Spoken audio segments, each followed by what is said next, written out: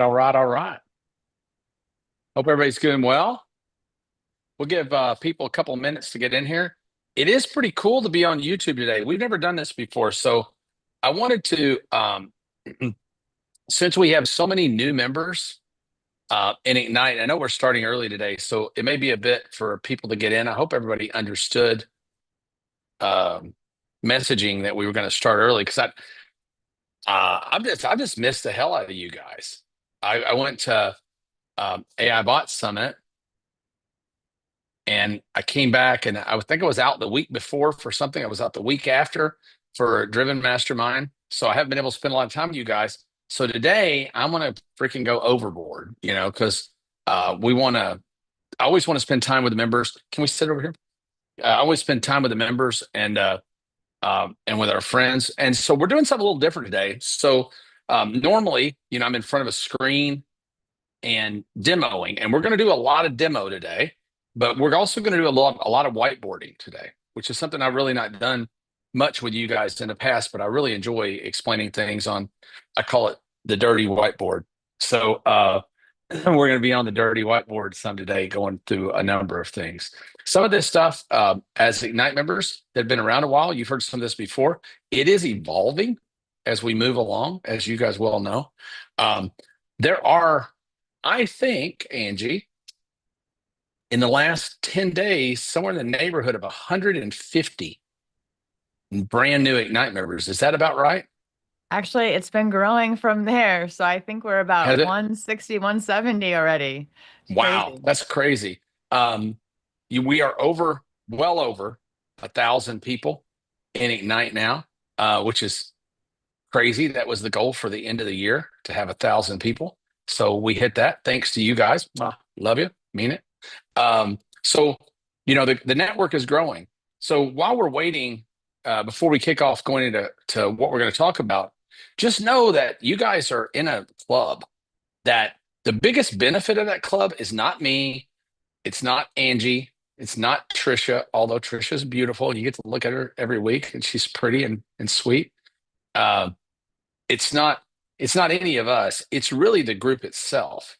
It's the family itself, because you're not very far away from any contact. Anybody you want to know in the world is probably one or two contacts away from somebody that's inside this group. And being inside a mastermind group is really all about the connections of the group.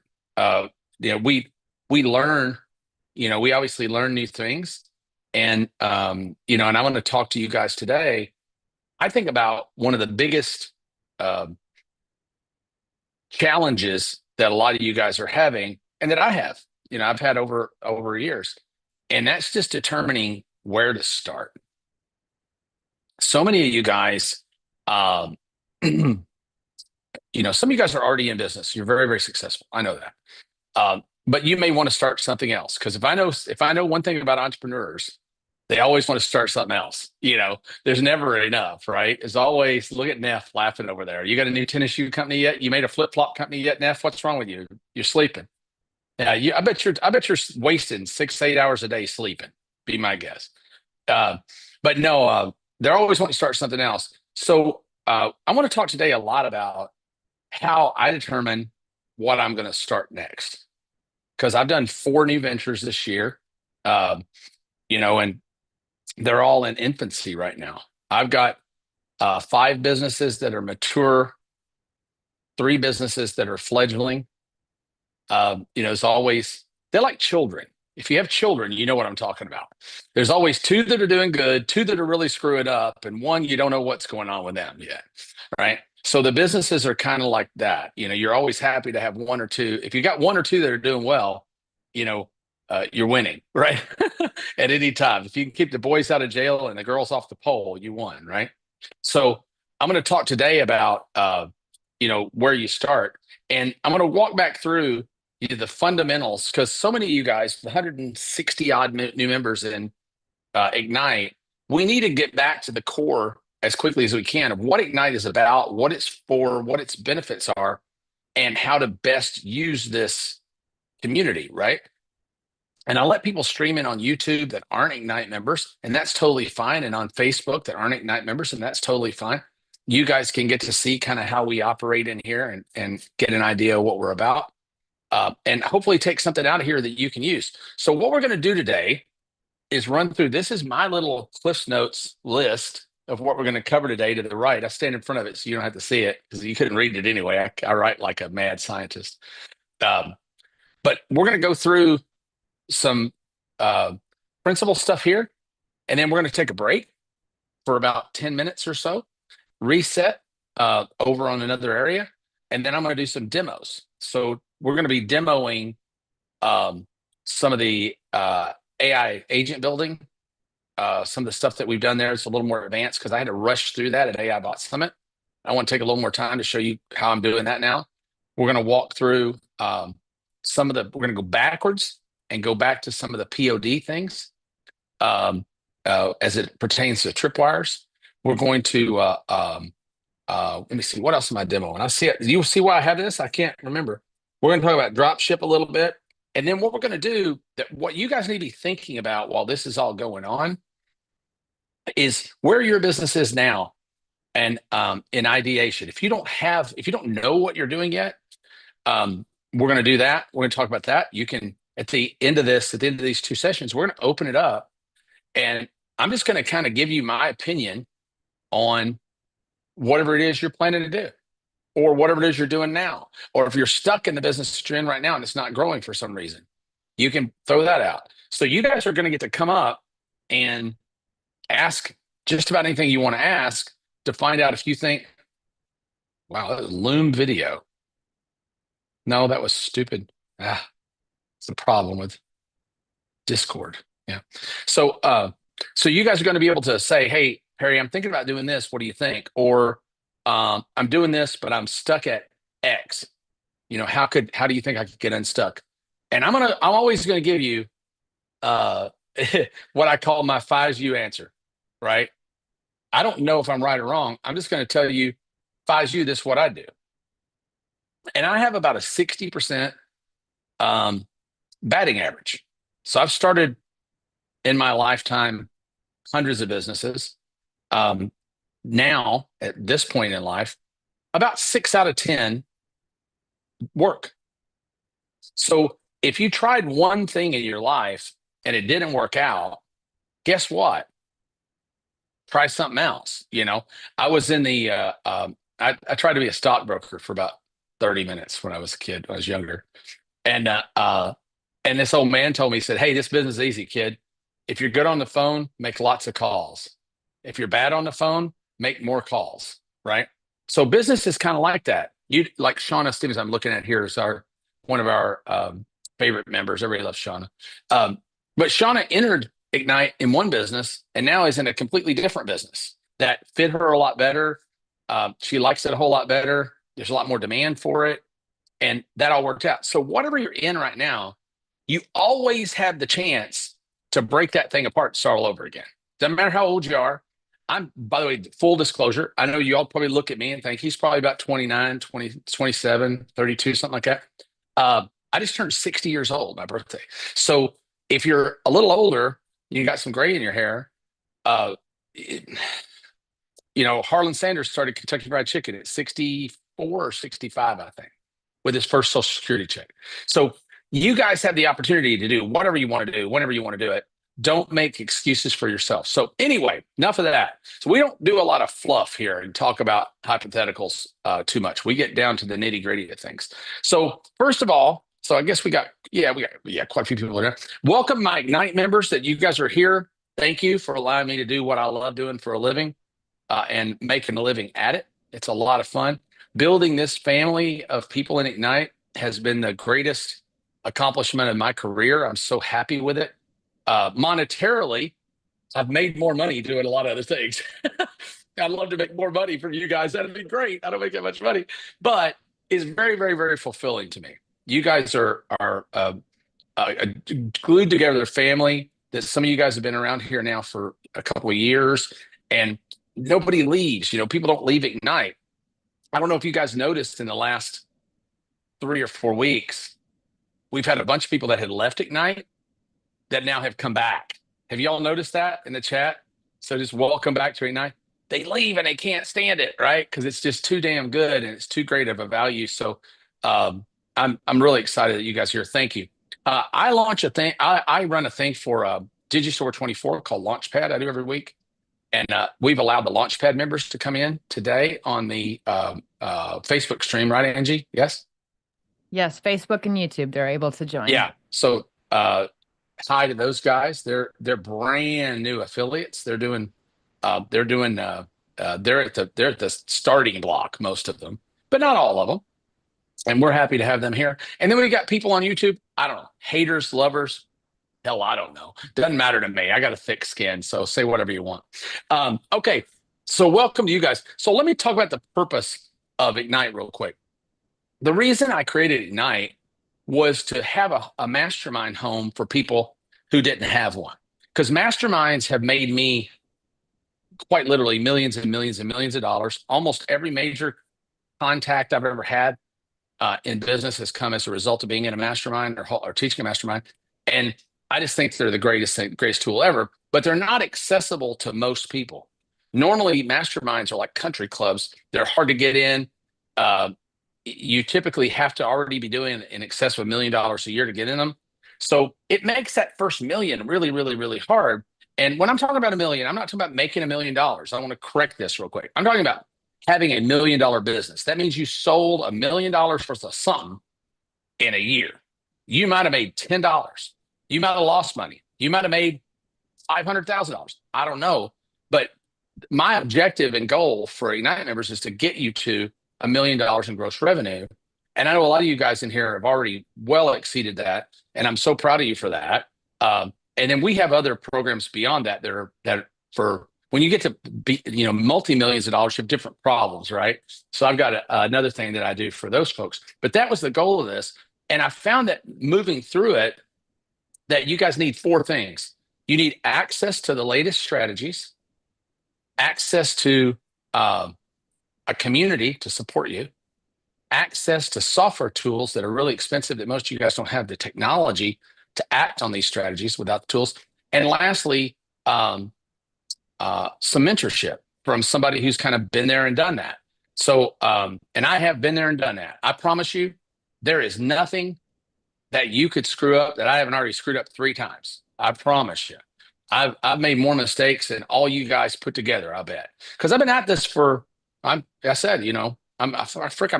I'm old. I'm trying to clean it up. Did you see that? I said frickin'. That doesn't even sound like me. I wonder who that was. Is that AI correcting me? I don't know. I'm old, right? So I've never had a job. I worked for Disney World for 89 days. If I'd worked for one more day, I would have been an employee, and I never wanted that on my record. I've got to keep that thing squeaky clean. Mm-hmm. But anyway, so I love entrepreneurship, but I've made a lot of mistakes along the way. I've made a lot of money. I lost a lot of money. I've sold about $960 million of the products online over my career, and a lot more in retail and in manufacturing prior to that. So I've been at this for a while. There's nothing that you could screw up, I'll bet you, that I haven't screwed up. And if I haven't screwed it up, I promise you somebody else on this call has screwed it up, and learn from it, right? So the great idea here is to learn from the other people in the group and not have to make, if we learn from each other's mistakes, we don't all have to make them individually. You know what I mean? It's not required of you. Okay. So basically Ignite members get to go to all of our events for free, all of our live workshops for free. Stuff like this is all included. These are usually not, this is the only one we've ever streamed to the public. And it's because it's so fundamental. All the other things like AI bot building and software building and newsletter building, list building, all those things, lead laundering and all those things, those are all private to the group. And our live events like the AI Bot Summit and the upcoming Growth Hacking Live in San Diego in the fall, which is going to be freaking epic. So those members get access to all that. They get our suite of software called Springboard. And weirdly enough, I've not been in Springboard in a while. I was in last night building some landing pages. And holy hell, it's so much better than it was a couple of months ago when I was in. So I'm just really excited about that. And there's 38 software tools in there that you guys get in the software suite. So get familiar with those. And Angie Norris is our cruise director. I got those confused now. I can't have two cruise directors. I got to call you something else. She's our den mother. She looks more like a den mother that brings the brownies than a cruise director. Sean is the cruise director. Um, but um, there are all those tools in there. Angie knows where those are. And if you've onboarded yet, you've had access to that. I I can't believe that there's a lot of you members that have never accessed and set up Springboard, which is just insane to me. Um, uh, Third, a community. And I think you can stack up masterminds however you want. I don't care who it is or what it is. You ain't going to beat our community. This is the best group of people. Can I get a hoorah? Let's get a little hoorah from the Ignite people. That it is the greatest group of people to hang out with, to learn from, to grow old with, like me and Neff. I didn't know if you were still going to be around today, Neff. I always wonder. I'm always just working for that blank screen with a cardboard cutout that your wife will set there when you finally kick the bucket. I don't know. Uh, anyway, with flip flops on. And then lastly, being able to get on lessons with somebody who's done just about everything in this business, me. And if I haven't done it, I have great friends that I bring on that teach these things.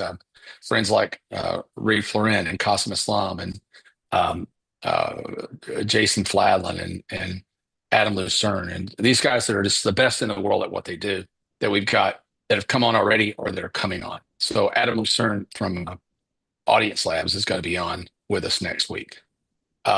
So yeah, good stuff. We got a great group of people. So that being said, Don't forget the two uh, cruises coming up.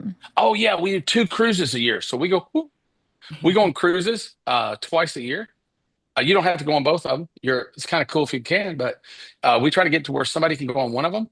Um, the cruises are just the most fun in the world. We don't make any money from it. Cost us money to do them. You buy your ticket from the cruise line, and you don't pay us a penny. Everything that we do, activities wise and all that, that's all on us. It doesn't cost you anything.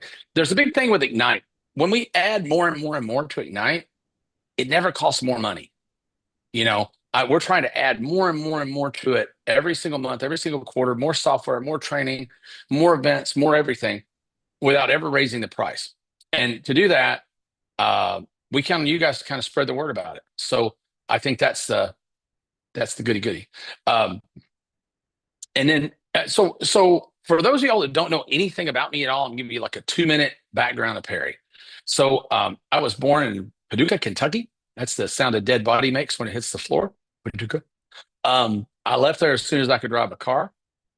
I got into business. I moved to a giant metropolitan city of Owensboro, Kentucky, leaving Paducah in the dust, going to the big city, and then went on to Nashville and started selling cars in Nashville at 20 years old.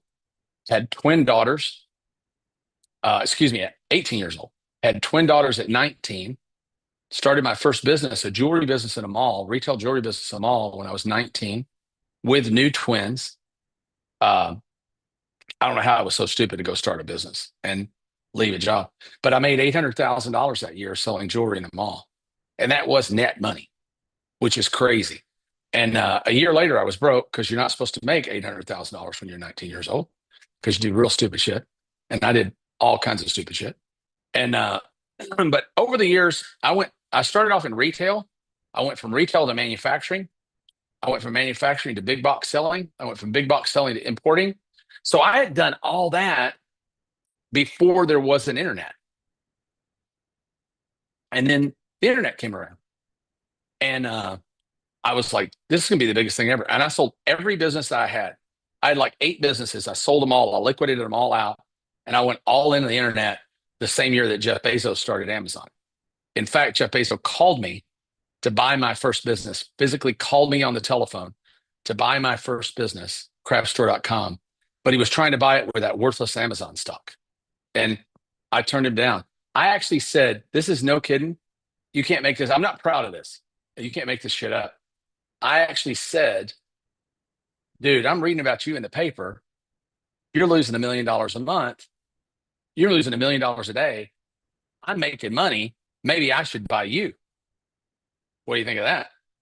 And that was the conversation. It deteriorated from there. But as you can imagine, that was about a $750 million mistake, best I can figure. So I've told you I've done this, I've made mistakes. That's probably my biggest one monetarily. Um, but anyway, so I was in ecom for a while, and then I got in the supplement business, the dietary supplement business, which at the time and still is today, very litigious business. I got in a lot of trouble for making claims on dietary supplements that you can't legally make. I wasn't making any claims they don't make at any vitamin store, but it didn't matter. I was making it on the interwebs, and I almost went to jail. Almost went to jail over that business. I got wiped out. I lost everything that I had in the world. And I had a buddy, Ryan Dice, who owned a company called Touchstone Publishing in Austin, Texas. And he called me up, knew me well, and said, "Hey, what are you going to do?" And I said, "Man, I don't know. I'm $3 million in debt. I don't have a penny to my name. I'm driving my assistant's spare car and living in my sister's spare bedroom."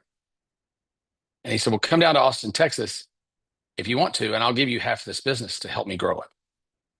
And I said, "Okay." My calendar is not full because I've been flying people to the Virgin Islands and taking chartered show buses to concerts and shit. And man, when you get in trouble, all those friends, they're gone into the wind like a fart in the wind. They're gone. So I took that advantage with Ryan, went to um, Austin, and he was doing about $2 million a year. He'd been doing $2 million a year for a couple of years. And we were there. I can't remember. It was either 7 months to 9 million or 9 months to 7 million. I think it was 7 months to $9 million. We got to $9 million in 7 months. So we 4x, almost 5x the business together. And it was 9 and 7 months. And we created digital marketer out of that. And from digital marketer, we created Traffic Conversion Summit, Warman Mastermind, and some other stuff, and built a $60 million a year business. And I sold my interest in that business. We sold TNC to Blackstone. I sold my interest in that business to Ryan and them. I sold my consumer businesses to the Agora company. I sold my medical marketing agency to a company out of Kentucky that does medical marketing. And now I've bought most of them back because you'll find as you sell businesses, other people, not with digital marketing, they're doing great, but with other businesses, private equity owners, a lot of times will buy those businesses and really screw them up. So, and then you get to buy them back for pennies on the dollar. So I've been able to do some of that.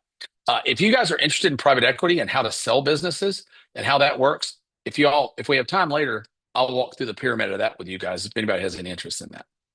That's getting the cart before the horse pretty good, because that's you need to have a business doing, on its way to $10 million a year, probably, to make it a sellable business. Okay. So Angie can determine if we have enough people. So I did all that, and then I got lazy, and I decided, well, I'm going to retire. And I did. I just completely quit doing everything for about 2 weeks. And then I started like 11 more businesses like an idiot. So I got right back into the heat of it because honestly, I don't know what I'd do if I didn't do it. Right. And starting at night was part of that. That's been a great blessing. So that's the story of Perry. There's a bunch of other horrible stories in the middle there. Most of them involve alcohol and loose women and fast cars and bad decisions. Okay. All the things that make life wonderful. Um, da, da, da, da, da. Yeah. So I want to walk you through right now. I said over time, my initial success rate in business was maybe 20%. I'd open 10 businesses, two of them would work, and I didn't give a shit. I was like the Teflon Don. Throw them to the curb, open 10 more. I've never been afraid of the failure of that. And I think that for you guys, that's probably, I know so many of you guys are frozen in this indecision. And you start, well, that's a good idea, but what if this, and what if this, and what if this, and what if this? And you talk yourself out of a decision that could have been a good decision. And you've probably talked, my bet is, there's no way to know, you've probably talked yourself out of millions of dollars in things that you haven't done just because you were afraid it wasn't quite right. Well, I got some news for you. It ain't ever going to be quite right. And you don't know any more than I know if the damn thing's going to work or not.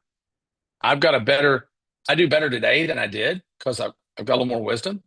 And hopefully I'm passing some of that on to you. But I still lose 4 out of 10 bets. You think of that. That's pretty bad. But the idea is I try not to lose any more than a few $1,000s on a bet. And when I win, I create a multi-million-dollar company.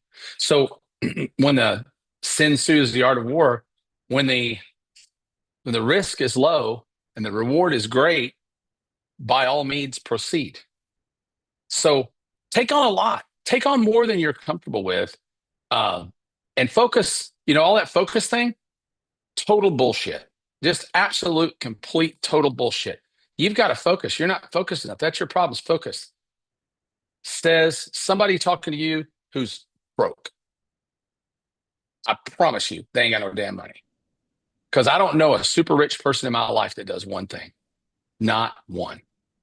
Not one. They all have multiple businesses. They all have multiple streams of income. The secret is you can't go get multiple streams of income before you get one. Right? You shouldn't be out doing 5 things until you have one stream. Once you got one stream, I'm always thinking 2 products ahead, 2 businesses ahead. I'm going to do this so that I can do that. Okay. And I think that's really the deal. What I want to try to get through to here, and we're going to go into boxes right now. But my big idea here for you today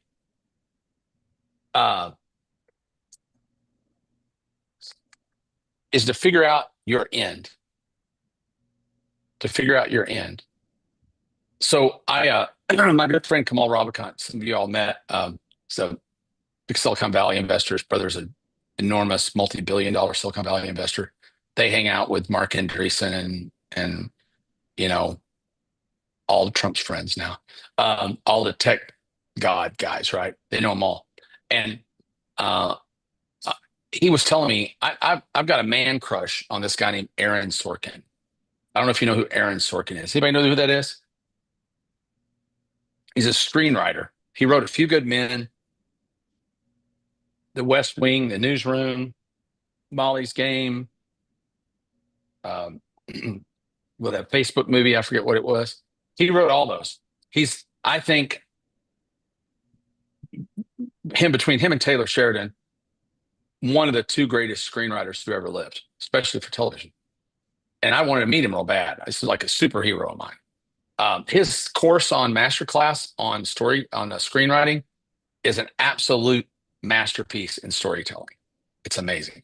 But anywho, I want to meet him. I still haven't yet. But Kamal was somewhere at a dinner with the head of Paramount, or head of Sony. And Aaron Sorkin writes a lot of stuff contracted to Sony. And he said, "Oh, my buddy Perry really wants to meet him." And he says, "Yeah, he might not if you met him. He's a crazy madman." But his secret, the secret to what he does, I think there's a giant lesson in. He drinks a lot, parties a lot, does all kinds of craziness. But he takes 3 or 4 weeks to 3 to 4 months when he started a project of just partying, having a good time, doing everything he wants to do. And all of his time is spent, his mental energy is spent figuring out, he has a story idea. He figures out how that story is going to end, how it's going to end. And when he's figured out how the story is going to end, it only takes him about a week to write the pilot. He'll write the pilot to the show in a week. But he already knows how the story is going to end, so he's working backwards. And I think that for you guys, you're trying to think, how do I start? But you can't think, how do I start, till you know where you're going to end. How the hell could you? If you get in your car and start driving tomorrow, you might end up in Tupelo, Mississippi, or Toronto, Ontario. You don't know. You would never get in your car without a destination in mind. You would never get on a ship to sail without a destination in mind. Right? So you got to get that nailed. And hopefully on this call, you'll get some clarity to that and think about it, because we're going to talk about the criteria of that. And that really comes down to demand, time, and expertise. And I'll get to those in a little bit. What are you already good at? What do you know? What do you have time to do? And is there demand for what you're wanting to do? And if there's demand, time, and expertise, then everything else is easy. You just have to start then with actions You look at it like a funnel. Like, if this is the end and these are the things that I need to do to get to the end, guess what? You start ignoring these things. You just start wiping them out of your life. So your success path to getting to the end is oftentimes an exercise in subtraction more than it's an exercise in addition. It's, old quote. I hate to use old quotes all the time, but they were talking about Michelangelo's David. I guess was it Michelangelo that did David, right? Is that who carved David? Have I got that right? I guess we don't have any art lovers. Okay, there we go. Somebody. Saying yes. Yeah. Mhm. Yeah. He said he started with a slab of stone and he just took away everything that wasn't David. That was how he arrived at the sculpture of David. And so when you're arriving at whatever your end is, you start with a mental block of stone. These are your actions and your time. And you just carve away everything that isn't that until you have it. It sounds simple, right? When you think about it that way, because it is fairly simple. There's a lot of opportunities. You can make money out of almost anything. I'll tell you a quick story and then we'll go this. I was in I was at funnel hacking speaking for Russell Brunson about 2 years ago. I think Angie was in there. Probably hammered at the bar, if I remember right. I heard Uh, that uh-huh. I know you did. I meant for you to hear that. It's because you were hammered at the bar. Guess how I know? because you were Because I there was hammered too. at I was hammered at the bar with you. um, but yeah, hammered at the bar. But this guy came up to me and he said, "Hey, I want to thank you. I bought a product from you 5 or 6 years ago from you and Ryan, and I'm a millionaire because of one thing I learned in the product. You gave me an idea of having this little black book in your back pocket of all the people that you can refer to add onto your business or that will pay you affiliate commissions. Because I keep a list in my phone now. If I meet with somebody and I'm not going to work with them and they need a media buyer, I tell them to call Laura Betterly or I tell them to call um, Ruben Rock. Or if they need an affiliate manager, I tell them to call Angie. If they need so I've got a whole Rolodex of people, and I know those people. Some of them I'm just doing it as a favor, but sometimes I get paid if I send them over to a merchant provider. The merchant provider pays me commission. So he said, I'm a cash millionaire now. And I said, what business are you in? He said, I own a pooper scooper business in Toronto. So you're a millionaire from scooping dog poop? He said, well, I don't scoop dog poop, but other people scoop dog poop. But he had taken the dog poopy scoopy business that was doing doing 100,000 a year by himself, and he was making like $60,000. And he started thinking of all the other things that the pet owner was buying. They were buying dog grooming, so he set up a deal to run their dogs back and forth to groomer. He started delivering pet food to them when he came to the pooper scooper stuff. He had a vet delivery service for them. He had special diets for them. He had all kinds of extra toys and stuff they could buy. He started a pet sitting service when they were out of town. And he got up to doing over $1 million a year, netting about $500,000 a year. And in 2.5, 3 years of saving money, he had $1 million cash accumulated. So you can take almost any business because whatever business you're in now is probably better than the pooper scooper business, right? I made $1 million selling hot dog books. Are you kidding me? You can make a lot of money doing almost anything, but you have to think of it with scale. And sometimes that's where experience comes in. But one of the reasons my success rate has went up, I applied something to each of my businesses. When I buy one, acquire one, or acquire equity in a company, and I do all those things, we apply something called the four magic boxes. And these are applied slightly differently to different businesses, but they are definitely a formula. Okay. They're definitely a formula and they work in almost every case. And I'm going to show it to you sequentially, but it doesn't have to be acted on sequentially. You could already have a business in any one of these four quadrants, right? But you're missing the other businesses. So if you don't have all four, the formula doesn't work. It'll work. You make some money, but you won't make most of the money. Does that make sense? So what they are, this first box is interest. People have to be interested in whatever the hell it is you do. There are three reasons people don't buy. Number one, you don't have what they want, right? They thought you did, but they don't. They don't believe you, number two, and that goes down to expertise. And number three, they've already failed at something similar. So you have to create uniqueness in your offers and uniqueness in your product offerings.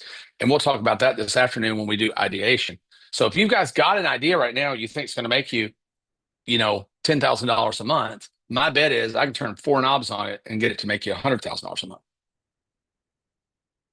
Now, the question will be, are you willing to do those four things that I turn the knob on? Because a lot of people today, especially, one of the advantages us old farts have, I don't care what I do if I make $1 million a year. Yeah, as long as I ain't doing it, I'll be in the septic tank cleaning business. I'll be in the trash can sanitizing business. I'll be in the waffle cart business. I don't give a shit, right? Where you've got so many people, especially younger people. Well, I want a cosmetics line. Oh my God, I want to be an influencer. It's gonna be awesome, right? That shit drives me crazy. I want to have an abnormally large income, but I want to but I don't want to do this, and I don't want to do this, and I don't want to do this, and I don't want to do that. But I want to have abnormally large income. Well, just to kind of good bring you guys into the fold, I always say I wish I had a bigger dick in a private island, but life is just full of disappointments, right? That's just the truth of that. Sometimes life just doesn't work that way. And that comes down to demand. When you got a lot of people trying to do the same thing, there's not going to be a lot of money in it. That's just the truth of that. There may be for a while until there's a curve hit. And we'll talk about the demand curve. Remind me, Angie, to talk about the demand curve in a bit, because it's super important to this whole equation. So I bet YouTube's like, this guy's a perv. I can't imagine what people that don't know me at all, never see this, is like, who the hell is this idiot? Okay. I need to know what a meat pump is. Is that what you're saying, Laura? It's not something you're going to buy for Stevie. It hurts too bad. Believe me, I tried it. He sent me one. I think it's painful. Okay. So the first box is what a lot of people would call a tripwire offer, which I kind of invented that term, or a lead magnet. So there are two things that go here. Lead magnet or a tripwire offer. I greatly prefer the second, if I can get it. In some higher ticket B2B, it doesn't work. Lead magnet works better. But in most businesses, the tripwire works better. So all I'm doing here is getting someone to come into my world and raise their hand. There's always the old marketers. Dan Kennedy said, you want people to, they used to send, does anybody remember, who's old enough to remember classified ads where you would send in a self-addressed stamped envelope and they would send you shit back, in the mail? Look at you old farts. All right, I don't feel so bad now. Yeah, that used to be the thing. So they run classified ads, and if they sent in the stamped envelope, they were raising their hands saying they were interested. And what they were paying for was to get a sales letter sent back to them, selling them the real thing, right? And but anyway, so then we came out, the internet came along, and all those old direct response marketing techniques just went online. So the self-addressed stamped envelope became the opt-in form, which is still very popular today. It's still around, but works less and less and less and less and less. Just the same way that we found out back then, when you put the penny on the tape in the envelope and sent it for the fan club out of the comic book, you were usually disappointed with what you got back, right? Well, the same is true with opt-ins. The only difference is we did that 2 or 3 times as kids, and we finally went, oh, that's all bullshit, right? Today, you can opt in 300 times a day, right? There's all kinds of opt-ins. So people are learning that You're really just getting my contact. You're bribing me to get my contact information so you can spam the hell out of me. It's so much better. I say I like them to raise their hand with their wallet in it. Because if they give me a little bit of money, anybody who gives you a little bit of money, the whole paradigm changes, right? Like, um, like Shlinsky, when you were dating, when you gave the girl the money at the end of the night, it just didn't feel the same, did it?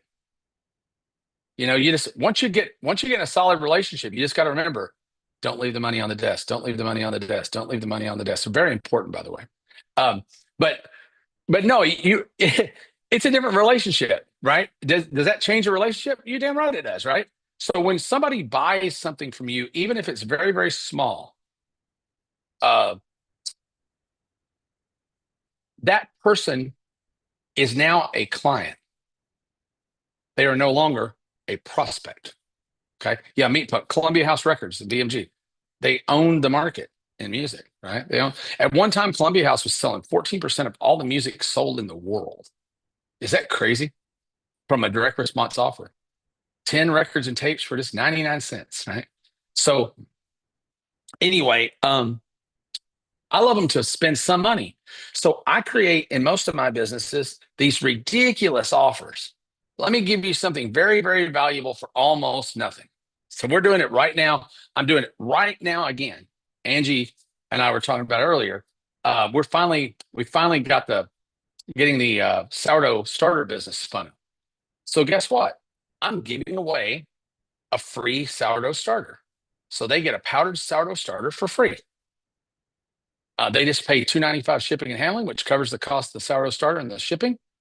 And now, did I make any money? How much money do you think I made on that $2.95?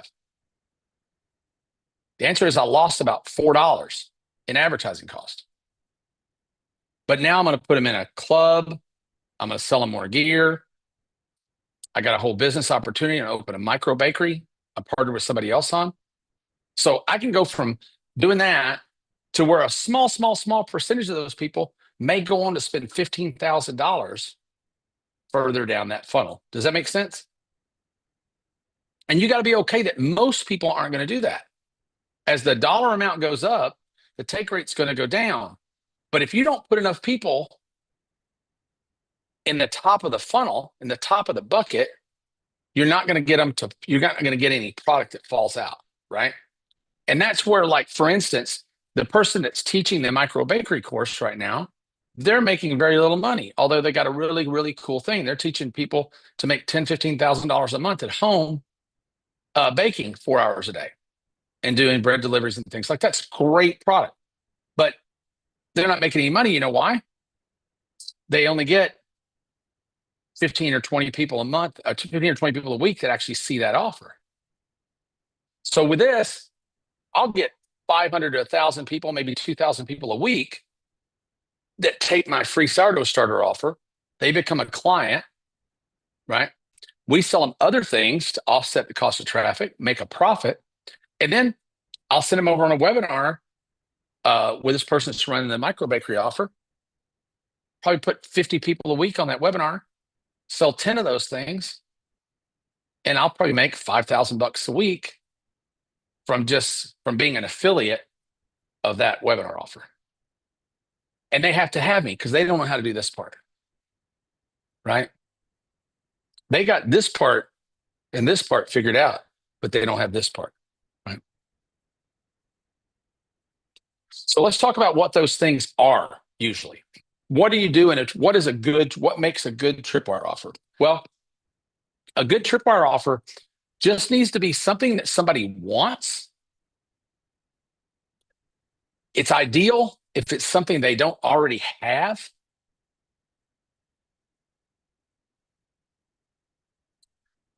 And it's imperative that it identify their desire. Does that make sense? So, like, for instance, if I don't have my phone in here. Oh yeah, I do. It's recording me right now. Hi, phone. But if I gave away to Angie, or yeah, if I give away to Angie I know she's got kids that play soccer. So if I gave away to Angie a cell phone cover that had soccer players on it, right? And I said, hey, you get this soccer player iPhone cover for just $2.95 shipping and handling, uh, which is less than it cost me, right? Then I would know if she bites at that and takes that, I've got a soccer lover. So now I can sell her other things that are soccer related, right? Does anybody ever remember? I get back to the old people again. I mean, us old folks, we got a lot of advantage here. We really do. We're dying soon. So we need to make more money, right? But until then, we have a little bit of advantage of experience and wisdom. Does anybody remember the ad that used to run called Current Checks? It was in the back of every parade magazine. They sold checks. Get 250 checks for 4 cents or something. It was like just the dumbest offer ever. They sell, I think it was, you got 250 checks for like $4.95 or something. Cost nothing, right? Well, I always wondered whole life, how in the world they ever make money? They sold tens of thousands of offers, tens of thousands of orders of those checks a day, right? But if you ever go back and look at those old ads, you'll find something really interesting. You couldn't buy a plain check. They didn't have them. You had a hunting and fishing check, or a bowling check, or a Dalmatian check, or a cat check, or a something that had to do something that told them who you were and what you were interested in. Don't you want to know why?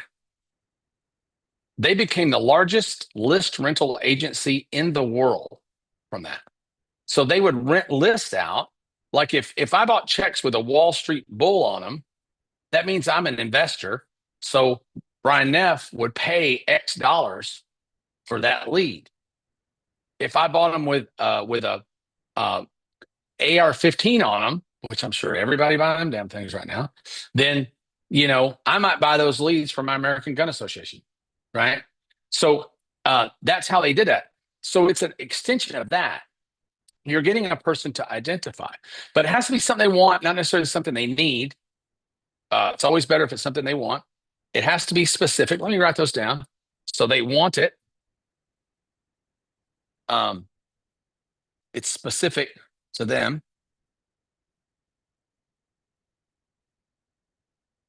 And usually it has a value. It costs you less than $10, right?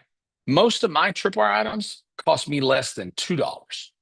So, but I want them to have a value. They can be seen to have a value of $10 to $20. Because if I can give you something for $2, if I got something for $2, I can charge you $2.95, $3.95 shipping handling, and it has a value of $20 or more, then you're very likely to bite at that. You want that offer to be absolutely irresistible. All right. A couple other things. If it's a physical product, you want it to ship well. In other words, you want it to be flat, cheap to ship, because the shipping nowadays will cost you more than the item in some cases. Now, we've been doing really well with drop ship items. I think that's probably going to change with the way that the Trump tariffs are going to take over. So I don't know. I don't know. The easiest thing for this probably are print on demand items, because you can print a thing that's very, very, very specific to a group of people. Like you can print pickleball phone cases and pickleball keychains and pickleball t-shirts and pickleball phone covers and pickleball whatever in order to build a list of people that are into pickleball. And we do this kind of specifically where we use a two-part order form, where on part one, we're gathering all their contact information. And on part two, we're gathering the money to pay for the shipping. Well, 75% of the people that get to number two are not going to pay. That's okay, because we got a lead on number one. Does that make sense? That person got in our list and went onto our email newsletter. So now we have the ability to go back and remarket to them. This is how you fill the top of the bucket. Is there something you need? Okay. This is how you fill the top of the bucket. If you don't fill the top of the bucket, nothing else works as well. Everybody worries about selling the big ticket items down in the bottom. I put way less attention on that. In fact, I'll hire junior copywriters to write my big ticket offers, but I write all of my low ticket offers. And Agora, I learned that from Agora Publishing. They do $1.6 billion a year. I worked with them for 4 years. They spend all their money in $50 products, not on $5,000 products. The $5,000 products come as a result of how many people you put in the top of the bucket, right? Like Shauna, if you publish your swag book and give it away for $2.95 shipping and handling or whatever, you shouldn't care. You're gathering a list, right? And you know that 5%, 10%, 20% of those people are going to go on to place an order with you. What's your average order value right now, Shauna? Approximately. You put in the chat. If I can see the chat. I didn't see that, but just unmute, Shauna. What is it? Can we unmute her? Hey, girl. Oh, she unmuted for 1 second. How about now? Yeah, good. We're running What's your about 750, about 750. $750. So yeah, so if you get 10% or 20% of the people that get your book on swag, how to market with swag, 10% of them order, that's $75 per copy of the book that you sold. You follow? And that's the way you got to look at it. It's sort of like door-to-door sales. They used to say, if you knock on 10 doors and somebody buys $1,000 thing, you can't think about the 9 that you knocked on that got slammed in your face. You got to think that every door you knock on is worth $100, right? And that's the way that I look at this. Right? So this is where you start typically. And what you're trying to get here, thanks, Shauna, is attention. Focused attention. And when they give you money right here, the lead magnet, you've seen a lot of those where they give away a digital thing, download our ebook when you this or that. The problem is they just don't convert well. People convert a lot better, 4 or 5 times higher for physical goods and services than they convert for digital goods and services. They just do. And the buyer behavior on the back, they're already worth a lot more money for only one reason. Guess why? Anybody want to guess the reason why? Come on, give me some guesses in the chat. Why would they automatically be better?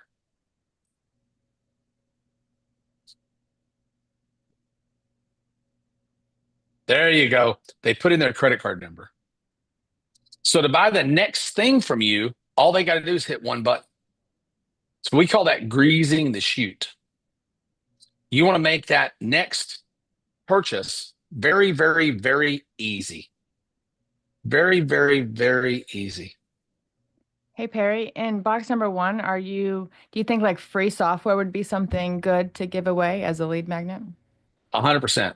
That's the only digital thing that I think is really that great to give away. And I was about to get to that. Yeah. So Neil Patel. So my friend Neil Patel, who owns Uber Suggest and a bunch of others, he's made hundreds of millions of dollars giving away free software. And it used to be software was really hard to make. Now, with AI, we can build software in minutes. Everybody on Ignite, all the Ignite members already know how to build software. How many of you guys have built at least a GPT? Raise your hand, you Ignite people. How many of you have built a piece of actual software with Bolt or with Lovable? Meat Pump Guy. If Meat Pump Guy can do it, anybody can do it. The guy actually, his business is really called Meat Pump. I'm not going to tell you what he does. I'll let your mind just flutter with that for a minute. All right. It's not as bad as you think. Okay. So, yeah. So, yeah, software is amazing because it's a tool. It's a thing that draws you in because people buy very, very, very narrowly, right? They have one problem in mind that's an irritant in their life, and they buy that very narrow thing. when especially men, men a little more than women, but women too. When a guy walks in a hardware store, he knows exactly what he wants. Now, he's going to leave with a whole cart full of shit when he comes out, but he goes in there with one thing in mind. And we buy online like that. We're looking to solve a problem.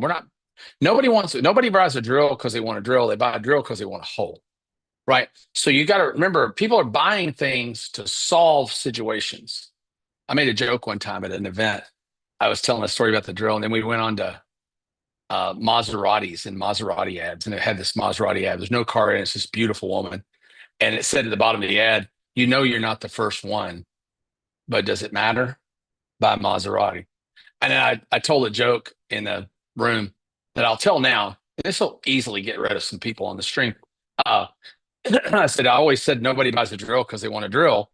They buy a drill because they want a hole. So guys obviously buy Maseratis for the same reason, right? It wasn't Maserati, it was Aston Martin. Yeah, it was Aston Martin. Yeah, they buy Aston Martin for the same reason, right? So people didn't like that very much. Some people didn't like that very much. But anyway, so yeah, software is great. And there are digital things that you can do. I've done laminated sheets before, like the mind maps of my thought processes on laminated sheets. But I can tell you, giving away those laminated sheets as a digital delivery for free versus selling those sheets for $4.95 shipping and handling, I made 5 times more money doing the delivery in the mail. 5 times more money. They converted a lot higher. The people that got them were much better buyers. So try to get your head into physical delivery. And before you ask me, if you guys have seen, how many of y'all have seen the laminated sheet offers before that, right? Yeah. So before you ask me, oh, that's a great idea, Perry. Who did you outsource all that to? Well, I outsourced it to my kitchen table, right? Again, back to no fault of young people. I'm not going to say anything bad about young people, but you're all in the worst generation period ever, fucking period. What are you going to outsource? I want to build an app for that. No, just do some damn work. You're killing me over here, right? I sat and laminated those damn things at my own kitchen table by myself until I found out if it was going to work or not. When I found it was going to work, I had kids come over to the house to do it. Then after that, we took it to the warehouse. My assistant did it for a while. And when we got to where we were doing enough of them, we moved them out to the plant and we got somebody to make them. All this stuff, when you start, you can't, if you start subcontracting all this shit out, you will never make any money. The contractors will take all of your money because you got to remember on the tripwire piece, the goal is not to make money. You know what the goal here is? It's to acquire as many people as you can and lose as little as possible. Lose as little as possible. If you're not losing some money on this front end, you're costing yourself money.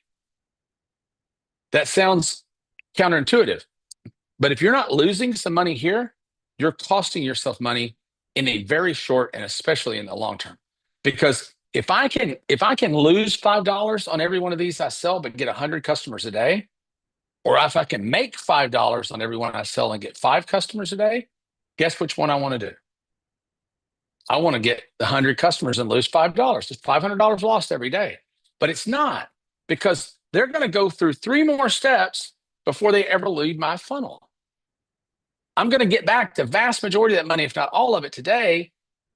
And over a period of time, I'm going to get back 10, 20 times that $5 I lost. Does that make sense? If I know, like Agora Publishing knows, if they lose $5 here, their average customer is worth $556 profit in the first year.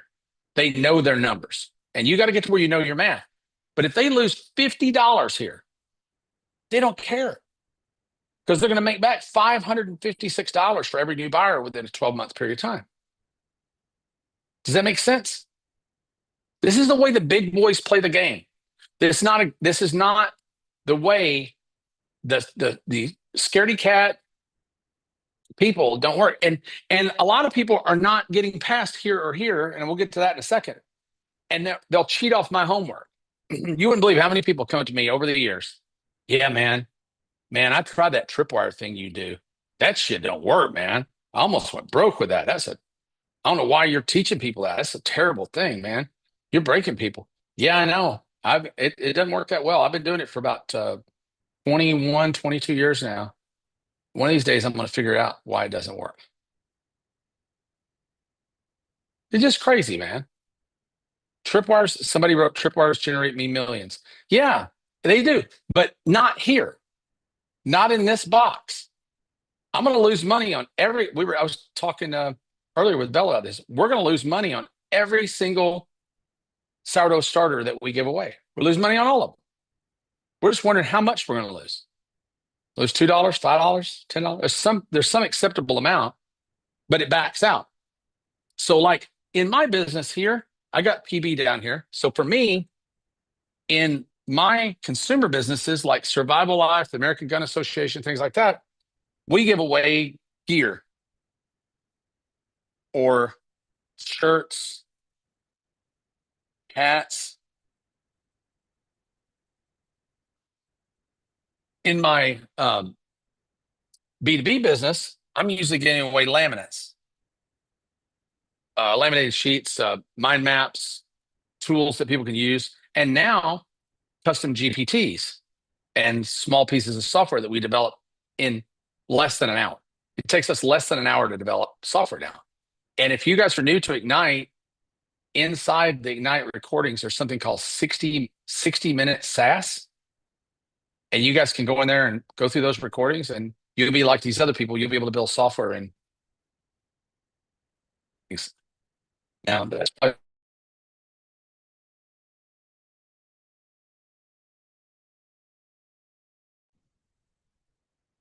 I can't hear you right now.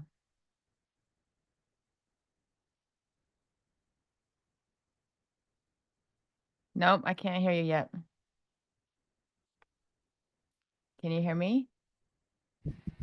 Perry, you have to unmute. There you go. It muted me as soon as I touched that, and then I couldn't unmute. This means I'm muted. So turn me back on. Whomever. Okay. Yeah. So this is the kind of stuff that I do in these first boxes. I want somebody to buy a shirt that says basically I love guns because I own the American Gun Association. So in the next thing I'm going to take them to is a community. And this is a step 2. Does that make sense? So it used to be, by the way, let's go to step 2. So the second box for years in this business has been dominated by courses. So many people sold courses. They sold digital education. There's still a market for digital education, but it sure has changed. When I got into that business, nobody knew how to sell online, and I did. Not because I was that great selling online, but I'd done retail in the past. I'd imported. I knew where to get product. So the first 10 years I was online selling information, I literally just printed money. Money fell out of the sky in $1 million buckets. It was insane. Ryan and I, a digital marketer, man, we just mopped up. We just killed it. And the thing is, it's hit that demand curve, right? So there were a lot of people that want to know that. Not very many people knew it. So the people that knew it could charge a lot and sell a lot. It's just like anything else. I'm not going to use the boob doctor example again because I've worn that one out. But you can apply this to just about anything. There'll be a business that will start when tanning beds first. Well, I remember when I was a kid, the first time they opened a video store in my town where you could go rent videos and play them, and I always had that section in the back with the dirty ones. Remember that, Neff, right? Anyway, but when they opened the first one, man, there was a line out the door every day for that thing. And then somebody opened another one, and the line was a little shorter. Then someone opened another one, and then all the lines were shorter. And pretty soon there's 30 of them in town. They're all sitting around with their thumb up their ass. And before long, you start seeing going out of business signs. Does that mean people didn't like videos anymore? Of course not.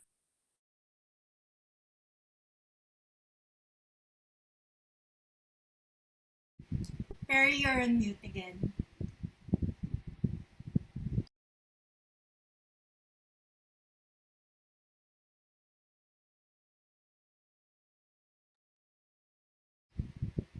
You have to unmute, Perry.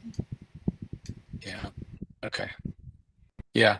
But I just needed a sniffle, so I turned off my mic. And then when I do that, I can't go back on. So I don't know what we need to do to fix that. But I got the sniffles because it's allergy season in Austin right now. And holy shnikes. It's crazy. Um, so anyway, courses were the big thing here. So everybody got online. The first wave of people online was e-commerce. I was in that first wave. Everybody had a web store. I had a Yahoo store that did $10 million a year. Craftstore.com, selling craft supplies. That was my first one. I had rubberstamps.com, craftstore.com, dryresport.com, all kinds of different e-com sites. And I got to $30, $40 million a year in e-com within my first 18 months online because it came real naturally to me because I've been a retailer. So I didn't do a lot of the dumb stuff people did. And you remember in e-com, you couldn't do anything till you set up an account. You go to buy something in a web store, you can't do anything. I'll go set up an account. Here are the 38 pieces of information we want before. As the minute I saw that, I said, that's the dumbest thing I've ever seen. Can you imagine owning a retail store and you got somebody that stands at the front door with a clipboard, says, whoa, whoa, you're coming to buy something? No, you need to stop right there. You got to fill out this form first. I already knew that was stupid. The hard part was finding a piece of software you get around it, right? But we did. And I sold a ton of stuff online. And then everybody went to selling digital, selling courses. And I sold courses on the back of all my e-com leads. So my tripwire then was having an e-commerce store, which is still a good tripwire. You can go buy an e-commerce store right now on Flippa. You look at them, they're doing $100,000 a month. They're only making $5,000 because there's no margin. And they sell those things for $30,000, $40,000. Why in the world would you want that business? Look at it. They may be bringing in 1,000 new customers, 2,000 new customers a month. And they're not filling in the other boxes. Does that make sense? So it was courses. Courses made me a lot of money. It's made a lot of you guys a lot of money. They are harder to sell today than they have ever been. They're really only selling well on platforms, or if you have a very, very, very specialized knowledge set. Like if you're teaching HVAC, or if you're teaching a craft that has demand, you can still sell courses. If you're selling a skill, if you're teaching somebody how to do something that not very many people know how to do, you can still sell courses. Two of my favorite people doing this right now are Asphalt Kingdom. They sell courses in the asphalt patching, parking lot striping, paving business. There's one called Ding King, Dingking. They sell courses in the paintless dent removal business. There's a couple in the appliance repair business. So they're teaching people how to do things that, like, we own bookkeepers.com and bookkeeping.com. Ben Robinson and I do. And those businesses teach people to start an online bookkeeping business. And you know why that business is so successful? Because people who come out of that make a lot of money because there's demand for bookkeepers. If I teach you how to write ebooks and you come out, it's the greatest fucking ebook writer in the world, it don't matter if there's no market for your ebook. I can't make a market, right? But you can select a market that has demand. And so many of you all don't do that. You're not selecting a market that has demand. You're selecting a market that some guru or some asshole told you online, oh, you do make faceless videos, you can get rich. Some bullshit like that, right? There's some truth to that as a service provider, but generally speaking, I try to avoid that stuff with like the plague. If you're selling something that has demand, like Brian Neff has a great property in Key West, Florida, that is everything about Key West. Well, there's demand for that. There are tourists going to Key West that need information, that need direction, that need recommendations. There's a need there, and Brian is stepping into that stream of that need. Where if he was trying to convince you that you need to go to Humboldt, Mississippi, if he owned HumboldtMississippi.com and he's got to go out in the world and convince you that Humboldt, Mississippi is the greatest place in the world to go visit, he'd have a pretty big uphill battle. But he's already got a flow of people, millions of people a year, go to Las Vegas, go to Key West, go to Colorado, go skiing. And I know Brian plans to move his model to other tourist destinations. Great model. When you're selling a thing that people need, or you're selling training to somebody for something people need, like Shamor, I was thinking of you the other day. I booked a guy. Were you at AI Bot Summit? Yeah, I thought so. I couldn't remember. I was running and Emma was hurting me like a stray cow. You did that. You did that. Emma did not do that. Don't you blame Emma. Trisha, if you let her into one more of these, I'm going to have to let you go, honey. I'm sorry. Trisha, I write the checks, baby. Don't worry about nothing. I'm kidding. But we paid a guy to come in. You saw the guy that did the show, right? The DJ that did the show. Yeah, Shamor? You saw the guy that we had do the DJ did the show. Man, you'd be a monster DJ. And you could not a monster DJ, you'd be a monster MC for these shows. You'd be awesome at it. And you could teach other people to do it. And if you're teaching other people to do a skill where there is a market, because there's a big market for that, that's okay. But when you're teaching somebody a skill where there is no established market, like, for instance, and I have people on here that do this. I have some friends that are in the hypnosis business. They teach people to be hypnotists. They do all right, but man, it's a hard business now. Because a lot of those people that come out of there have that skill, but they have no clients. Because there's not a great deal of pre-built demand. Where I'm in the pool table moving business, right? You know why? Because there's a lot of demand. You know why? Because not very many people want to move pool tables. But there's a lot of pool tables. You know how many pool tables I'm moving? It's a nice round number. You can figure it out pretty quick. But I'm using robotic equipment to move those pool tables so that my workers can not get fatigued. They got an easier job. It's faster. It's cheaper. It's better.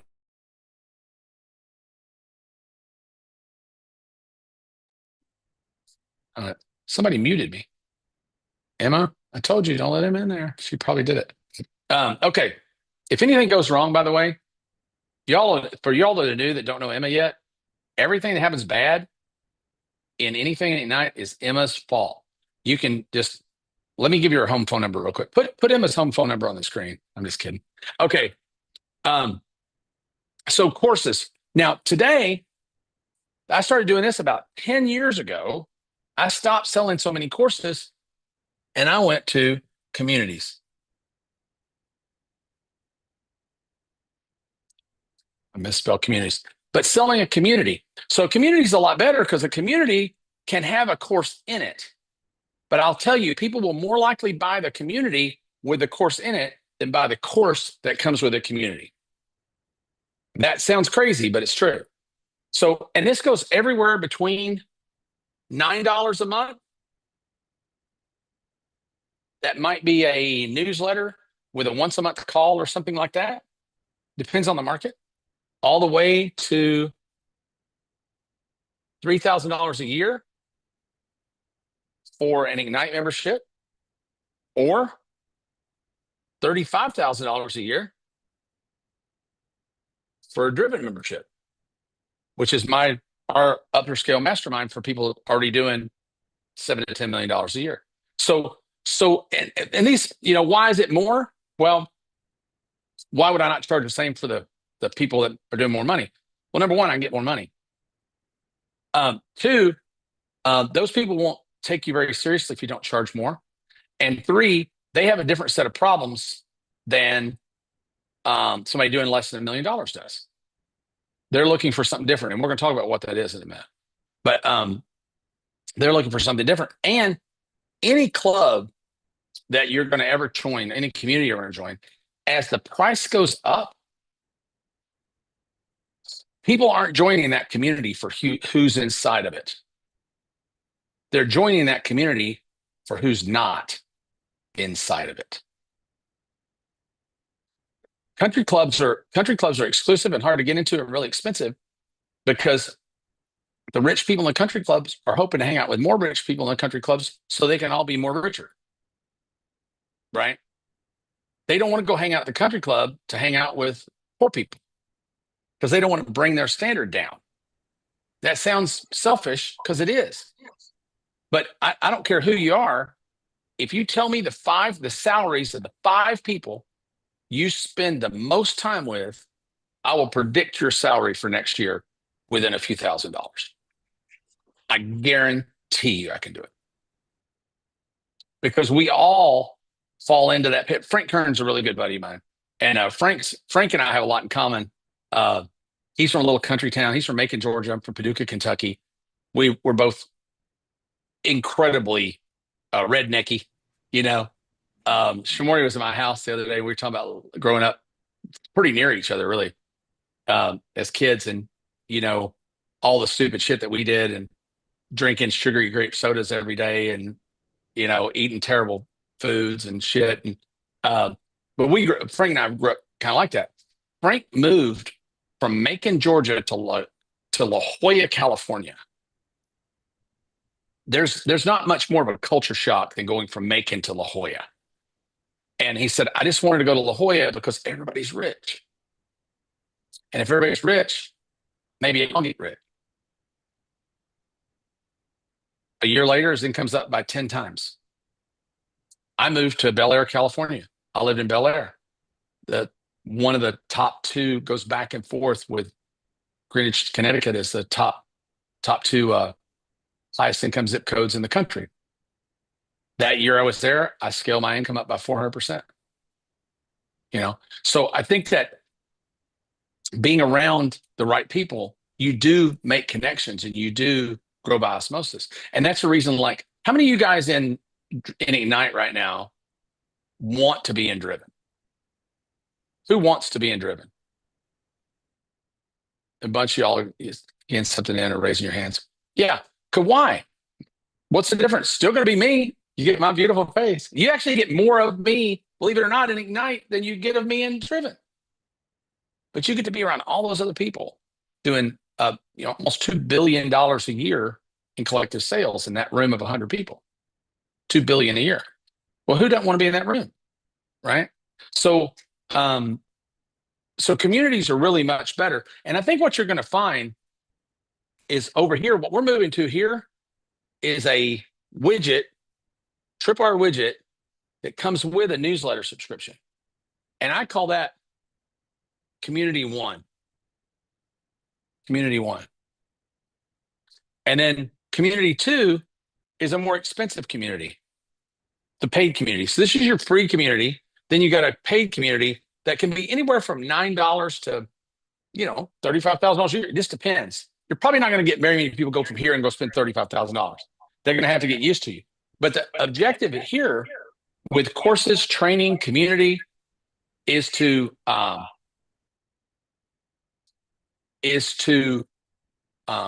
build confidence.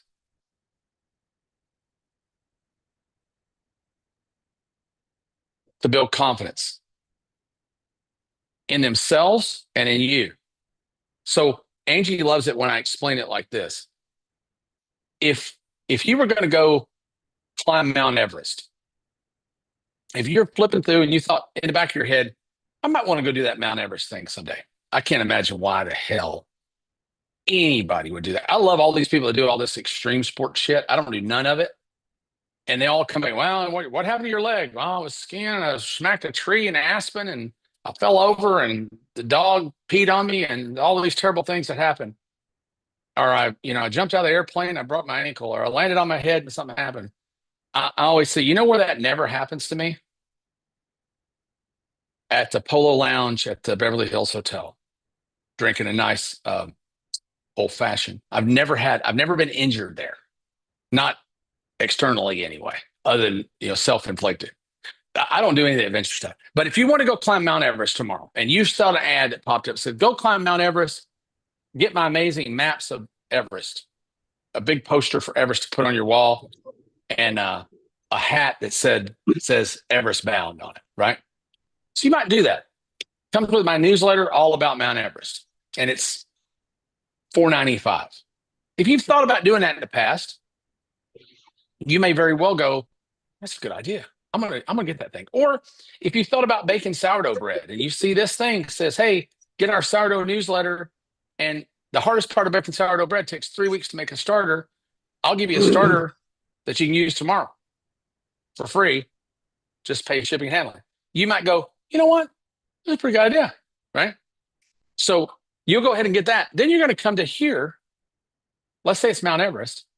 You're going to come to here and say, hey, if you're really serious about climbing Mount Everest, I've got a full-blown course on this with footage from Everest, all the slippery spots, everything you need. I mean, really a 3-week prep course to really get you through everything that you need to learn about Everest. But instead of giving you the course, I'm going to put you in my Everest bound community with 100 other people who are going to spend this year prepping to go climb Everest next year, right? So they join that.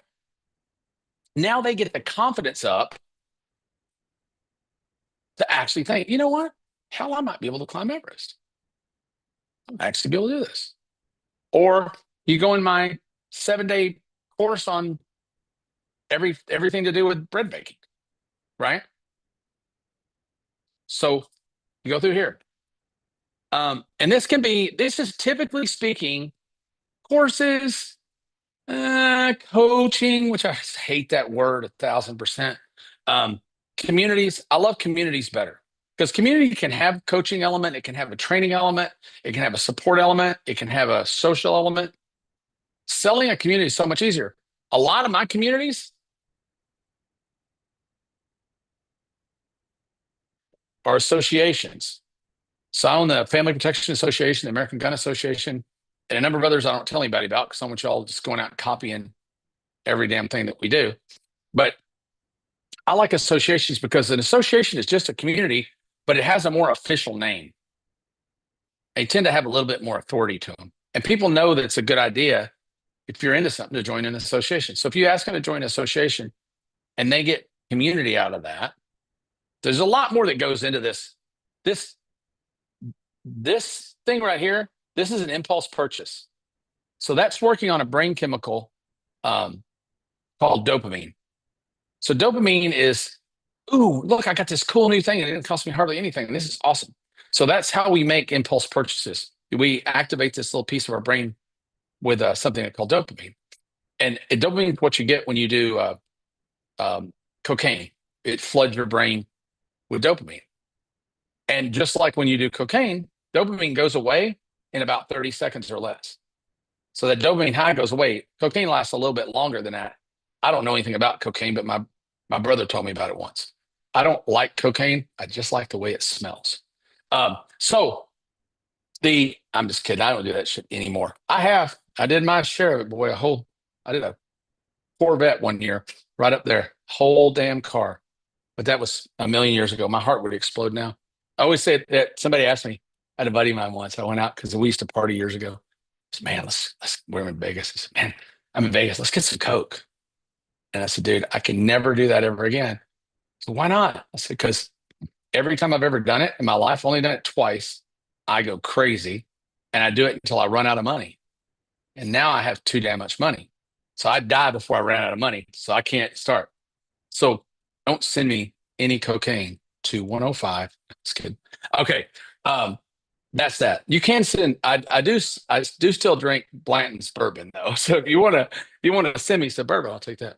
But anywho, so associations like in our businesses over here where we do gear for like the American Gun Association, I may sell a t-shirt that has something about guns on the front of it. And then on the next step, I'll say, oh, you're into guns like us. You should join the American Gun Association. And I'm going to give you another premium. So I might give them a mug and a hat and a jacket or whatever to join the association or join the community, right? And that's going to eat into my profit, but I'm getting them to join something that they pay me every month for. You follow? So if I spend $10 on that premium, that second premium, I'm getting them to sign up for $20 a month. I know they stay around for an average of 9 months. So I'm going to get back $180. So what if I spend half of my first month's premium and giving them a gift? You know why I would do that? Because it converts at twice the amount as it does without the gift. If you're being stingy about tripwires or stingy about premiums, it's costing you money. I can absolutely prove it to you. All right. Absolutely prove it to you. So over here, we'll say join the American Gun Association for $19 a month and get this Yeti tumbler, right? Or whatever it is that we're giving away as a premium. I'll get 30% of people, up to 50% of people that do this, that join that. So we'll have a community for bread bakers. On the back of this giveaway, we'll have a community for bread bakers. You follow? Does everybody understand that, how it works? Okay. I don't know how we're doing on time, Angie. If you think we need to break, we can, or I can go. I want to show something real quick before we break, though.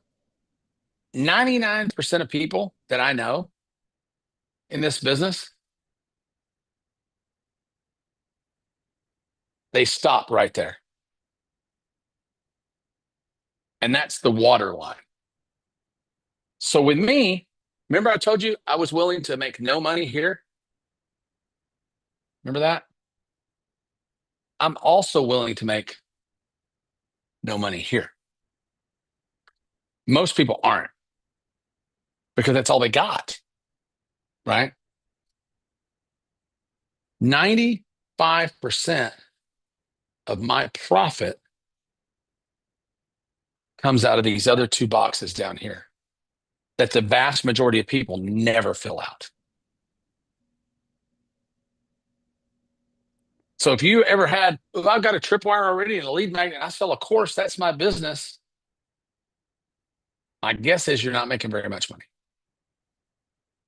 And could you before? Did I tell a lot of people to do that before? Yes. Could you make a lot of money before? Yes. You know why? Because clicks were a nickel from Facebook, and now they're $1.50 to get somebody to click an ad, where they used to be 5 or 10 cents. The cost of advertising has went up so much that you just can't afford it. Does that make sense? And affiliates want much bigger commissions. If you can't afford to pay a big commission, then affiliates don't want to promote you. I'm willing to pay 100% commission most of the time on box 1 and box 2. Because once those people become members, they get more confident with me, then they really loosen up and they'll open up. If I give them value. Now, if you're going to screw them, you might as well stop there, right? Because they ain't giving you no more money, no how, right? But if you're giving them a lot of value, they're going to always be willing to give you more money. If you give me $1 and I give you $5 worth of value, then you're going to be willing to give me $5, expecting $25 worth of value. As long as I keep delivering on that value multiple for you, you're going to keep giving me money. That's the way things work, right? Always, never going to stop. If you had a trader that was trading stocks for you and giving you 30% a year return, how much more money would you want to give?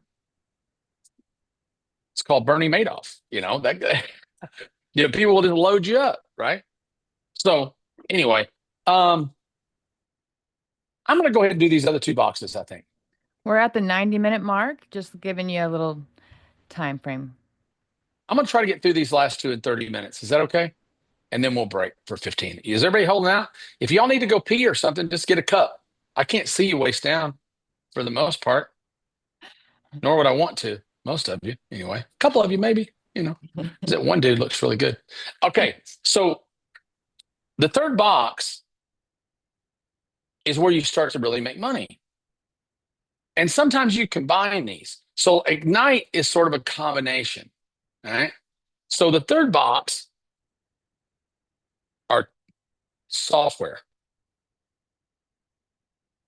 tools, masterminds, events,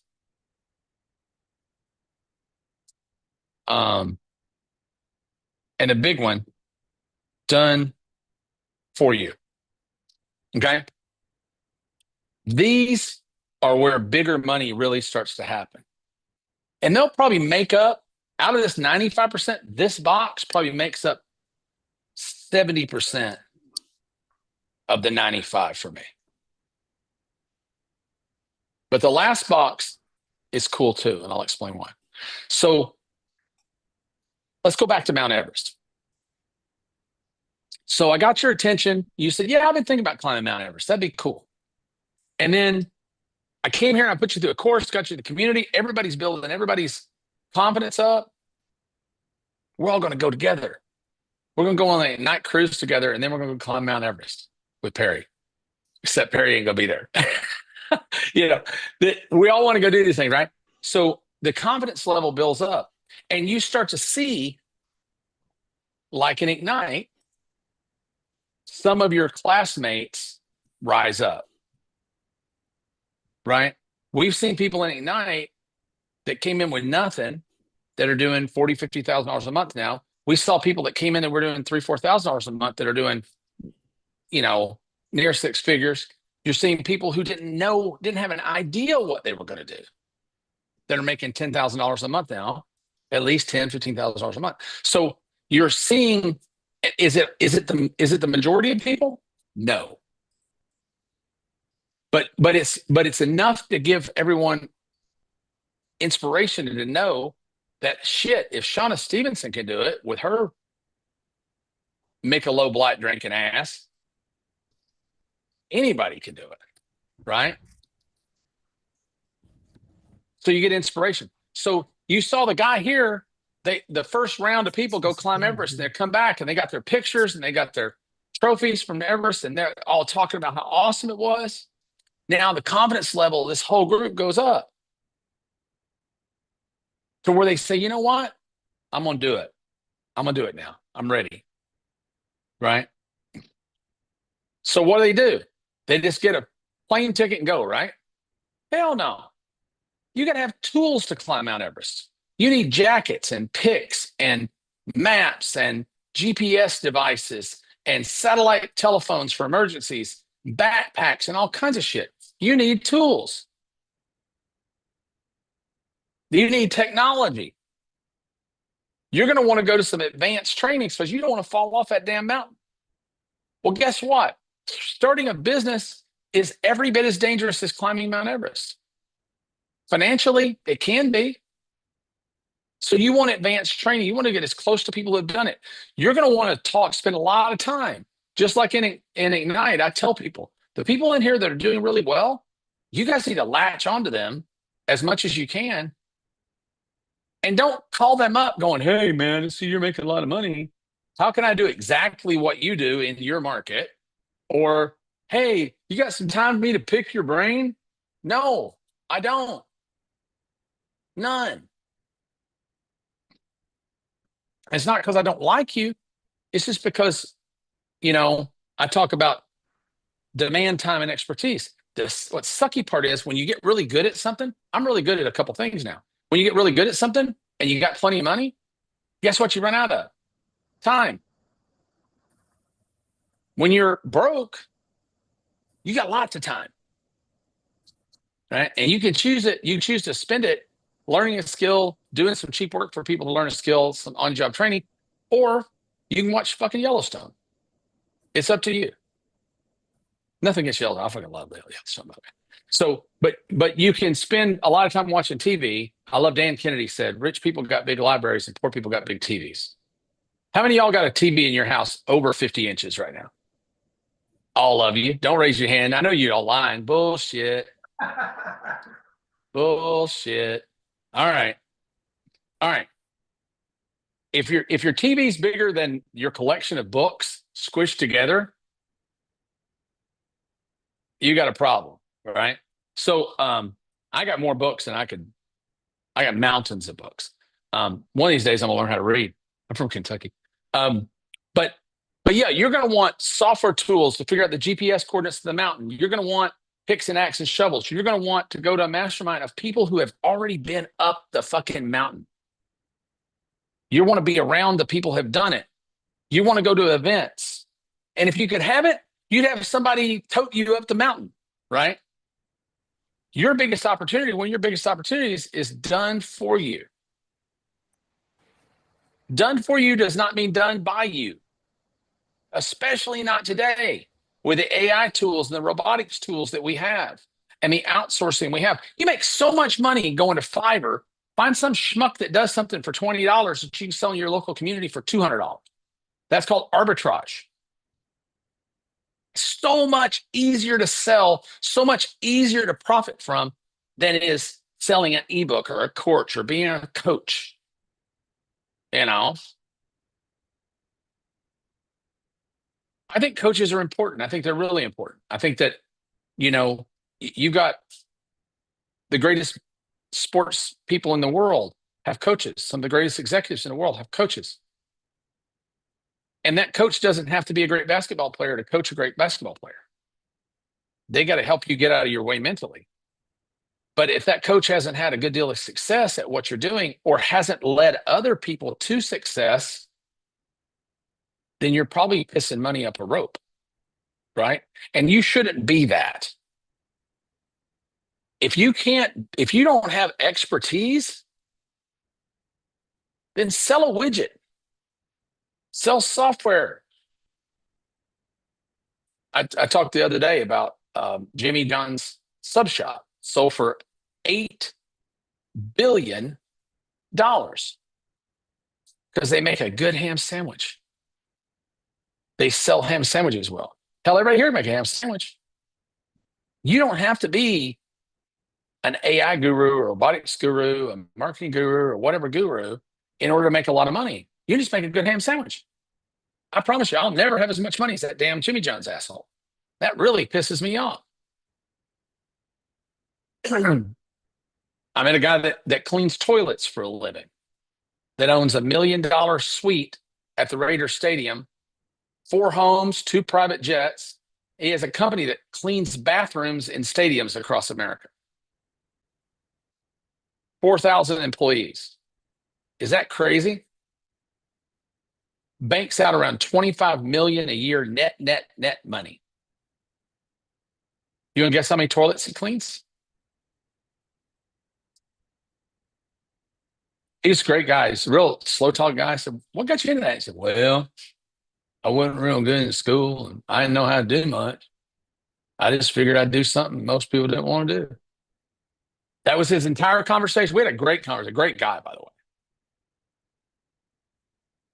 But guess what? Guess what he has in his business? Demand. Toilets have to be cleaned. Parking lots have to be swept. There are certain services that are mandatory. They're not optional. Buying an ebook's optional. Buying makeup is optional. Well, not for Angie, but there are certainly not for Emma. My God, you should see her in the morning. Emma's clearly not on the call anymore, which I think is awesome. I love it when she's not here and she doesn't answer right away. Now I can just talk all kinds of shit for the next 20 minutes. All right. So done for you. But doing the thing for somebody, making them the ham sandwich. How much money do you think that the Jimmy John's guy would have made if he sold a course on ham sandwich making? I was looking the other day in the funeral business. There's about 5 gurus in the funeral service. They teach people how to run better funeral homes. There's about 5. There's about 16,000 funeral homes. Average funeral home owner probably nets over $1 million a year. So do those 5 guys that sell information. Which one would you rather be? I'd rather be the guy that owns 10 funeral homes. People are afraid of that shit. I don't do that. There's dead people. I love that idea. I love that idea. My kids cringe because I told them I was going to buy a pet crematory where they cremate the remains of dogs and cats and such. Somebody's going to do that. Somebody does it. It's a needed service. And I love it because if you, 90% of y'all in here right now just cringed when I said that. 100% commission. Just cringed. But you have to have it. There has to be that. When you, by the way, let me tell you how that business works real quick. You all get a kick out of this. I like digging down into how businesses work. When you go to the vet and you have to put a pet down, they charge you X dollars to do it. It's very expensive now. In most states, it's illegal to bury your dog in your backyard. It's considered hazardous waste. So when you go to the vet's office, the vet has to buy boxes from a crematorium, and they buy this size box for this much, and this size box for this much, and this size box for this much, and they charge you an upcharge on the box. So when they put your pet down, they put the pet in the box, put the box in the freezer, and once a week, here comes the van, picks up all the boxes, drives them out in the country somewhere, puts them in a crematorium that costs $15,000, not that much money. And every time they fire that thing up, they make $4,000 or $5,000 on a $15,000 piece of equipment. Now who wants to cook dogs and cats? Still nobody's raising their hand. I love it.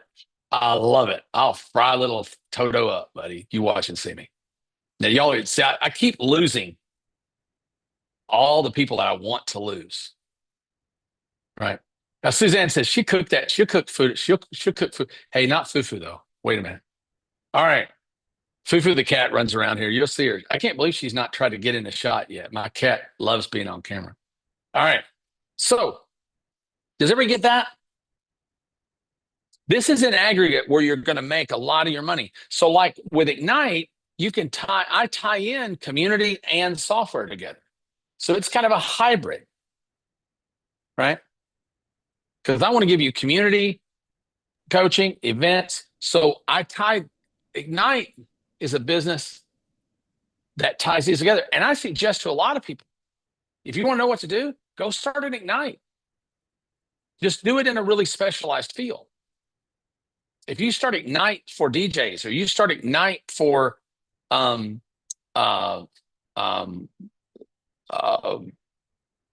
fitness coaches, or you start Ignite for whatever, just pick a market and follow the model of Ignite. It's a great model.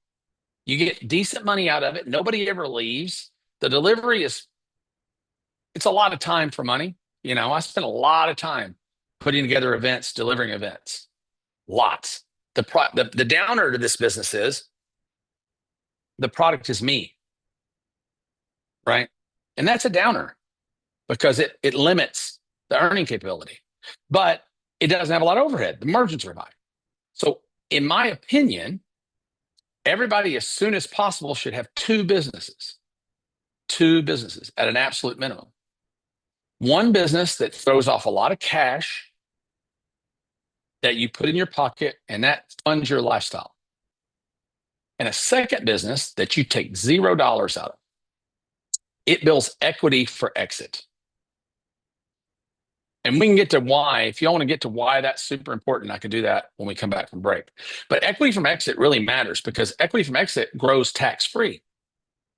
If you make $1 million a year, if I made $1 million a year, I don't make $1 million a year from Ignite. But if I made $1 million a year from Ignite, my tax bracket is about 38%. So I'd be paying $380,000 taxes. So I'm really only going to get $620,000 of that. Is that right? Is that math right?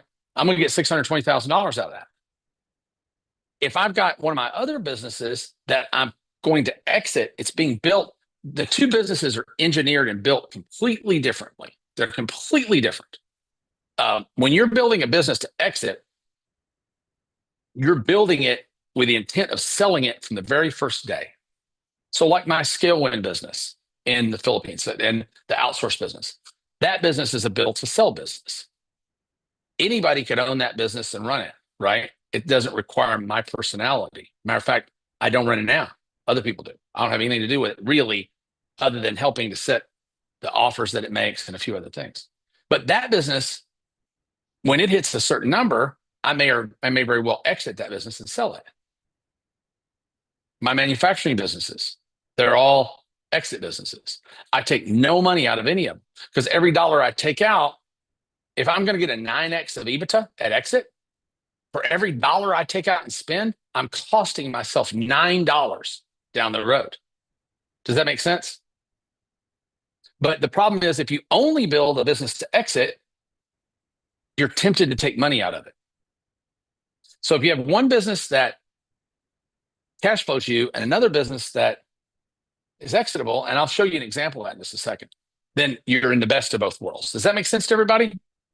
But this is where the biggest money is today, in my opinion, because most people, they don't want to learn a thing. They don't want to train on it. They don't want to go to seminars. They don't want software. They just want it done for them. And you guys have software right now in Springboard. I was back in Springboard literally last night. I've been in for the last few days building some stuff. And I just, everywhere I'm in there, I'm like, you can build a business out of that little box. I was using the AI site builder in there, which I think is, unfortunately, I think they do have to pay something to use that, right, Angie? Yes, for the AI, you do have to pay extra. There, you can do a la carte, or there's the whole suite. We make nothing on that, by the way. We don't charge 1 penny over what they charge us for. But I don't know what's the a la carte. The a la carte is just nominal fees, like for usage for credits for each thing. There's 5 different things. So to build a in that suite. website, what are you talking? $2-3? That I'm not sure. Heather might have some insight on the voice. But that thing, man, I went into the AI thing and built a website, just told it what my business was. Got a minute or two later, I had the most beautiful site. I couldn't believe it. And man, I could sell that site easy for $200, $300, $400, $500. Heather's saying Right? about $2 to $3 for a site. $2 to $3 to build a site that you're not gonna build any sites for $3. You know, you can build them on Fiverr for $40, $50, $100. You know, and I think you get all the AI tools for $100 a month or something from High Level, right? Yes, through Springboard, you can upgrade to $97 a month, unlimited, the 5 softwares. I hate having anything that you guys have to pay extra for. I guarantee you, when talking to Angie, she said, well, you know, they've got it in the thing. We can mark it up or whatever. Do not mark it up 1 penny. We don't want to charge anything for that. Because it's just a great thing if you're going to be in that business, right? But you can build tools in Bolt.new. You can build tools in Lovable. You can build GPT farms, which Angie's shown a lot of people how to do. That costs you nothing. Costs you $20 a month to do all you want to do with that. Man, it's such a good business to be in. But done for you is where it's at, man. You can do so much of this stuff for people. They come in to learn how to lay out a website. You say, hey, let me just do it for you.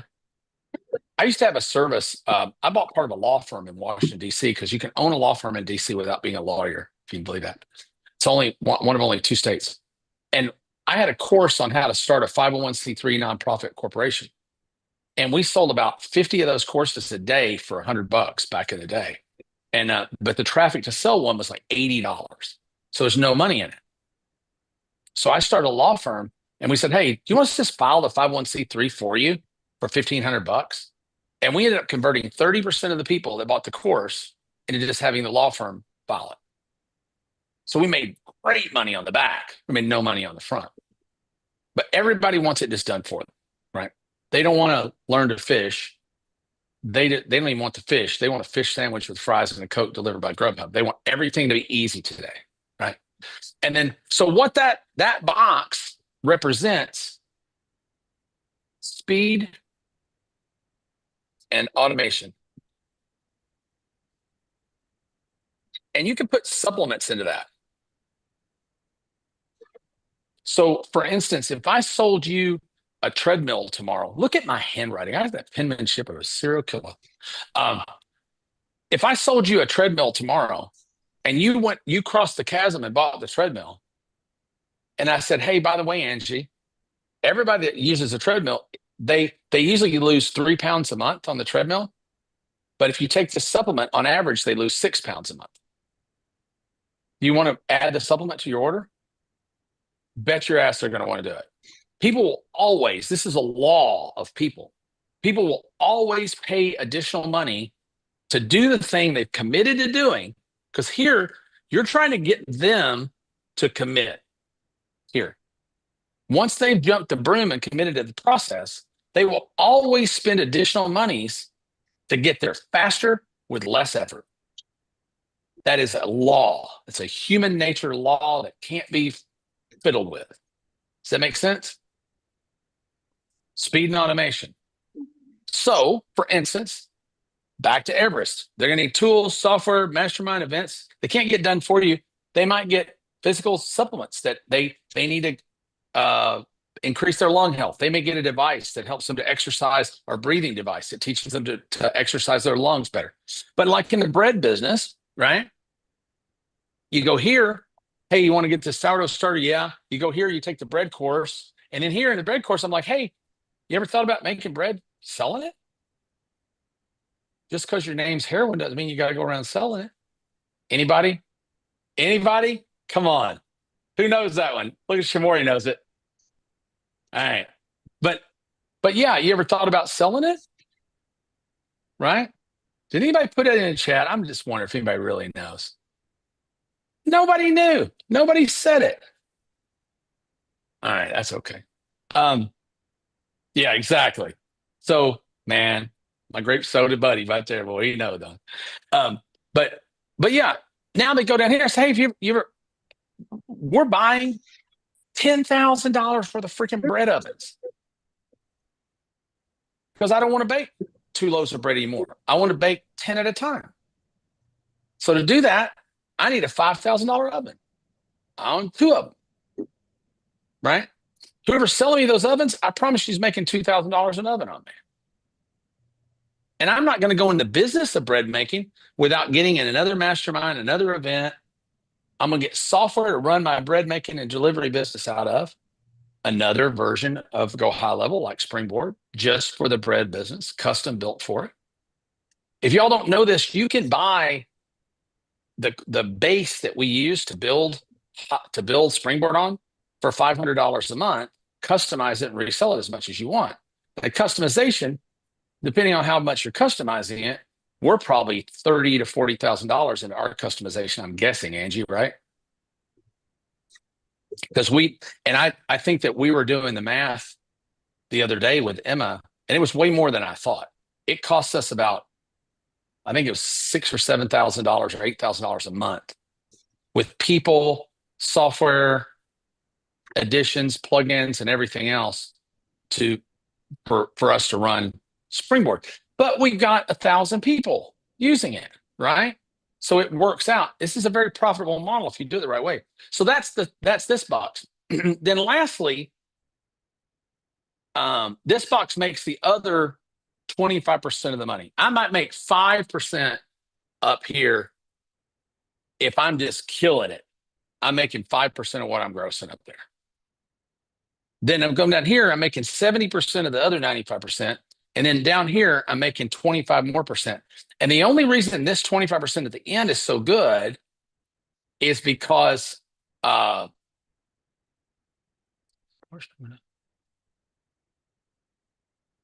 for the $97 a month, your cost directly JHL AI employee suite. Oh, that's cool. So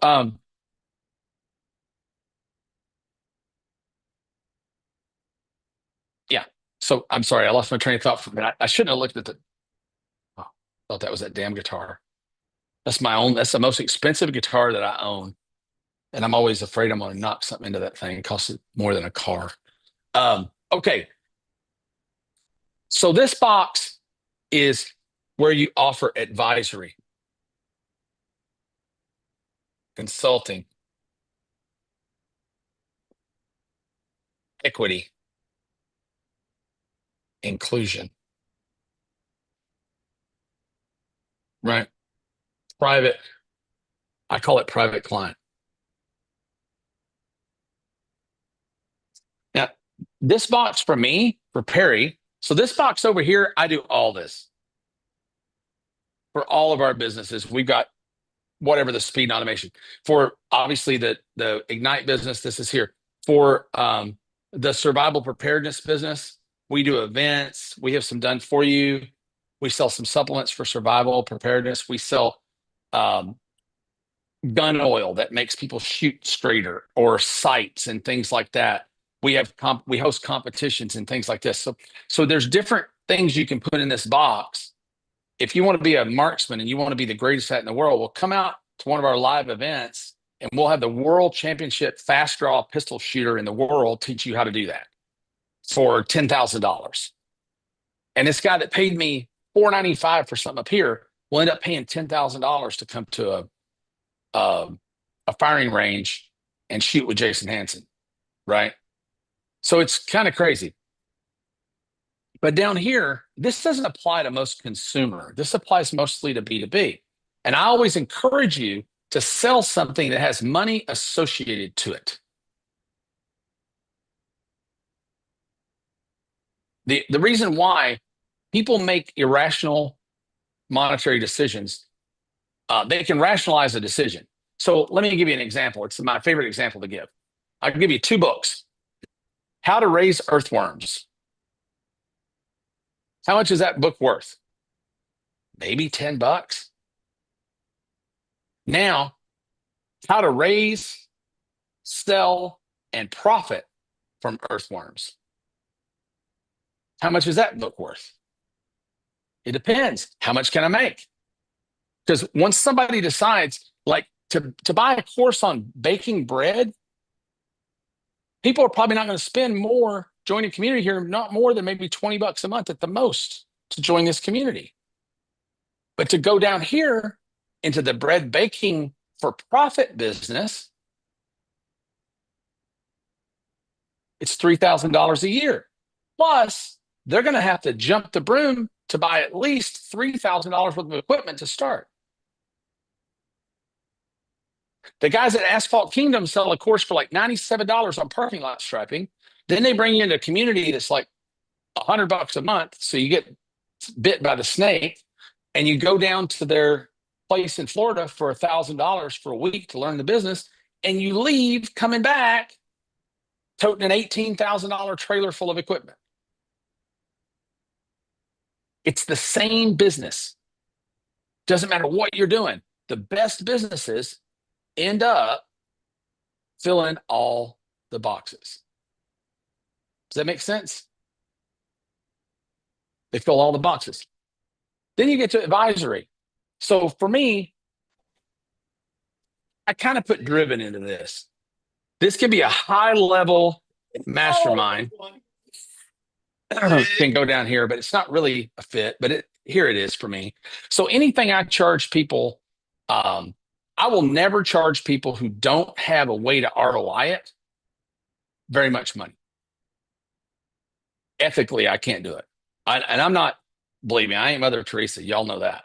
But I just can't see taking somebody who probably is not going to ROI their investment and asking them for a lot of money. I think even if they want to pay it, I don't take it. Because it ends up, by the way, it's advice for you too. It ends up biting you in the ass. If you take money from people who don't have a vehicle to monetize it, they're going to end up hating you because nobody looks in the fucking mirror and takes responsibility. That's just the truth of that. They're going to end up hating you for not being successful, right? But advisory, for me, that's I charge $10,000 a half day, and I don't do 2 in a day. I only do a half day. But if I do a whole day, it gets stupid because people start staying just for the sake of staying. So what I'll usually do is do the morning and lunch, or I'll do the afternoon and dinner, and it's 10 grand. And people come in and they just say, "Let me show you where I'm at. What would you do?" Or I charge $100,000 a year against a percentage of equity with an equity option, one or the other. And I get way more offers to do that than I take, because I can't have equity in more than about 8 businesses at a given time. It's about all I can maintain. But these people all come as a result of, at some time, they bought a $5 thing, or they attended a $97 workshop, or they stumbled into a live event as somebody's guest, or they saw a YouTube video. So they came in very small. Then they built confidence in knowing me over. I'm fortunately in this business. I say there's a benefit to being old. A lot of you guys have been following me around, buying stuff from me, learning from me for 10 years, 15 years. I know a lot of you, right? So you've already built confidence in me. I guess, or you wouldn't be here. But some of you still haven't built confidence in you. And I think it's because you haven't gotten that, where is my end, right in your head. You don't know where to start because you don't know where the fuck you're going. If I said, hey, can I borrow your car? Yeah, where are you going? I don't know. How are you going to find your way back? Why do you want to borrow the car if you don't know where you're going? Right? It's so ludicrous when you think about it, isn't it? It really is. So figuring out that end is everything. But down here, advisory and driven and consulting and equity inclusion, where I take a piece of equity in the business or an option, or what I call my private client people, that I only have a handful of these people, but I charge them a lot of money. I do those more because they're interesting to me. And this one, I only do that equity inclusion in businesses that are going to exit someday. I would never do equity inclusion in a coaching business or a info selling business. You know, anything that doesn't have exit potential, I don't want to have equity in it. Because this fulfills my long-term vision of net worth. Because I'm building net worth. I don't need income anymore. I've got enough income. I have plenty of income. I just want to increase that net worth number to someday where y'all gonna log in and Uncle Perry ain't gonna be here no more. He's gonna be down with Brian Neff in Key West somewhere with hot water shooting up our ass, drinking cold beer. I promise you that's gonna happen. Everybody thinks, oh, you'll never retire. You watch. When I hit that number, I promise you, I'm gone like Elvis. But it's a big number, so y'all got a little while. I always say there's three kinds of money. There's big money, there's fuck you money, and there's fuck everybody money. I got fuck you money already. I ain't got fuck everybody money yet. That's a different thing.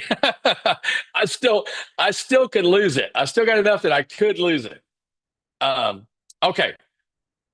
So what do you think? The reason this is so different, these offers are so different. Like Driven is a very different offer. You have to really qualify. You got to damn near beg to buy a Driven. Why do you think that is? Well, it's an exclusionary offer. People want to be in the room with other people like them. If I took people from Launchpad, they're good people, by the way. There's nothing wrong with any of these people. If I took people from Launchpad and put them on the cruise with Ignite, you Ignite people probably be pissed off at me. So why are all these newbies here that don't have anything going on yet? I want to hang out with people that elevate me, not people that bring me back down. If I took those people from Launchpad and I put them in a room full of people that don't know anything at all about business, who are not driven, not motivated, not anything, they'd be mad at me.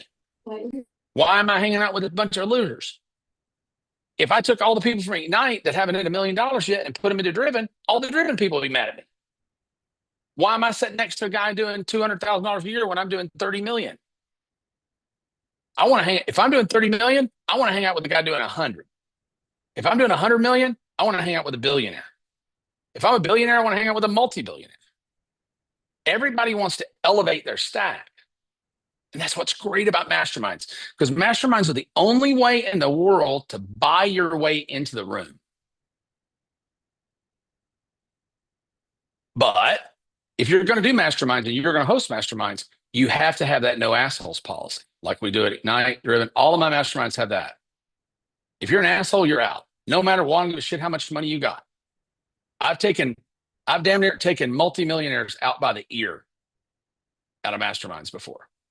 Literally had them escorted out with security for just being an asshole. I don't care how much money you got. You're not going to screw up my community.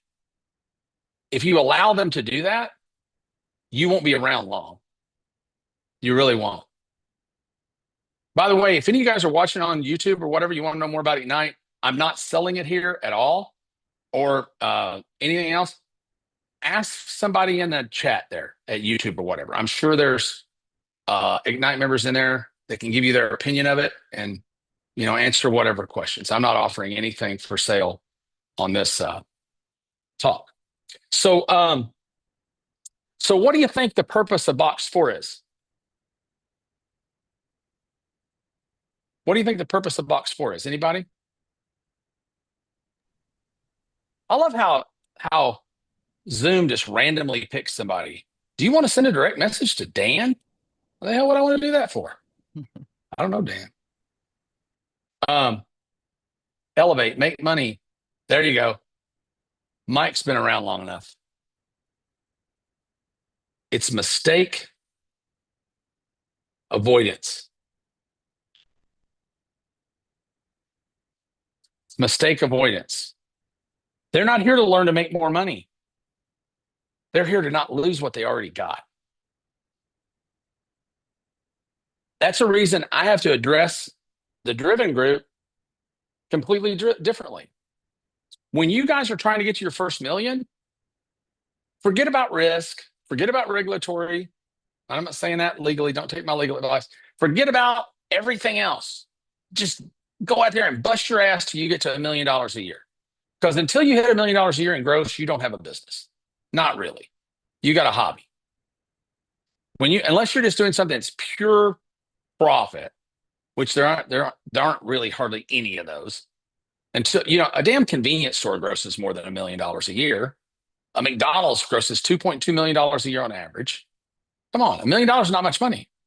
Crumble Cookie does $1,600,000 a store.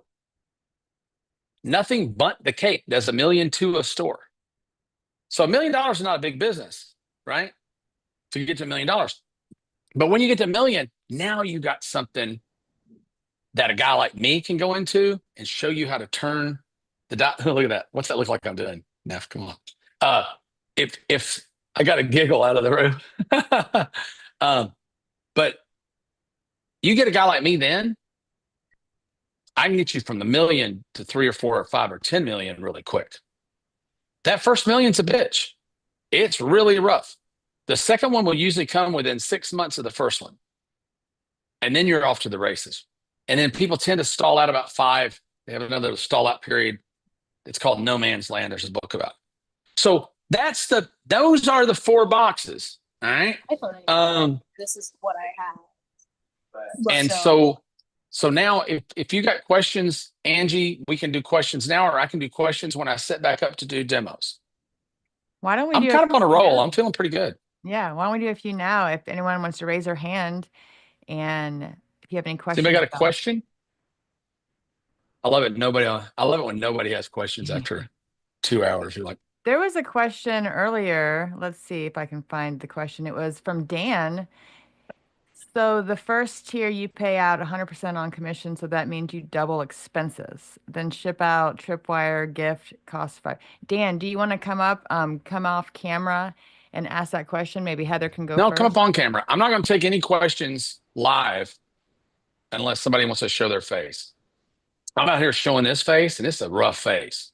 So you gotta, I don't feel sorry for you. All right, we got Heather. You want to take a question from Heather while we're waiting? Yep, go ahead.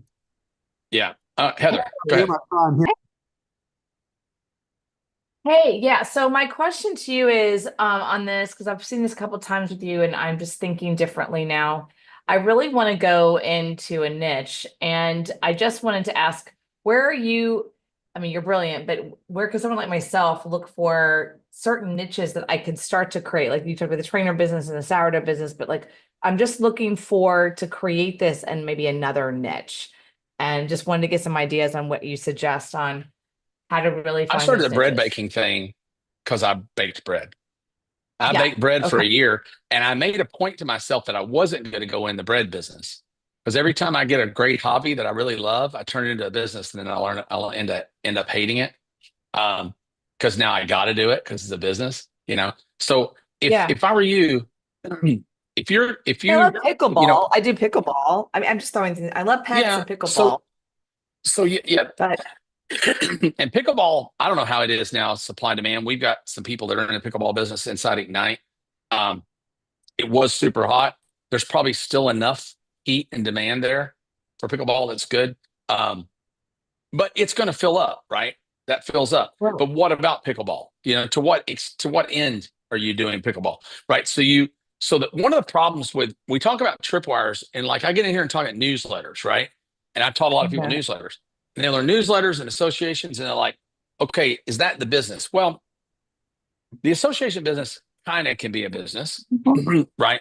The newsletter business kind of can be a business, but the truth is, these are vehicles that lead to the end.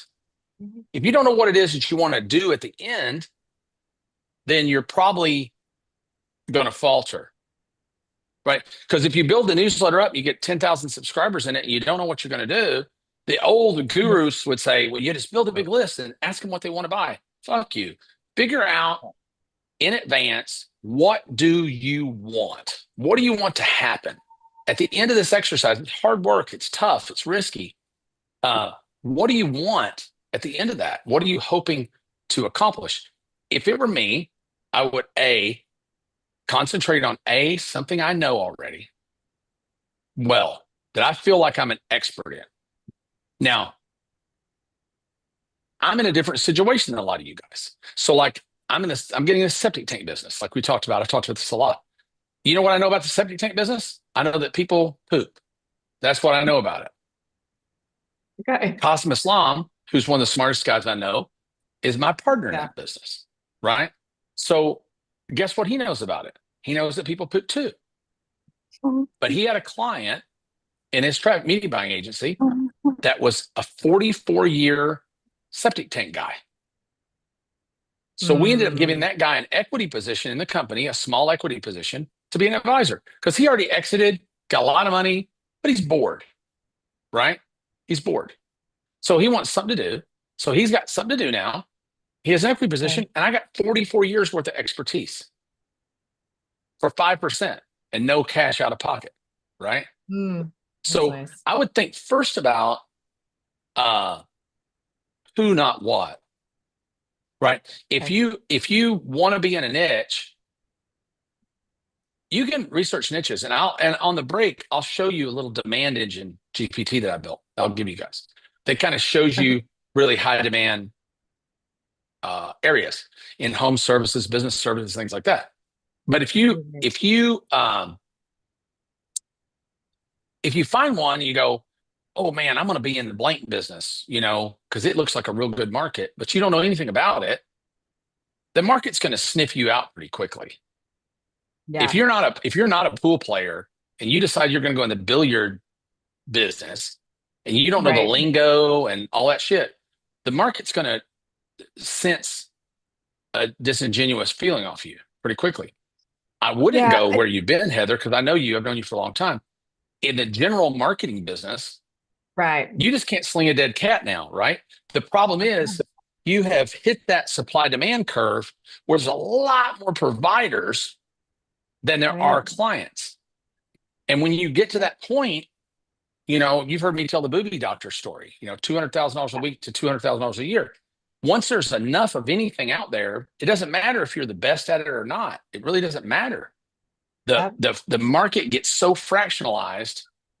And in that market, since there's no certification, barrier to entry, nothing that you have to really prove to be in it, everybody in that market's been fucked twice, maybe 3 times.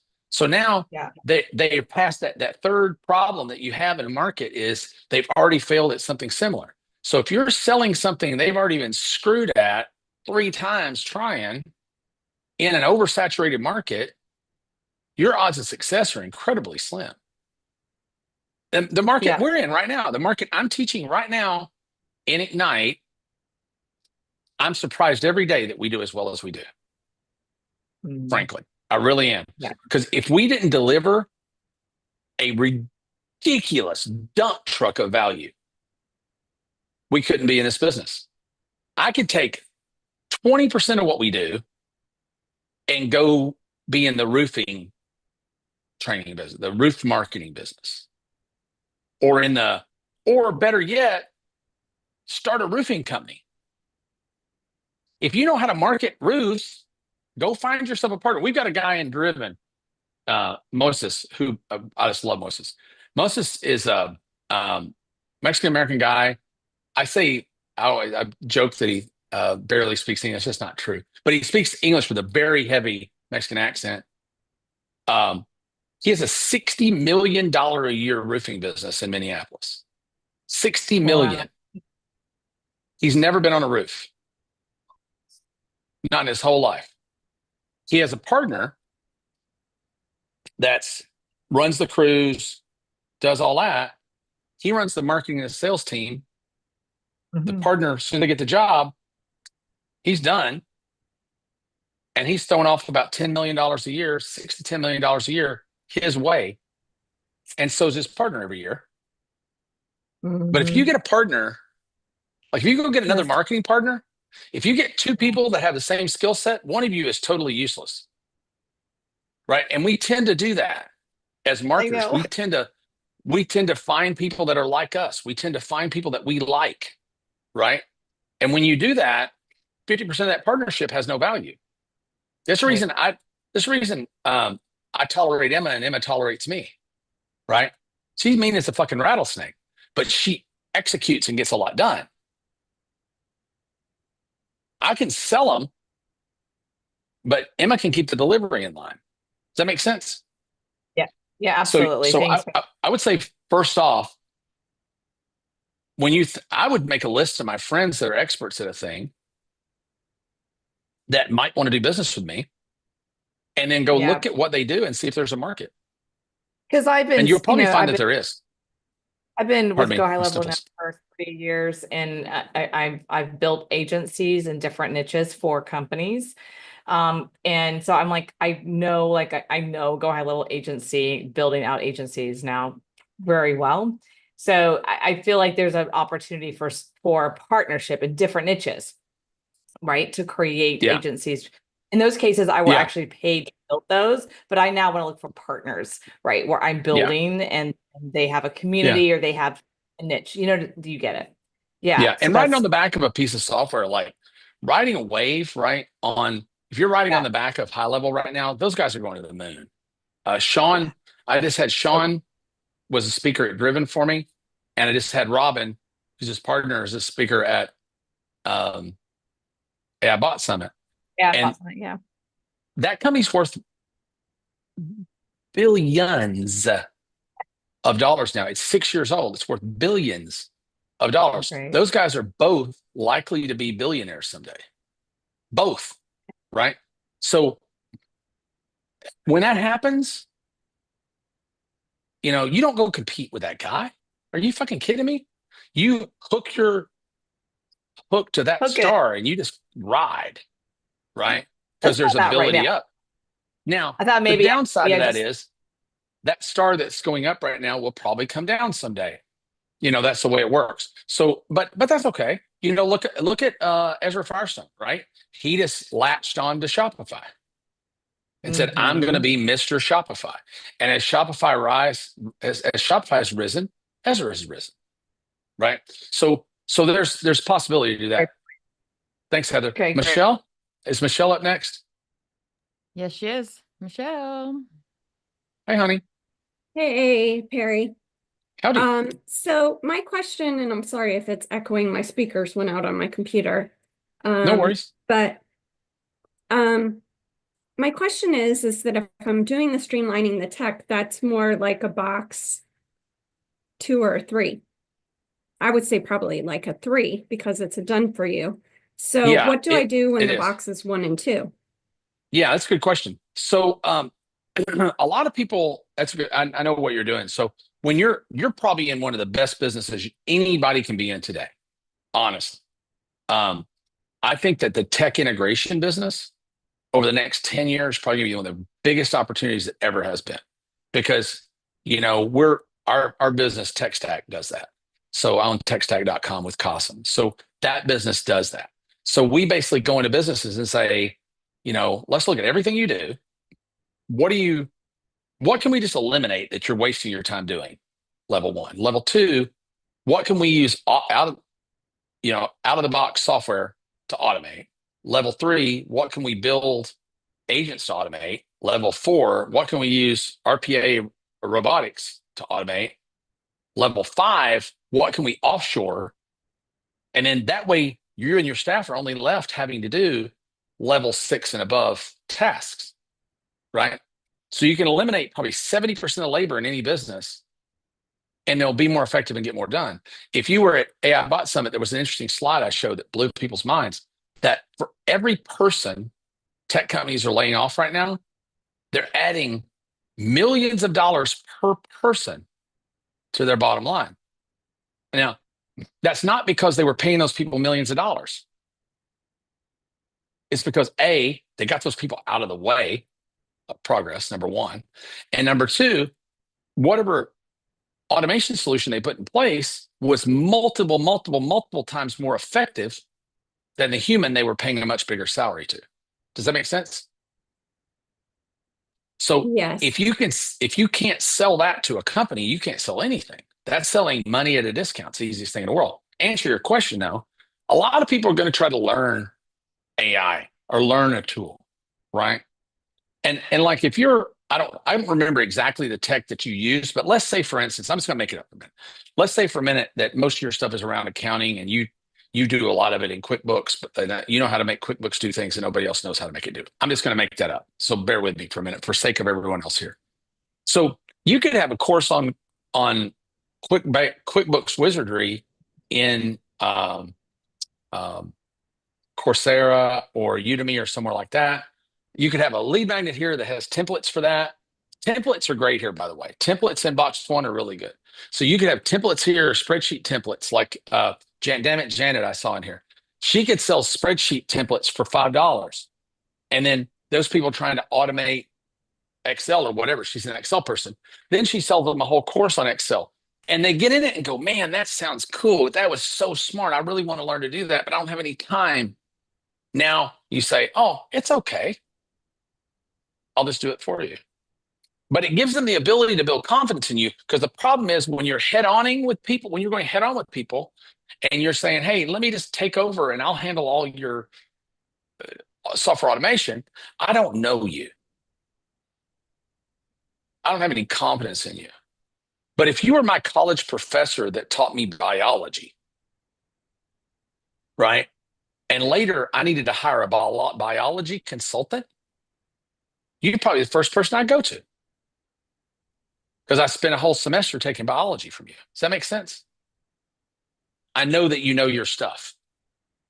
So if I were to go to like a chamber of commerce, like Yeah. what would my offer be? It could be anything. It could be a training. It could be a private workshop. I'll tell you, if you, in the break here, we're going to take it a minute. You guys are to hit up Angie. If you want to take a break for the next 10 minutes or so and go pee-pee, because I'm going to stick you on the break. So you're going to go Sounds good. tinkle. I'll go tinkle. Yeah, because Angie's doing Chamber of Commerce right now. She's doing Chamber of Commerce meetups and crushing it. But she figured out some really smart stuff. So she's giving them a result at the meeting that they go, holy shit, how did you do that? Well, you know how I did it? It's called magic.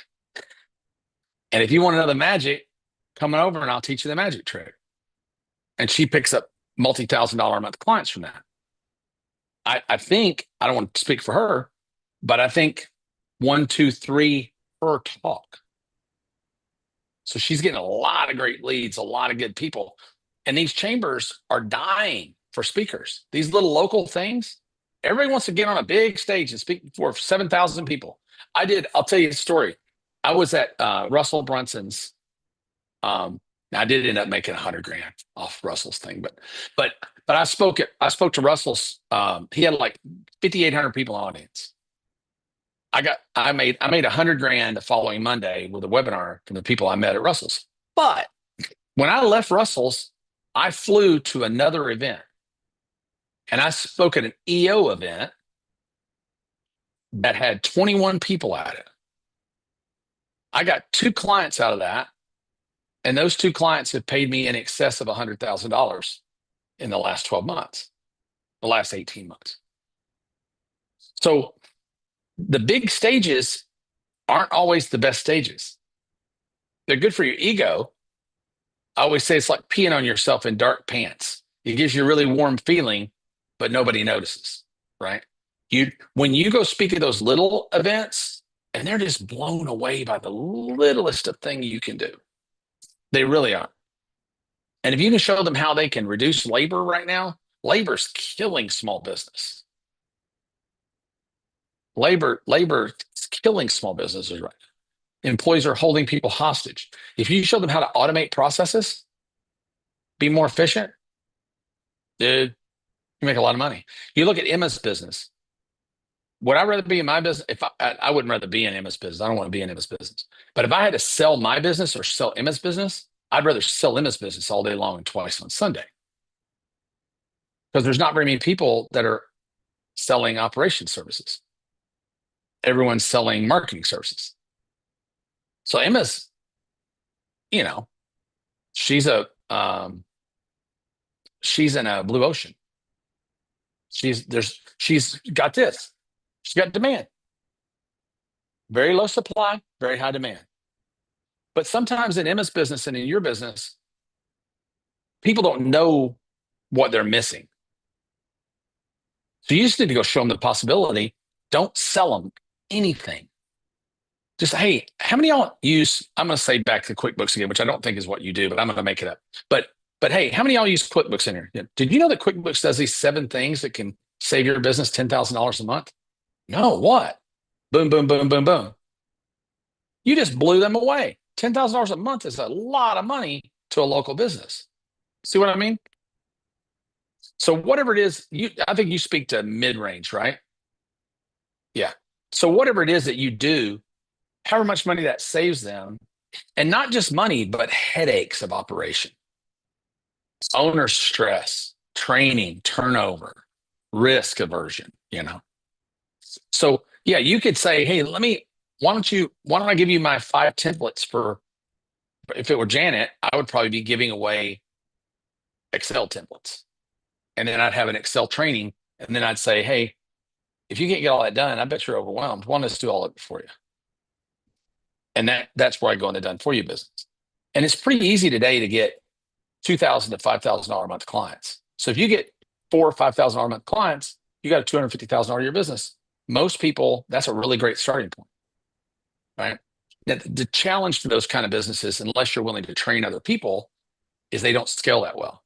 But you know what? That's okay. Because I think people that have a $250,000 independent home income are going to be pretty happy people in the next couple of years. Because weirdly enough, everything's about to get really, really cheap. That sounds crazy, but everything's about to get really cheap because robots are building a lot of stuff now. AI is replacing a lot of stuff. Technology is getting better and better and better, exploding rates. So prices of goods and services are going to go down, but so are some incomes. So you want to be in a space where there's demand. So do you think offering an executive a course or a workshop is really going to be worth their time to build that confidence? Because I think that's the biggest thing. If you've got founders in that room, probably not. You could say, hey, why don't I come take a look at what you're doing and give them some results in advance. Hey, I looked at your stuff, and while I was looking through it, I built you these 3 tools. And here, I just want to give them to you. Give people results in advance, man. That's AI gives you that huge advantage right now. Like, has anybody seen that app that you put your picture in there and it gives you back all the headshots and makes you real good looking? Right? So everybody's using that damn thing. Faulkner, you need to use it. God knows. But it makes you real good looking, right? I use it. You see me. I ain't that good looking. But I'm going to teach next week a little video make for you how you can do that with Flux and Laura. And it's a really simple application, 10 minutes. You can make all those you want. But what if you went to a Chamber of Commerce meeting and you knew that 10 of the members were going to be there that you want to talk to? You grab their picture off Facebook and you say, hey, don't think I was talking to you, but I took your picture and I made you a set of professional headshots. I just want to give them to you. This is kind of some of the stuff we do with AI. Shit, you're going to get so much wow out of that. Did Angie show you guys how she's doing it with the LLM, the Google LLM? Notebook LLM. I'll show Notebook it on the break. Notebook. Oh my God, it's crazy. Watch what she does. I got to move on though, Michelle, to next one. Thank you so much, honey. Christina? You can be Hi. long-winded. Chop, chop. Okay. Hey. So I did a workshop. I love building bots. I think they're amazing. I've been building my own bots, and I really was fascinated at the AI Bot Summit how you were humanizing the bots. So I built my own, and I was teaching people how to humanize their bots, and they were just like eating it up for breakfast. And I sold my bots to them at the end, and like I sold like almost 100% of the room.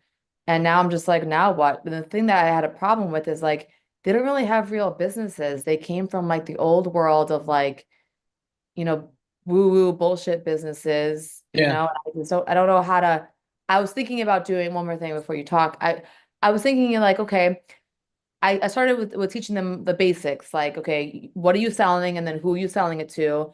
And then now we're going to go into the organic with the faceless videos and to build that out. Ugh.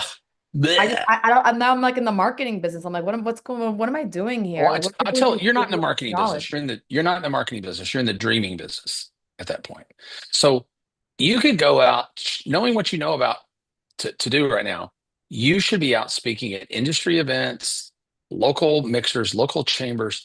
Do you know how many little industries have statewide industry events? The Texas Association of Exterminators and shit like that, where you could go speak to 200 people in a room that have real cash flowing businesses. So I think that 99% of people, including me, um, it's so much easier to see the flaws in everyone else's business that is in your own, right? So I can act like I'm really obviously looking at your guys' businesses. The challenges are obvious to me. Looking at my own, sometimes I'm blind as a bat, you know.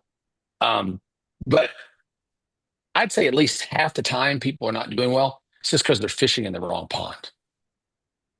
You know, if you're out at the singles bar trying to pick up the girl who's dancing by herself drunk really early in the night, are you going to pick up some? Yeah. Are you going to wish you hadn't? Yeah. Are you going to get some shit you can't wash off with Ajax? Yeah. You know, those clients that are the easiest to get are also the hardest to get rid of. So just fish in a pond. Here's a rule that you should follow. You know, I gave you the rules in my little manifesto I wrote. You know, is there demand for what you do? Do you have a level of expertise that you feel confident that you can, it's well above the people that you're serving, right? And are the people going to be happy with whatever you're going to teach them, sell them, give to them 1 year from today, right? If that's the case, then the last piece of advice I would give you is only deal with people who can write a check out of cash flow. My buddy Kevin Nation says, I want people who pay big rent and have big trucks. They want to pay me That's the only. monthly to keep on coaching them. They like love what I'm telling them. They love it. Well, Just like, then you can do that if you want to. It's just some people have the patience for that, and it's the love of labor of love and all that shit. But I'll tell you, if you teach Jimmy the moving guy how to get $15,000 more worth of moving work this month for his $1,000, $2,000 a month fee, he's going to stay with you till the end of time. And that person who was the woo-woo coach, who's, I just really think I want to manifest a business. Oh my God, that bullshit. That person's never going to make any money. So 3 months from now, they're going to want to charge back your shit because they can't pay rent or buy their kids a G.I. Joe with a Kung Fu grip. And because you don't want to give it back, they're going to hate your guts till the day you die. And that's the truth of that. And I've been around this business for a long time, so I don't put any lipstick on that pig. That's just the truth of that. And those people that don't do well will never, ever, ever, ever look in a mirror and go, wow, I really screwed that up. yeah, you're They're right. 'Cause always going to blind. I just went to a biological dentist yesterday and I actually got my tooth extracted. I don't know how I'm functioning. But anyway, he's like, all these AI people came in here and I didn't hire any one of them because they don't understand the biological dentist. And I was looking at everything they gave me and it's just a mess. I'm just like, there's my X times Y right there if I just fixed him. Yeah, but you have to understand how to communicate with that audience to where they know that you're not full of shit. They have to know that you're one of them, right? There's the best example of this, and I'm going to move on to Howard. But the best example of this that I've had, there's a guy in our business named Terry Weigel, and I love Terry. He's a great guy. He's a good marketer. right? And he was selling marketing long, long time ago. Still does to some extent, I think. But he was a firefighter.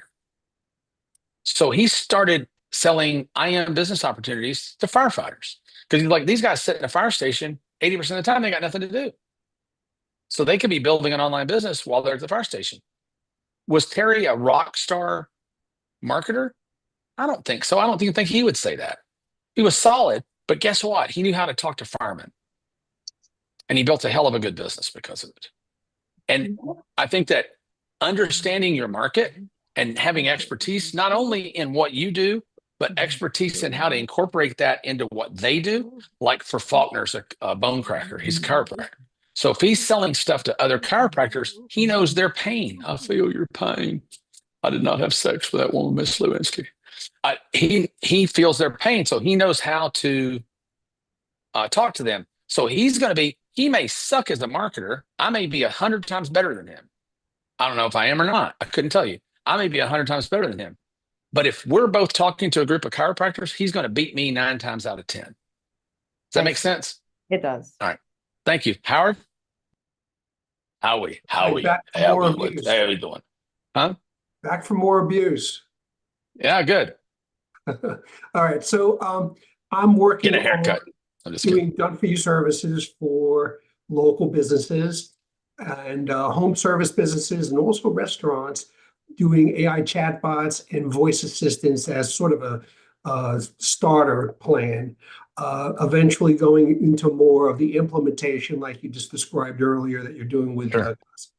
So I'm laying out my roadmap for the 4 boxes, starting with the box 1, doing a quiz assessment quizzes, things like ebooks, custom GPTs, like prompts, things like that they can use to get quick wins, and going into box 2, I'm a little, I could do a course, for the people that I didn't want to take on as clients. I can send them to how to implement AI for you in your business. Just don't waste a lot of time on it. You don't want to waste a lot of time on that right now. You got something that's super, super, super hot in AI voice assistants. I think that's probably the biggest entry point opportunity in local right now. Yeah, I think so. Restaurants are okay. Home services are way better. There's a reason for that. Restaurants get beat to death. Everybody decides they're going to sell to local businesses, decide they're going to go to the restaurant. And restaurant people just get hammered. And even though the bots are good for restaurants, they're much better. I'm going to give you a third option. They're much better for home services for one reason. I don't know if Ruben Rock's on here today or not, but Ruben sells traffic to home businesses, home service businesses, hundreds of them. And Google now, in your Google local rankings, is ranking you higher based on the speed with which you respond to clients. Did you know that? No. So it affects your SEO in local. So if you've got voice bots that can respond to people right away, that are getting their calls answered, and they're getting answers and they're staying on calls, Google's going to move you up in the search rankings. Well, the only way Google can track that is through the Google business profiles.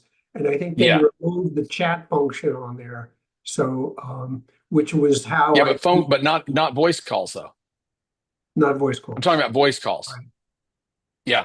So people that they have on Google Local now. Alibaba did this before Google Local. There used to be a thing on Alibaba that said this person typically responds within X hours or X minutes or X days.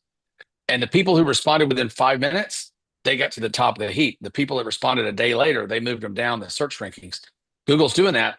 Plus, your people is going to make a whole lot more money because there's some stats you can pull up. It's in some of my old presentations. If you go back and look in it, it's called speed to lead. Just look up speed to lead studies. Yeah, the Harvard study.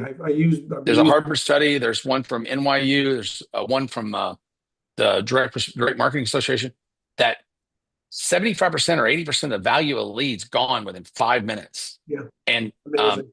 And 74 or 78% of people who buy a home service buy it from the first person who answers the phone. That's crazy, right? So if you're getting immediate response back. They put in a lead, they get a call. They put in a lead, they call, they get somebody, they get a, even if it's a bot. And there's ways to make that. I'll do that in a different call, but there's ways to make that more personable. I had a guy, I was getting rugs cleaned, and I called the guy, and he didn't answer. And a minute later, I got a text. It says, "Hey, this is Jimmy. I saw you called. I'm sorry I missed it. I'm at the soccer field with my kid right now. Can I call you back in 5 minutes?" Sure. A couple minutes later, he called me back. That message goes to everybody. If I said yes, he knew that he had me. So one of the things that they can do that's really cool, you know, the V card that's on your phone, the virtual business card. Mhm. He was so smart. He said, "Can I call you back?" "Yeah." "Okay, cool. Here's my contact information. Put it in your phone so you know it's me when I call." So now Bill Bodbrant's calling me back later, and I already know it's Bill. I got dating Bill in my phone, right? So I know it's Bill. So that guy's living in my phone. Do you think he's going to get that business? 100%. So when you show people that speed to lead study, and you show them that Google will move them up in the rankings, and you can show there's studies about it, pull it up, there's proof on it. Ruben has a lot of it. That's the easiest thing to sell in the world. The only other thing I'd tell you, and I'll make somebody a lot of money on this call right now if they do this. I don't know who's going to do it. I want to do it, but I'm going to run out of time. Selling voice agents to local governments, municipalities, utility companies, and public services. Garbage companies, refuge companies. But the city of Lockjaw, Mississippi, right, has Bertha that sits there and answers the phone all day long. "What day's garbage day?" She hates that, right? If you can have a voice bot there that calls in, "Thanks for calling Lockjaw, Mississippi. What do you need another day?" "What day is garbage day?" "Oh, your garbage day is on Wednesday, honey." "Oh, great." Because you can take all that data, scrape it right off. There's a thing called Site Sucker that'll suck down every piece of data on the website, drop it in, train an agent by it, and those people get those answers right away. And I used to have municipalities and governments as clients when we did social media for them.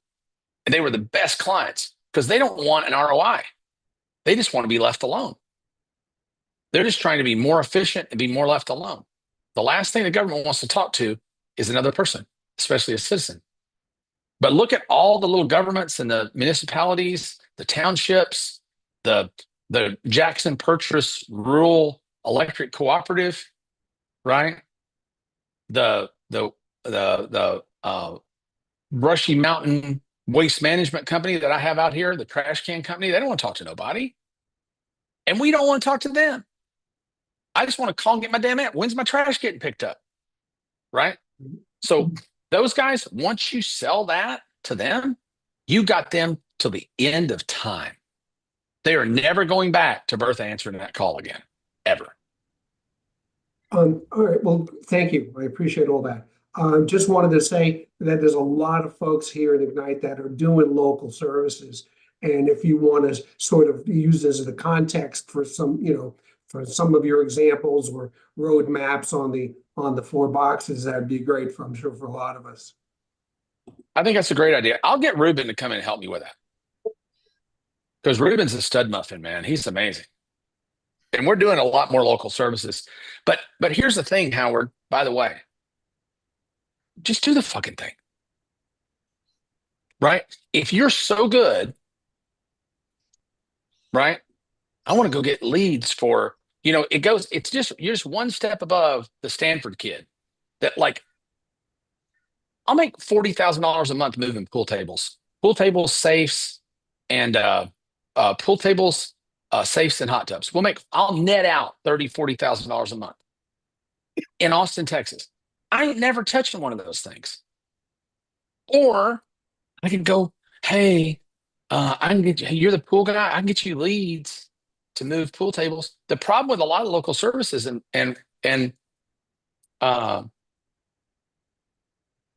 Ruben's reached this conclusion. You know how he loses clients? They get too busy.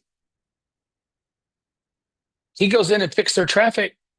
"Man, hey, Ruben, yeah, you've done a great job. I need to fire you and turn you off, or just turn me off for 6 months. We're so backed up right now, we can't take any more calls. So that's going to be one of your local service challenges. You can make so much money just doing the damn thing. And just be the marketing partner. Find somebody, you're shaking, oh, that's a lot of work. Yeah, it is a lot of work.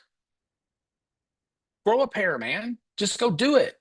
You'll be so much happier. And you know what you're going to do? You're going to build a business that's exitable someday. And instead of trying to skim off the top. The Stanford kid wants to build the pool table moving app, right? 1 out of 10,000 apps ever make money. You want to build the lead gen business for the pool table moving guy. And as soon as he gets his business established, he's not going to want or need you anymore. It's a good business. Don't get me wrong. But I would say you're better off to pick a niche nationwide than you are to sell. I do local business building for all these local businesses. Because the challenge with that is every time you get a new, different kind of business, you got to start from scratch and rebuild all over again. You don't know exactly how to approach that market. Where if you learn to do moving companies nationwide, the reason Ruben's business is so good, he builds a marketing campaign for a garage floor painter in Tupelo, and he sells that same campaign over and over and over again. He sold it to the guy in Toledo and the guy in Tampa and the guy in Tucson. So you get economies of scale. He can have 1,000 clients at a couple $1,000s a month, right? I don't think he's got 1,000 clients, but he's got hundreds of clients, right? At $1,000, $2,000 a month, where you can't have.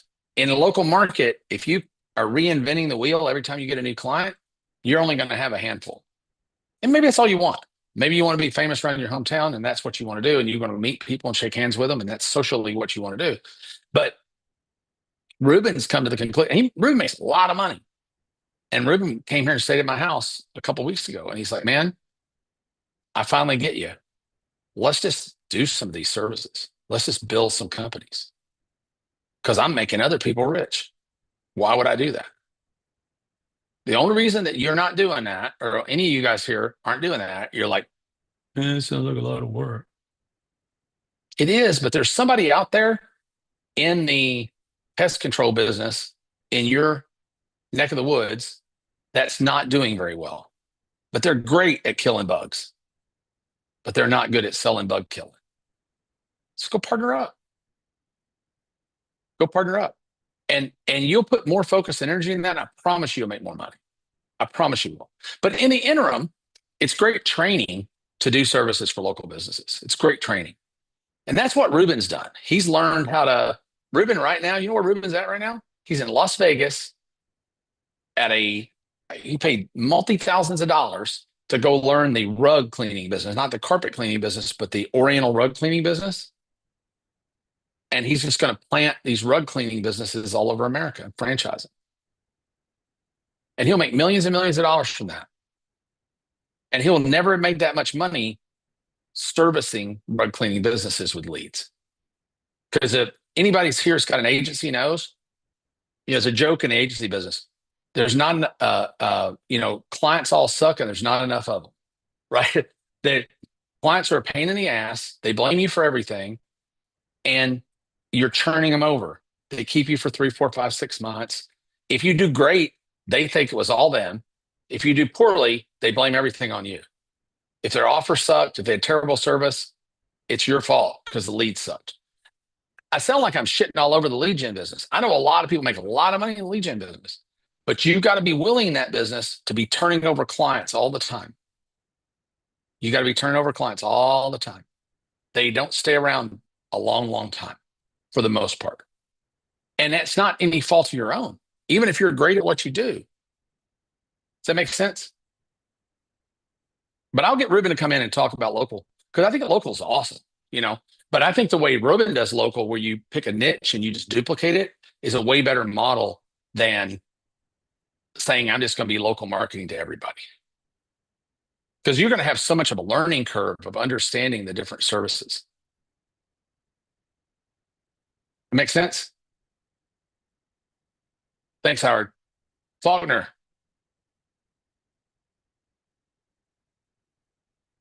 What's up, you old bone crusher?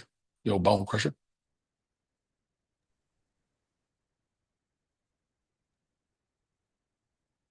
We What's gonna up, talk or just look at each everybody? other? Wow, 200 Hey, people I'm talking to. Probably this is do- the biggest crowd I've ever talked to ever. So, hello, everybody, coming at you from Kentucky. I'm on the eastern woo! side.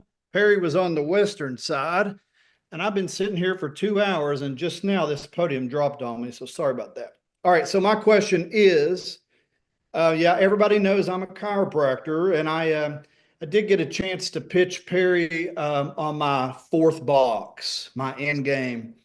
Now I've figured out what I think my third box is, and I want to just get a little bit of validation on it, if you wouldn't mind, Perry. I really appreciate your time. Shoot. First off, we're getting ready to, as everyone knows, we're getting ready to go into the Make America Healthy Again. Mm-hmm. And it's going to be big. And there's a lot of people, and I don't know if you all know this, but when I started chiropractic, we only had like 8% of utilization. I had to, deal with the, I don't believe in chiropractors bullshit. And then now, we don't really feel that anymore. We basically get organic leads. We don't have to push too much. But I'm ready for the bigger game. So what I'm thinking here is on my third box, Perry, before I get into training chiropractors and putting them into practice, I need to have a little bit of clout here. So what I want to do is on my third box is I want to put together a public health workshop summit that'd be designed for people who want to feel better in their life, not just the people who have pain, but I would sort of position it as a total wellness expo for the active lifestyle enthusiast. And what we would do is we would position it Are you want to hold to these? all Are you want to hold these local? local, Yeah. start local, like in Lexington and Louisville and Cincinnati, and offer tools to help them. So I'd like to position it for people not just in pain, but programs for people who want to live a full and functional life, and then show them all the tools and solutions that are out there for pain and to get well. So I'm uniquely positioned in this because I know all the best tools out there to help people who want to have a better quality of life. So I could have multiple vendors, and the vendors could sponsor and help pay for the events. The vendors could be people like um, uh, Porter Vision glasses to help people with their meditation. That ain't bullshit. That's real stuff. Not to cut you off, but what's the end game? The What's end the game. end? Okay, the end Because game. so far, to be honest with you, I hate it, and I'll tell you why in a minute. But what's the end game? What do you hope to accomplish at the end? The end game is to get my name out there so that chiropractors know that I'm doing something, and that I can then be introduced to these chiropractors to then go in and train them into their office, get them successful, and put them into their own, put them into their own real estate, train them up, sell them a practice. Okay, I like the end of that. We talked about that a lot. I think you're going to have a tough time, and I'll tell you why. If I were, and I don't, like I say, I don't polish things very well. So forgive me if that sounded crass. I'll pay you for the advice. Thank you. People buy very, very specifically. Nobody ever wakes up on Google one morning and Googles, how can I have a healthier lifestyle? They woke up in the morning and say, fuck, my back hurts. How can I make this back pain go away? Or I've got this tinge in it and it don't fucking work. Yeah, I would just, yeah, 100%. So what I would do if I were a chiropractor and my objective was to make money, and that's all I cared about. And that would be my objective because I'm a capitalist pig. So if my objective were to make money, I would pick the 5 biggest reasons that people go to a chiropractor, and I would build very narrow funnels for each one of those. I would do back pain summits, tinnitus summits, knee pain summits, migraine summits, whatever the hell it is that you guys fix, right? I don't know what all it is, but whatever you find your 5 most common clients are. And I would do very narrow things, because if I get on the, think about this for a minute, just want to prove my point. You're riding down a road in what town in Kentucky? It's about 27 miles east of Lexington. It's in Mount Sterling. Okay, Mount Sterling. So you're listening to the radio and you hear a radio commercial and it goes, how would you like to have a healthier lifestyle? If you're active, you can come this weekend and I'm going to teach you 37 things that's going to make you have a healthier, greater lifestyle and really improve your life. Or are you experiencing back pain right now? What if you could make that back pain go away in 48 hours or less, or be greatly diminished? Hi, I'm Chad Faulkner, and I can help you do that. Which one of those 2 ads do you think is going to draw more? Right, exactly. It's going to draw more because they're, you know, I want to have, everybody wants to have a happy life. But here's the challenge. And it's true with everybody on this call, most everybody on this call. If I ask everybody on this call, tell me exactly what you want. You want to be in business because you have an end in mind. What is it? I get some fuzzy ass shit like you gave me. They don't really know. And it's not because they don't, well, I want to be known and I want the doctor. They don't have a very crystal clear end. And that's the reason I tell people all the time, negative ads always outperform positive ads, because everybody in the world has something they want and something they want to get rid of, right? And the thing that they want is always very, very fuzzy. The thing they want to get rid of, crystal fucking clear. You know, if you're in pain, you want out of pain. If you're in a bad marriage, you want out of the marriage. If you're in a lousy job, you want out of the job. If the business is killing you with stress, you want out of that business. You might have 7 ideas, and then when I do that, what are you going to do after that? Well, I've been thinking about blah, blah, blah, blah, blah, blah. They can never give you straight answers, but they can tell you 100% with crystal clarity what they don't want. So if you focus that, if the 5's you, I just give you the 5's you, and I was in your business, I perfect those 5 campaigns. And the great news about having 5 campaigns instead of having 1 is you can rotate them so they never get old. You run back pain 1 month, knee pain 1 month, headaches 1 month, tinnitus 1, I don't know what the conditions are. I'm just making this up. And then you rotate them, right? You rotate them around so that they don't tire. Because if you run even back pain, if you run back pain every month, people getting tired of hearing it. They're getting tired of seeing the ads. They get tired of seeing the post and Facebook. They just get tired of it. And it's not hitting it. And you're only hitting one market. You're hitting people with back pain, which, by the way, I think the statistic is something like, isn't it like 38% of people have chronic back pain or something like that? Well, 82% have it, but only 67% have a perceived need to get to do something. That's a pretty damn big need. That's a pretty damn big, I don't have back pain, which I think I'm a weirdo that I don't have because I got everything else wrong with me. But I don't have back pain. But if I did, I've hurt my back before and pulled it out and popped it, right? God dang, I would have done anything. I had gout, and it forced me to lose 90 pounds. I never lost weight. I give a shit. I ate whatever I wanted. When I got gout,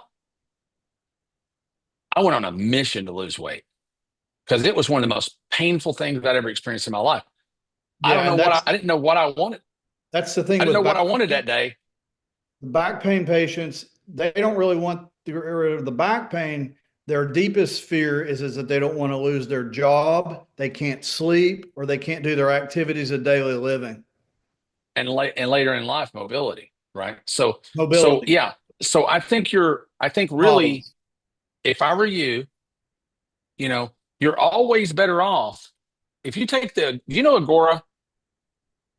Agora. Do you know the Agora company? Financial. Yeah. Yeah. They publish 90 financial newsletters. 90. In each one of those newsletters, they'll have 15 or 20 offers. So they're publishing any given time 1,500 offers to sell 90 newsletters that are functionally all the same. The only thing that's different is One's about oil and gas, and one's about crypto, and one's about something else. They're selling the same principles, right? But in different wrappers. If they just said, hey, want to learn investing? It's going to be awesome. They wouldn't sell shit. Because people get something in their mind, man, I heard about Midas, man, I saw this guy at work. He bought all oil and gas leases. That sumbitch is rich now. He's living on a yacht. I want to learn about oil and gas. If I ran an investment ad to that guy tomorrow, he would ignore it. He wants to learn about oil and gas. Does that make sense? Yeah. So your person that has that chronic condition, you've got such a cooked in market, you know, but guys like you, I hate dealing with doctors because you all approach everything in a scientific way. Well, I know that. But you're medically trained. And when you're medically trained, you have a jacked up way of looking at things, right? It's so simple what you do. They just want to get rid of something. Help them take the trash out. You know, divorce attorneys. What a great business, right? Any kind of pain somebody's in, the business of getting them out of pain is so much easier to sell. And if you've got a positive offer right now and you replace it with a negative offer, you will do better. Only every time. Right. Replacement offers will always outperform performance offers. Negative offers will always outperform positive offers. Bill Broadbent was in the dating business for a long time. I don't think you're not in that business anymore, really, are you, Bill? You still in it? No, okay. But I mean, you can promise the nirvana of a wonderful relationship, or you can poke a stick at how awful the relationship they're in already is. Right? The latter is going to get you way more response. People are motivated more by the stick than the carrot. 1,000%. You know, because they don't know. They got, well, what's the perfect? Tell me about your perfect woman. What is she? What's she like? Is she 3 feet tall with rich, Flathead owns a liquor store? Maybe. But generally speaking, you can't, Flathead's for a place to sit your beer.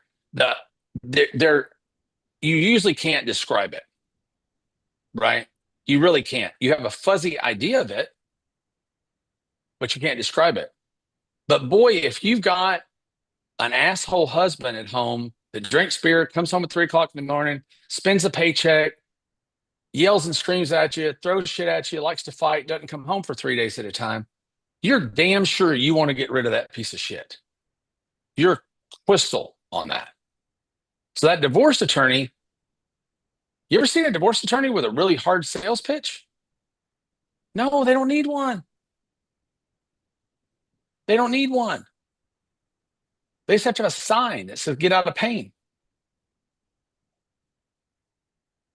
So just think about that. Just bring them in that way and then build a sales and efficiency system inside your own practice. Name it. It's the Faulkner method, or you give it a name. There's a company called Hall Dobbs. They own car dealerships, Dobbs dealerships. They made maybe billions of dollars because they built a system of selling cars and they applied it to car dealerships. And half the car dealerships in America bought their system of selling cars, and they ended up getting equity in a lot of those dealerships and buying and selling dealerships and made billions. But you got to name that methodology you're going to apply. But if you teach them that here are the 5 big funnels, we're going to give you our 5 big funnels. We're going to show you the advertising for them. We're going to get the people in the door. And then when they come in the door, here's what you're going to do with those people to extract the most amount of money out of them and get them the most out of pain and send them on down the road. That'll sell. We talked about it in depth at AI. That'll sell. But generalities don't sell. They just don't.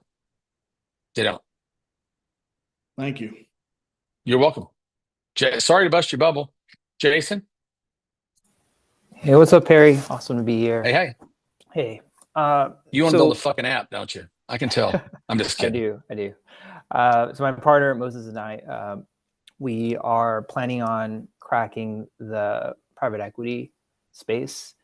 Specifically, we want to help with the top 3 pain points, which is deal sourcing, due diligence, and improving efficiencies in the portfolio companies. My question is in the 4 box. If we have, let's say we want to sprint for the next 30 days, going after creating offers for all four seems overwhelming. My assumption is that we should go directly and try to get our first 2 or 3 clients before getting distracted by the newsletter or the community. I just wanted to see if you agree with that approach. Well, the newsletter is not a bad thing for you, by the way. Mm-hmm. If you're because constant contact with with PE people is a good thing. So, however, I call myself a private equity bottom feeder.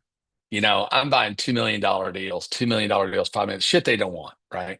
So I don't really know exactly how they think. I do know they're incredibly lazy. I know that for a fact. The only person more lazy than a PE person is a commercial real estate agent. Those are the 2 laziest professions I've ever met in my life.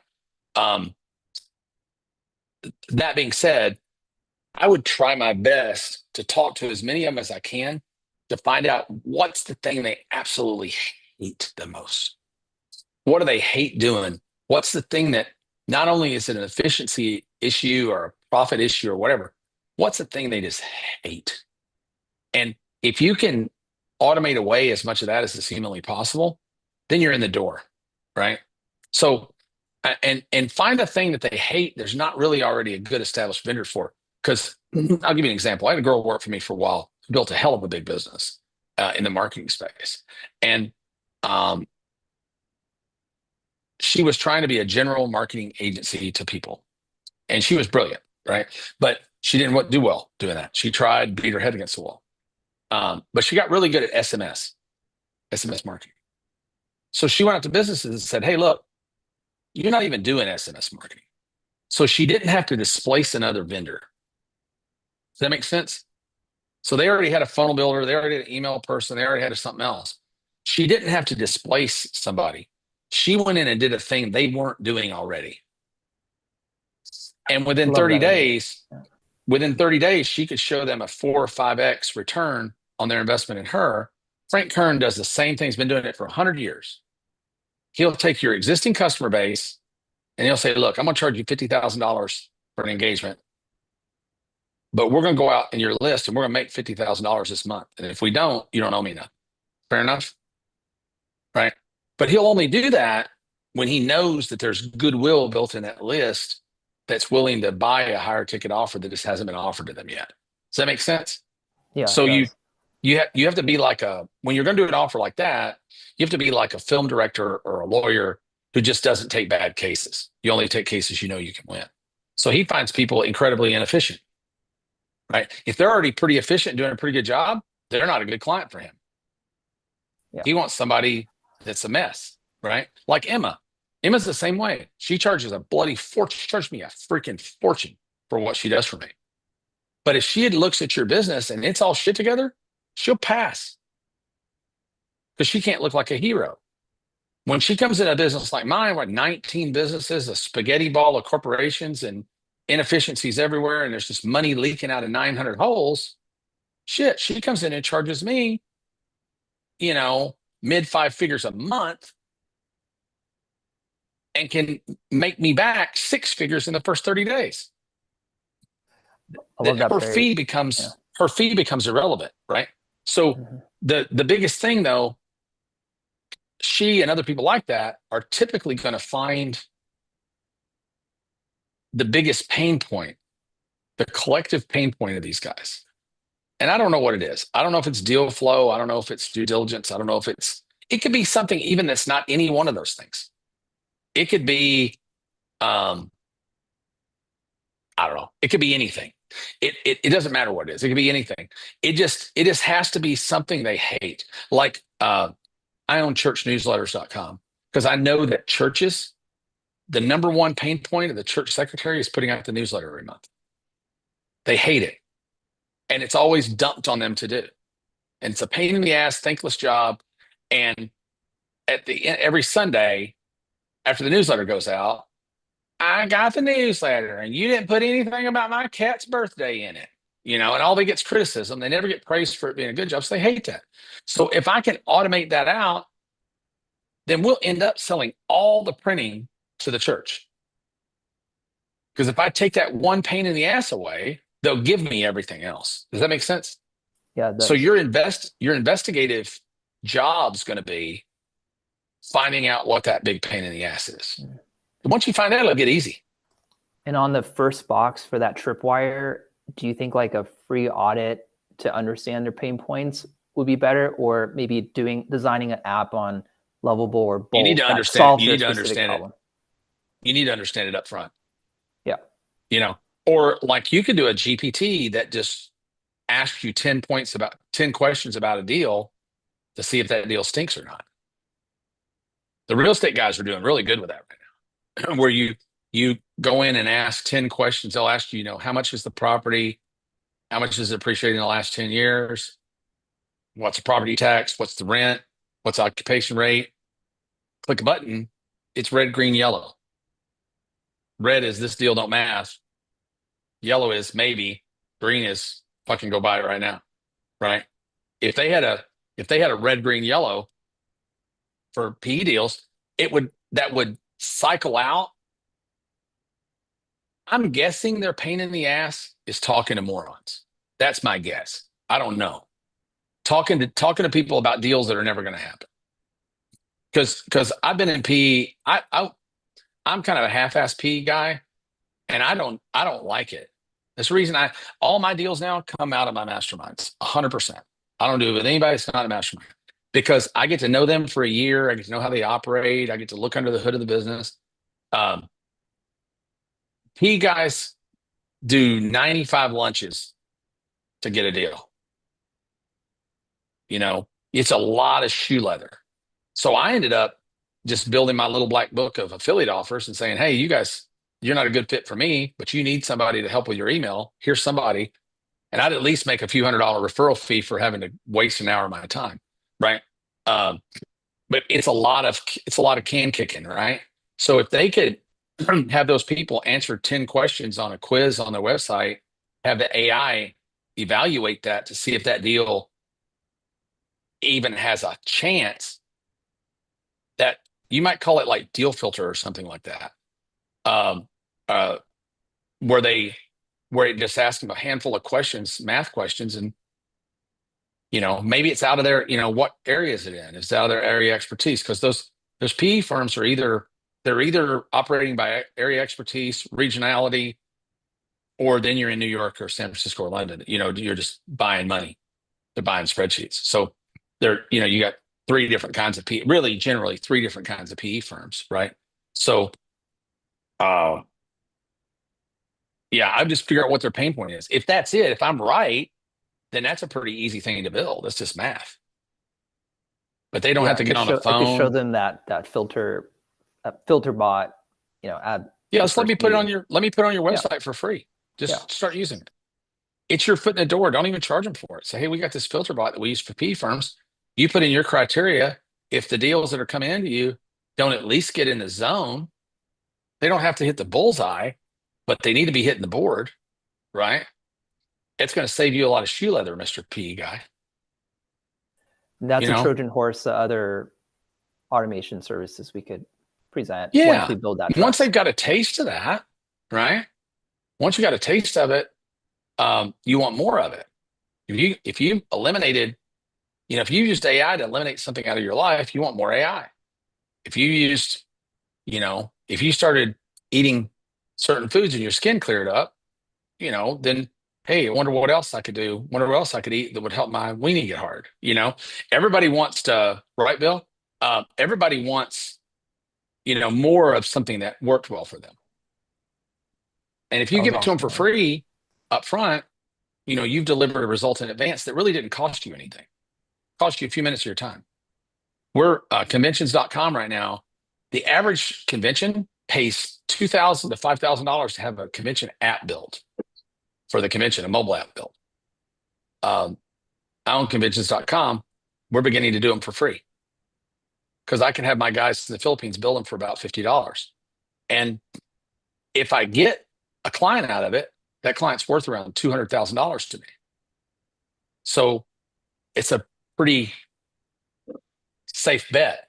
You know, if I do 10 conventions a week, costs me $500. If I end up pulling one of them down as a client a month, If I do 100 of them to get a client, I'm way, way ahead of the ballgame.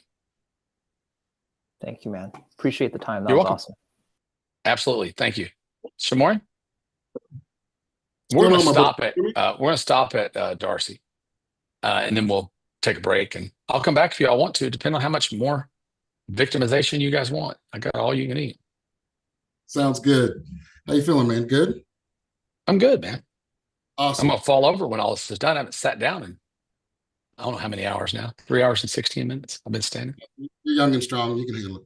So here's the situation. What I'm looking at is a version of Ignite with a focus on entrepreneurial Gen Xers leveraging AI, robotics, and data collection, right? And somewhere around the third or fourth box, the real focus is going to be on destination events, because what I really want to do at the end of all of this is be able to spend time with cool people who I like, make some money, talk about things that help their business grow, and enjoy ourselves, and do that all over the world. And really,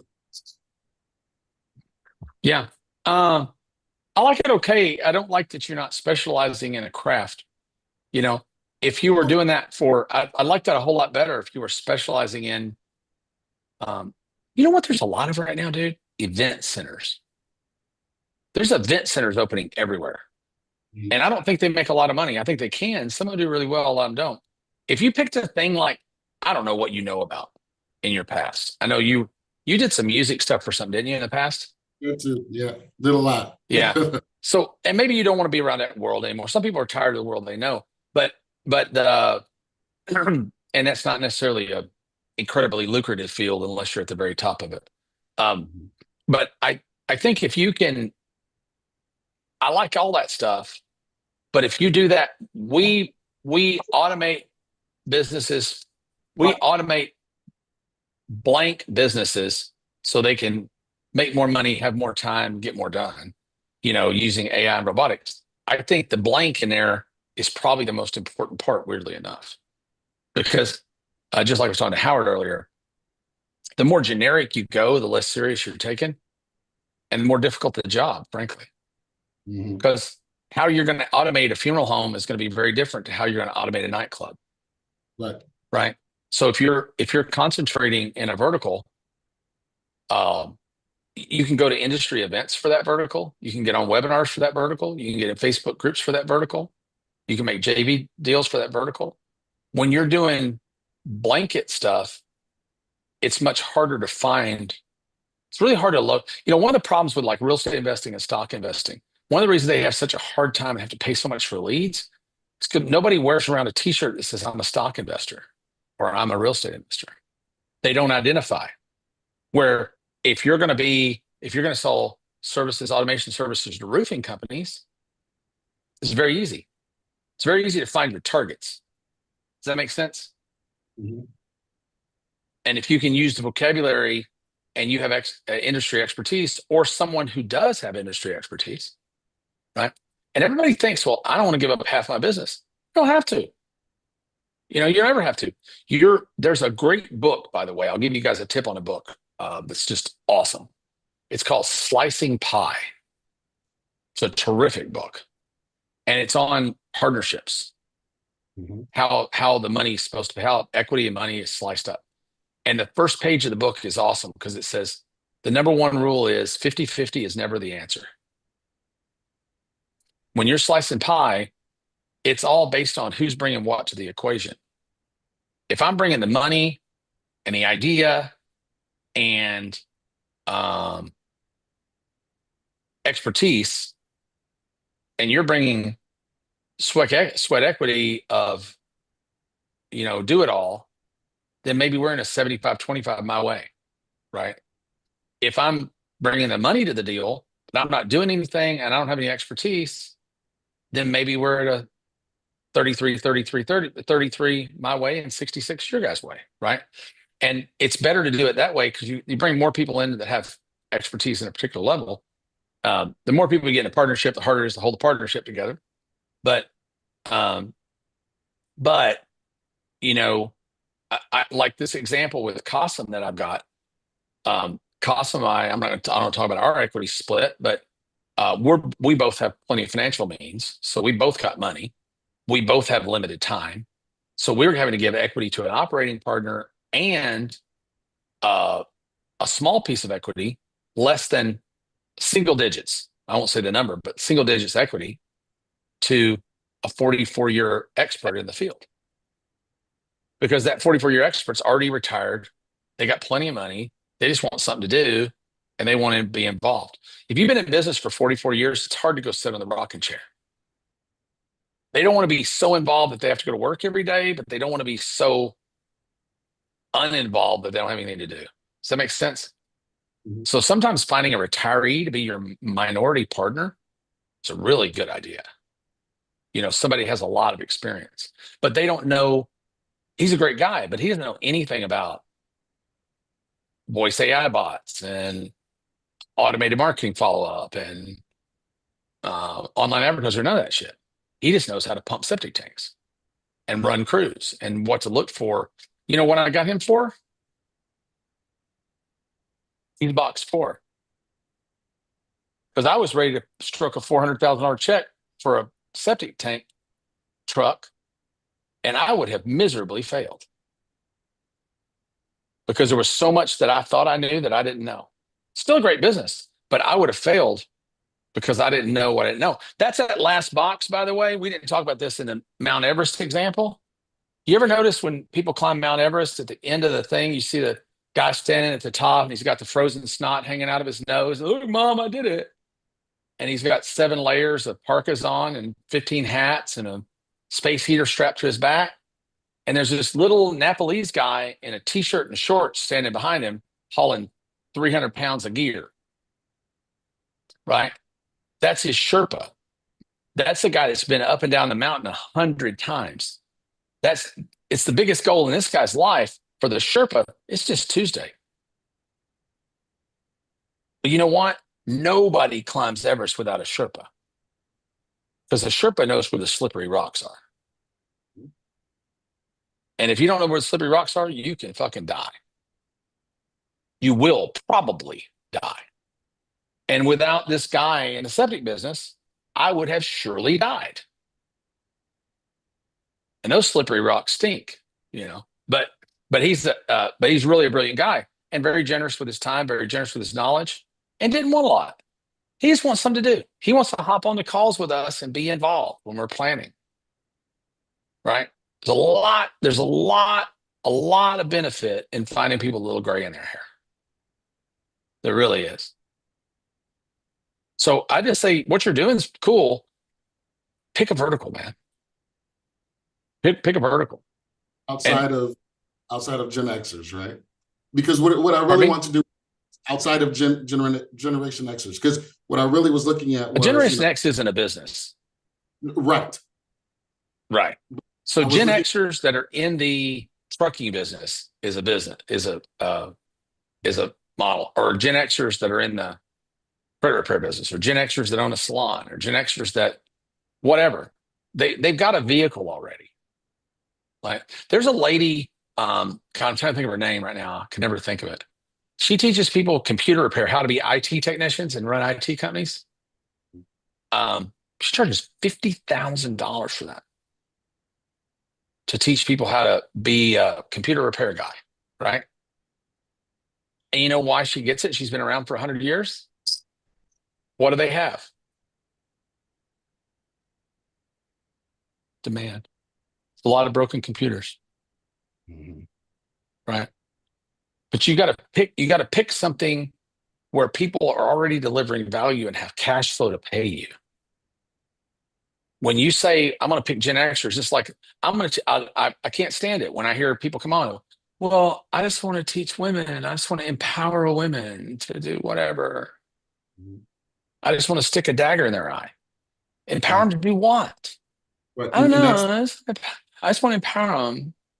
So that's the dumbest shit I ever heard in my life. The issue I'm having with that right now is because I'm looking at Gen Xers I'm looking at entrepreneurs who are also Gen Xers, right? So people who are either one, starting a business, or people who have been in a situation I'm in where they've done very well. They realize that what they were doing is what they want to do anymore. They probably are like at a point in their 50s now where they're saying, hey, you know what? I got to do something else. I got tons of skills. I got all the rest of the stuff.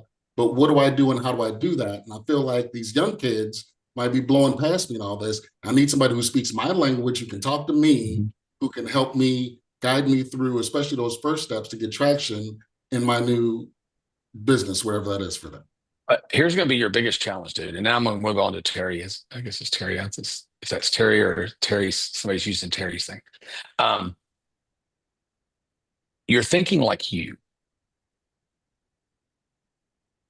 And they don't think like you. They don't get no ideas, dude. You have to give them an idea. I always joke about it. I say, look, come here, let me tell you about this great idea you're about to have. If you give them all the motivation and tools in the world, but you don't give them a vehicle to apply those tools and that knowledge to, you're fucking them. You're ripping them off. You're doing them a disservice. The best, this is the craziest thing in the world, but it makes no sense, right? But it happened with Ignite. When I started Ignite, everybody that came in Ignite initially was print on demand person. They came in on the back of a print on demand thing. So they want to do print on demand. That's what they're going to do. And I've jacked people's minds up a little bit, because then I'll say, hey, look, this newsletter thing's really hot. Oh, I want to do newsletters now. So whatever I suggest they do, everybody jumps onto that thing because they haven't thought out this part. Right. And they're looking for a vehicle. Most people don't have a vehicle. They don't know where to start. We're doing a thing, by the way, I didn't talk about it, but Em and I have been doing Make It Real. But Make It Real, people have to travel to it. It costs a lot of money, yada, yada, yada. But the people coming out of Make It Real are killing it because they're birthing their business. They're getting incorporated. They're getting their logos. They're getting their branding. We're about to do something called Starting Point that's free to Ignite members. And we're going to basically do Make It Real online. It doesn't cost you anything. But I got to get you guys over that hump of starting, because you guys are stuck. So many of you guys are stuck that you got to give them a vehicle. What's the big rule here? Demand. I want to teach Gen Xers to automate their whatever fuzziness. There's no demand for that, man. Let me take that back. There is demand for it. There's no targetable demand for it. You understand what I'm saying? You don't know me walking down the street if I'm in a good relationship or a bad one. You don't know if I'm going to go dancing tonight or I'm going to blow my fucking brains out. You don't know externally. But you can know if I own a hair salon. You follow? You can identify a market, and you can then generally know the pain points of someone who owns a hair salon, who happens to be a Gen Xer, who happens to be an entrepreneur. And if you don't, what you're going to have to do, and this will come back to bite you in the ass. If you're going to be successful, you're going to say, I want Gen Xer entrepreneurs. And if they don't know what they want to do, I'm going to tell them what they want to do. I'm going to tell them they all need to go start a hair salon. They all need to go start a trucking company. They all need to go do this. The problem is they're going to all go do that. And then they're going to hate it because it wasn't their dream. It wasn't their vehicle. The most successful launch in internet marketing history was something called StomperNet. This was a long time ago. A guy named Brad Fallon and Angie Jenkins did it. And they taught e-commerce when e-commerce was really, really hot. They're both good friends of mine. Both were friends of mine. Andy passed away, unfortunately. He's a great guy. But they taught everybody. They had the most successful e-commerce launch in history. You know why?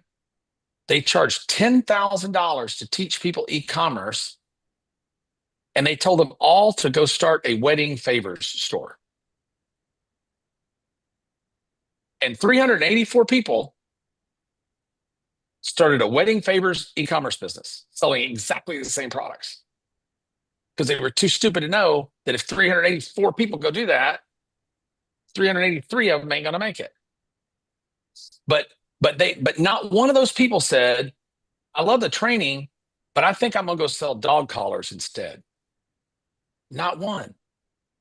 They did what they were told because they don't get ideas. And it's not that they're not imaginative.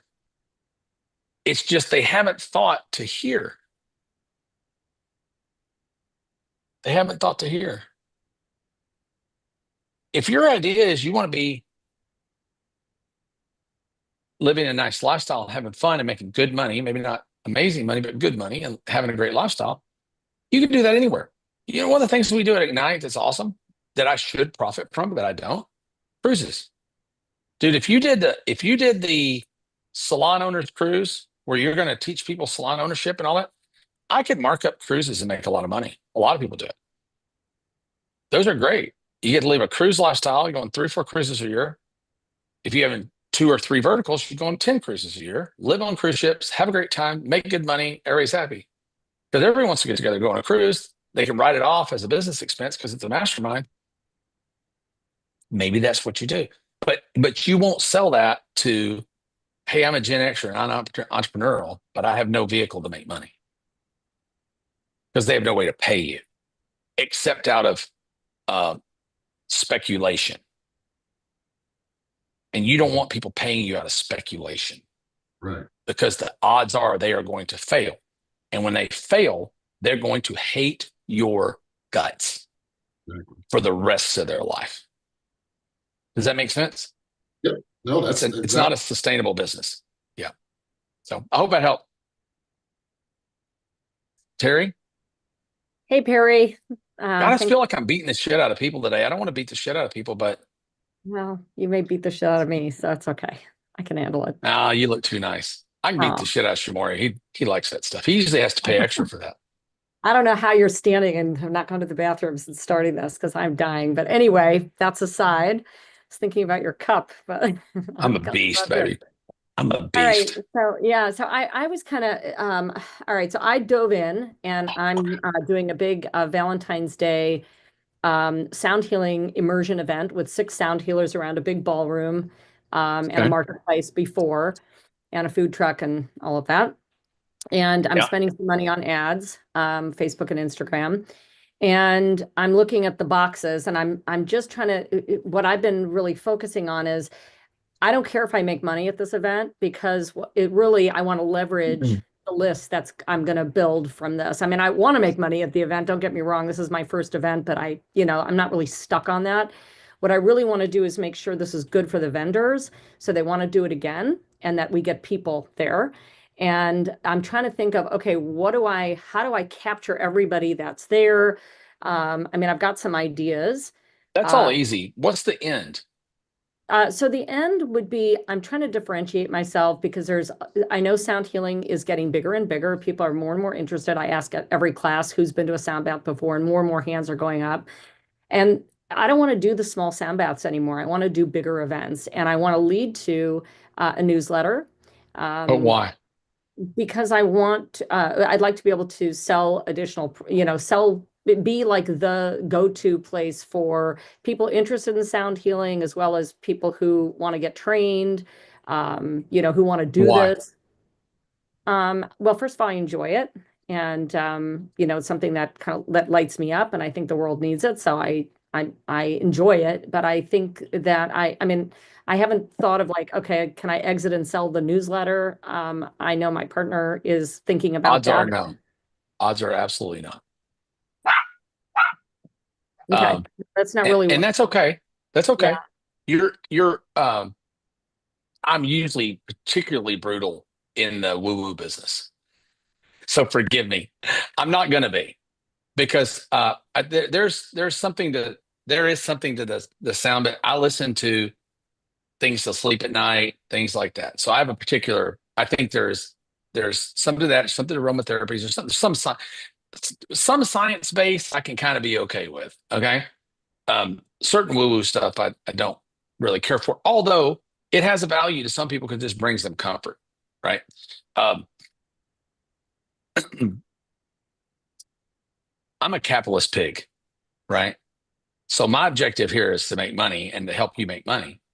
I can tell you what will make you money in that business, but if making money in that business is not your primary objective, then we'll go a different direction. Oh, I thought you were asking me, why am I doing this? Like, what lights me up about this? No, I definitely. No, I'm asking you, why are you doing all this? What's the end? Yeah, the end goal. What are you trying? Because yeah, the end goal is to make money. Okay, so the end goal is to make money. I can cut you straight to the chase on that really, really quickly. Okay. But you may or may not be willing to do what I tell you to do. So I know a bunch of people in the woo-woo business, lots of them. You know who Cosmic is? Do you know who the group Cosmic is? No. They have about 50 different personal development brands under one roof. They own numerologist.com and Astrology Answers and a bunch of these others. Can I stop you Not just that for one? that's Can I stop not you that for that's one the same second? thing. Yeah. Just to say one thing. I have a Western medical background. I am not, yes, it's woo-woo, but I'm more interested in the science of sound healing and getting regular people It's to the reason I'm not beating you up. It's the reason I'm not beating you up nearly as bad. So,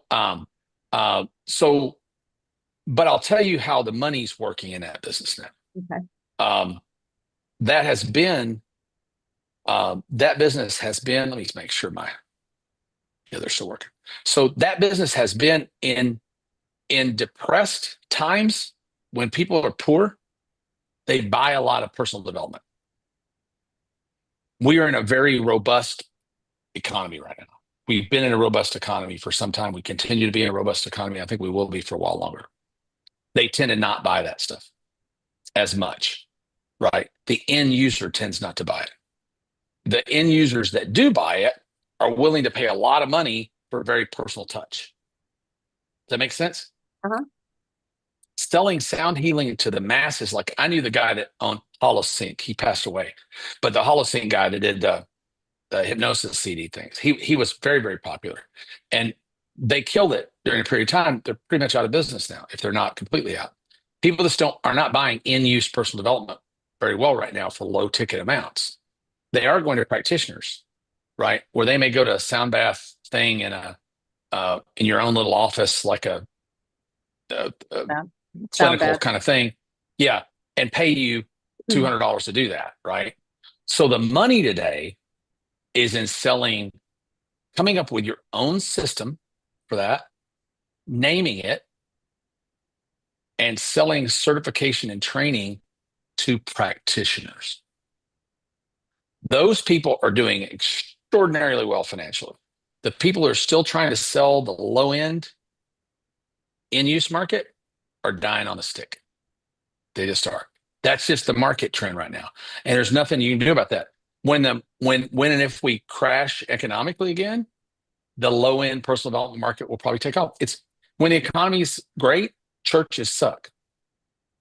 Church attendance always down.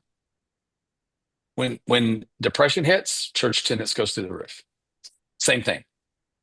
So, because a lot of personal development is church for people that don't do religion, right?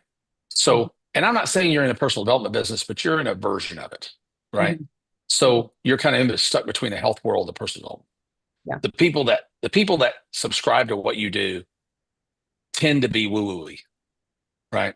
So if I was you, I would use this opportunity if you're going to bring a number of people into these events. And I've seen these events before in a different holistic stuff. They have them here in Austin, up in Wimberley and places, and they get a lot of people. If you can ask those people, have you ever considered being a sound practitioner? Just have it on your registration form when they sign up. Probably a lot of them would say, yeah. You've got to be willing, though, to sell them a 12 to 16 week curriculum for probably somewhere between $5,000 and $15,000. You got to be willing to ask for a lot of money. And a lot of people in the personal development business are too chicken to do that, because you're not going to sell a lot of them. You're going to sell a very small percentage of them, a lot of money. And I don't know your business, right? I wouldn't do it because I don't know that they could go ROI that investment. It's tough, because a person being able to ROI an investment, it's not on you or how good you are or how well you teach. I could teach you you can come into Ignite, and if you don't go to the classes, or if you come to the classes, or you go to the events and you go back home and you don't do anything, at the end of the year, are you going to be happy you spent the money? Probably not, because you didn't get a return on your investment, right? So I'm so hard on people because I want you to get a return, right? Because I do want these people to come back that paid me $3,000 and Ignite, pay me $30,000 next year in Driven. But I'm not going to do that. They're not, I don't have to worry about them doing that if I'm not good to them, because they ain't gonna do it no way. But if they pay me $3,000 and they make back 30 grand, then it's going to make a lot of sense for them to pay 30 grand to hopefully make 300, right? So you got to say to yourself, be honest with yourself. If you teach these people to be practitioners, teaching them how to do the thing is 10% of what you need to teach them. You got to teach them 10% of it's how to do the thing. 90% of it's how to get a client. Because that's the problem with all these woo-woo things. Like you know who Marissa Peer is? No, I don't. I promise you, somebody in here knows who Marissa Peer is. If y'all can put the thing in there that she does, it's some trauma healing thing. Oh, I know exactly who you're talking about. Yeah. Yeah, a lot for her training. It's like HRT or something like that, maybe. I don't know. yeah, RTT. RTT. They were clients of mine for years. $60 million a year. Yeah. They moved in a neighborhood in Dubai where, in order to live in that neighborhood, you have to buy 2 houses. You can't just buy one. That was the entrance fee to move into the neighborhood. You had to buy 2 houses, and they're all multi-million-dollar houses. Those people got more money than God. The people that are teaching RTT or something trauma healing for $49.95 in a workshop can't give it away. But they're selling to practitioners. Now, I wouldn't be in their business, frankly. I like them. They're friends of mine, and I like them. I wouldn't do it because I don't think their customers can ROI it in most cases. But that's a matter of preference, right? That's a matter of what you're willing to do, and what I'm willing to do may be different. But I can tell you, if you want to actually make that be economically viable long term, you're probably going to have to get into the business of training practitioners. Yeah, I kind of figured that, that Yeah. would, and, to buy an instrument set and all of that. And I think you can make Sure. good side money. I don't think it can be How like much is an instrument set? oh gosh, you don't want to ask. I mean, to get everything, really probably 5,000, to really get That's cool. How much did you make selling that? Well, I haven't sold it, but I mean, I could, Let's say you could. I'd probably make 2,000 on that. Yeah. So maybe that's what you do. Maybe you sell them a $49.95 package and sell them a $5,000 package. And then include $5,000 is probably not going to hurt them. Right. That's kind of my cap. If somebody doesn't have an existing business and they don't have any business acumen, they've never owned businesses before. If they've owned a business before and I got a $50,000 thing I can sell to some guy or girl who's been successful at other businesses, they're probably going to be successful at this. I don't mind charging 50, 100 grand for it, because it's just like selling them a Tasty Freeze franchise. They already know how to run a business. If they've never ran a business before, number one, their success level is going to be low. Number two, if they get in a thing because they're passionate about sound healing, weirdly enough, their success level is probably going to be low. Because they're going to get into the art of the thing, not the business of the thing. Does that make sense? Because if you ever read the book, The E-Myth Revisited, it's about a lady who was really good at baking cookies, so she went in the cookie business.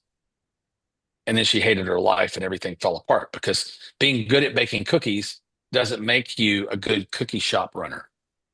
Right? So they get in this thing because they're passionate about it.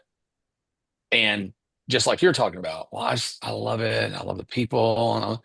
Okay, then maybe you own a dump truck business and this is your hobby. Yeah, it is kind of a hobby. It's a side business for me. Yeah, but you see what I'm saying? So maybe you concentrate on your dump truck business and you do this as your labor of love, and that's okay, right? But if you're going to make money at it and you want it to be a profession, that's what I would do. And I think the events are a good idea. If you can break even on the events, build an audience, build a name, get on stage. Stage gives you authority, right? Anytime you can speak on stage, you build authority.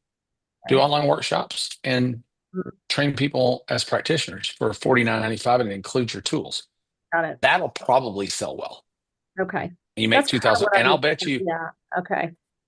And I'll bet you, if you source a little better, you can make more like $3,000 on that $5,000. Yeah. And that's fine. And that's a good deal. And they can even finance it. I would never finance a course, but I'll finance a tool set that comes with training. Should I offer the financing for that, or? Up to you. There's plenty of companies that'll do it. Yeah. Okay. All right. Yeah, Yeah. that's, I thank you. I But I appreciate think you're doing them. I think you're doing them a disservice if you get them into finance contractors, spend $5,000, and you know damn well they ain't never going to make no money. Because there's Absolutely. some people, we've had some people come to Driven that even come to higher dollar events that we've Mhm. just asked to leave, and I've given their money back because I'm like, this person is never going to ROI.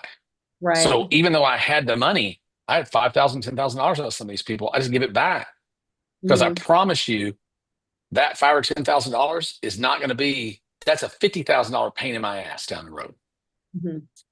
Plus, it's just bad karma. It's put it in phrase you'll understand. It's bad karma, Oh, I but understand. I'm joking. But it's not only bad karma; it's bad business. Mhm. Because if you know that the vast majority of people that buy something for you are not going to be able to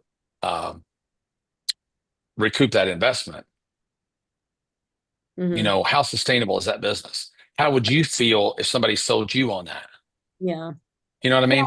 Yeah, and I mean the other side of this is that some people just like buy the tools so that they have it for their own meditation, for their own, And that maybe kind you of. talk if you're honest with them about that, and say, look, buy this stuff, you have it for your own stuff, and if you decide to do this, you can make some side money, right? Yeah. To make $5,000 a year is pretty damn easy. Yeah. So to get back their $5,000, they almost any of them that do anything much at all should be able to get back their $5,000. 100%. And now they get to, and I'll tell you the thing, don't I'll go to Bill next. Don't sleep on this. They desperately want an identity. So what do? I'm a sound healer. Well, now they have an identity. If you ask somebody what do they do, and they go, oh, this, nobody likes that. Everybody wants to be a something. Right. Bill. Hey there. What's up, chicken dad? Can you hear me? All right. Yep. I was going to stop with Darcy. I see Raj. I'll do Raj, but we got to stop at Raj. I got to pee here in a minute. So go ahead, First Bill. of all, thanks. I'm just glad to be back with you. And I just want to thank you for me losing all the sleep because I'm like a dog on a waxy floor. You look like shit on a cracker. I mean, look at you the don't look like fucking you're kettle calling something black. Are you kidding me? When did you come back? Go back I've in been your back. go back under your rock.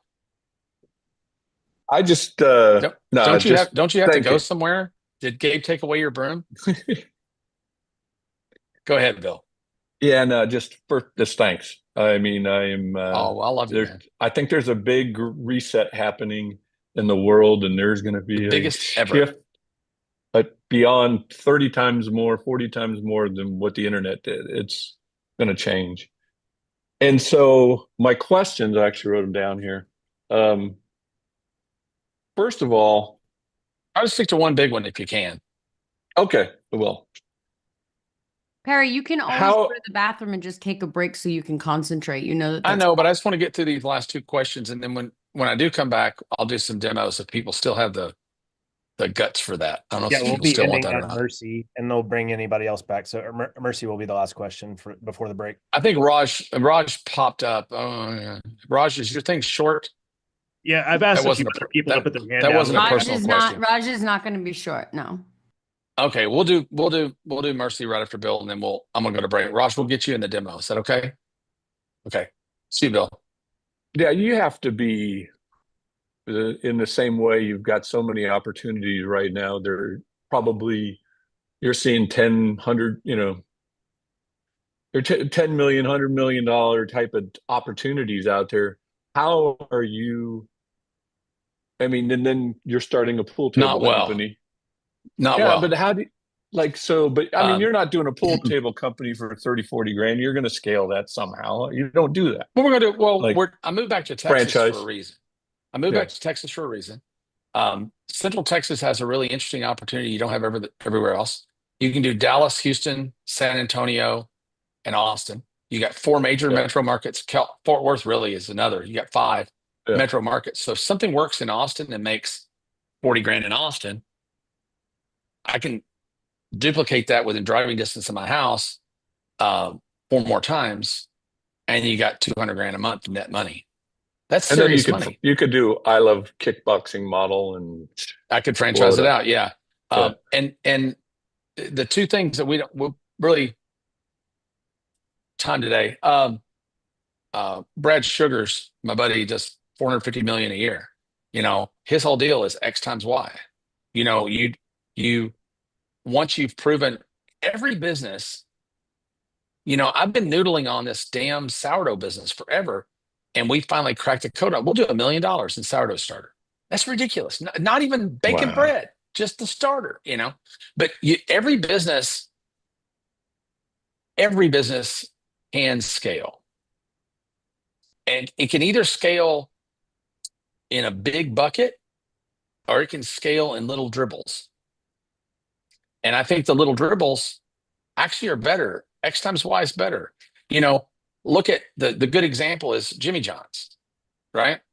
Make a fucking ham sandwich, right? Times 18,000 locations. Yeah. X times Y. If you can take, there's nothing that scales like a business. Nothing. There's no investment you can make that will even get in the zip code of a business, of an operating business. And everybody's like, well, I just want passive income. Well, you know how you get passive income? You make a shitload of money and you invest it in markets and real estate and cash producing assets. There ain't no such thing as passive income. You're always going to be operating something at some level, right? So if you're to get the highest level of ROI, it's costing us about $30,000 with the robotic stair climber and the lifts and everything to be in the large object moving business, and probably spend another $20,000 in crating equipment, because crating becomes part of that, right? But it's 60 grand, you know, and that business will return that a month in its third month. So you can't even compare it to a traditional investment. But people get greedy. I'm all about giving up more to the key employees in the management of those businesses than I keep. If you're always willing to give, I've had this saying for years, Bill, you've heard me say it. If I got to split a nickel with you, I'm going to give you 3 cents every time. Because that's what makes partnerships last a long time. If the guy that I'm working with is making less than me and he's doing a lot of work, he or she's going to always feel slighted. I was talking to a friend of mine yesterday in a business partnership where the partner doesn't have as active a role, right? And they had a usefulness in the beginning, but now they don't really do anything. But every time there's money out there, they got their hand out for some of it, right? Well, the operating partner who works their ass off hates that, rightfully so, right? You got to be smart enough to know when to take less. But most people, the old business model of I'm going to hire people to work for me, I'm going to pay them just a little bit more than what it'll take to keep them, and I'm going to exploit them for as much money per person as I can. That model is dead as fried chicken. Mm-hmm. It really is. Entrepreneurship is there. Like if we're got a home services business, I got a moving truck, that guy's getting, if the market's $20 an hour, I'm paying him 25. If I'm giving him a rip off the truck, that's levered by the quality control scores, the quality control surveys from the customers after the job is done, not sales, right? If I can get that guy to where he's making $500 a day off the truck and I'm making $400 a day off the truck, right? And the truck and equipment, see, I got financing on my side. The truck and equipment payment is $2,000 a month and I'm making $400 a day and I don't go out and move no tables. Was that a 20% return a day? Cash on cash? Would you take it, Bill? Oh yeah. No, it's just you can't get that being a bookie. And how are you picking your thing? Your Because I know Demand. you're on, but you're Demand. also okay. Just Demand and acquirability. So a lot of that's through Ruben. So Ruben knows a lot of because he's bought so much local. He knows the models, and it's really easy. I've got a demand engine that I built with GPT that tells me I want to open a home services business, Austin, Texas. What has the highest level of demand right now, and the lowest level of supply? And then I'll go run that. And if that comes back, I see 4 or 5 things. That's how I found the pool table moving business. Well, not really. I found the pool table moving business because I had to move a pool table. I found digging deeper, the hot tub moving business is probably a better business than the piano moving business. So when you get into moving stuff, moving pool tables, pianos, hot tubs, and safes, those are the things that, why? Because all the moving companies that you hire will ask you, do you have a pool table, a hot tub? We don't do that. So as soon as they say we don't do that, guess what Perry wants to do? See where I'm going? Yeah. Now you just got to figure out the efficiency and the robotics of that. How can I apply new technology to that? Because why do they want to do it? Not want to do it because it's a pain in the ass. So now, can you buy robotics and equipment to make that not a pain in the ass? The answer is yes. You can buy a piano moving robot. They'll slide on that piano, turn it up on its side, you screw up the legs, it rolls out the front door. It goes onto a pre-built custom trailer just for pianos. The carrier becomes the trailer. It goes to the next place. And then when you get it there, guess what? It needs to be tuned. Right. So you got another $300 upsell. It takes 20 minutes. So there's all these things. The answer is, how do you pick them? Yeah. It really doesn't matter what you pick to some extent. And I think we spend way too much time trying to pick the perfect one. Right? Because like Ruben's been in the rug cleaning business. He owned a rug cleaning franchise, then he did the leads thing. And after that, he realized the big money was in rugs, not carpet cleaning. Carpet cleaning is come in somebody's house cleaning their carpets. The rug cleaning business, you roll up rugs. And you go to somebody's house, they pick up 4 or 5 of them. They're $200-300 a piece to clean. It's $1,000-1,500 where we'll clean any room for $29.95. That sucks. Yeah. Right? Commoditized. Yeah. You take them to a facility. There's no real pressure on you. And he's got partnerships with dry cleaners. He has JV deals where you can drop off your rug at dry cleaners or at flooring stores. So he's got all these JV deals because the carpet cleaners, all the carpet cleaners don't do rugs because you got to dry them and you got to have special equipment. So he can get all this referral business plus the cost for a rug cleaning job to get a rug cleaning lead is half what it is to get a carpet cleaning lead, even though the dollar amount's 4 times as much. But you got to have $100,000 worth of equipment, which is, by the way, financeable. Everybody on this call could end the SBA loan via net business tomorrow. Most people. If you got a 680 or better FICO score and a little bit of acumen, you can get an SBA loan out. They're giving out money like popcorn at SBA. So don't be afraid of that, right? And a cash on cash, $100,000 loan, you're talking about $2,000, $2,500 a month. Being a business, you make $2,500 a day in. So, yeah, how do you pick them? The secret is, Bill, and I know you pretty well, you fucking pick one. Yeah. Because you're sitting around not shaving, masturbating, looking at your computer at 3 o'clock in the morning, and you haven't picked a pony. No, I have. I have, but I got other ones that are still there. You can't win a race till you get on the back of the horse. Yeah. Any horse. Right? So. Yeah. All right. Thanks, Perry. All right, buddy. Thanks. Darcy, last up. Thanks, Perry. 2 pieces. One is how to decide. You've said before that a business association is going to trump a consumer one. If you are doing consumer, building a community, would you automatically think about making that an association, or how would you decide of just keeping it a community or making it's not always applicable? And that was one of the things that happened with Driven in the beginning. Well, I want an association of people with bad credit. Well, that's stupid. Nobody wants to associate it with more people back. So not every model applies to every vertical. Does that make sense? Mm-hmm. If you, it's like a continuity program. I want you to sign up for my continuity program to lose 30 pounds in 30 days. Well, what the hell I need a continuity program for? If your shit don't work, I don't need to be in a continuity program if you're going to solve my problem, So you got to, not all models are applicable.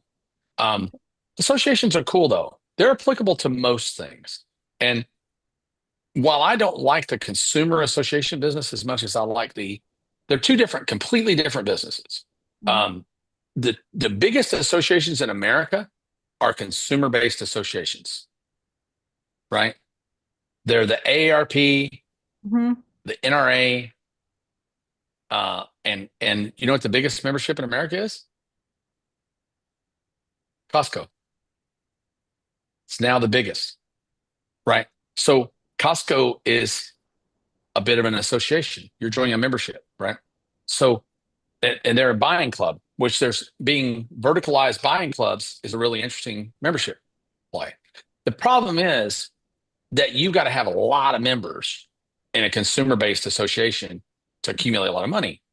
And when I built the American Gun Association, Family Protection Association, American Beauty Association, all those, I couldn't do that today. I could not reproduce that. Not to the scale that we've scaled that to. And the reason is currently the traffic cost is too high. The traffic cost is too high.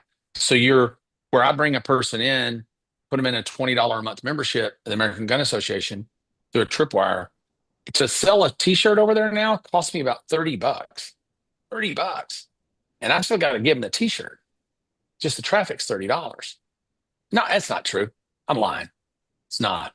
I think the last round was about $18. It's still hard. So does it make money and do we still do it? Yes. But here's the problem that I'd have that I don't have that you have. I can afford to wait 3 months to make money. You can't go spend $500,000 this month and wait 3 months to get it back. I can.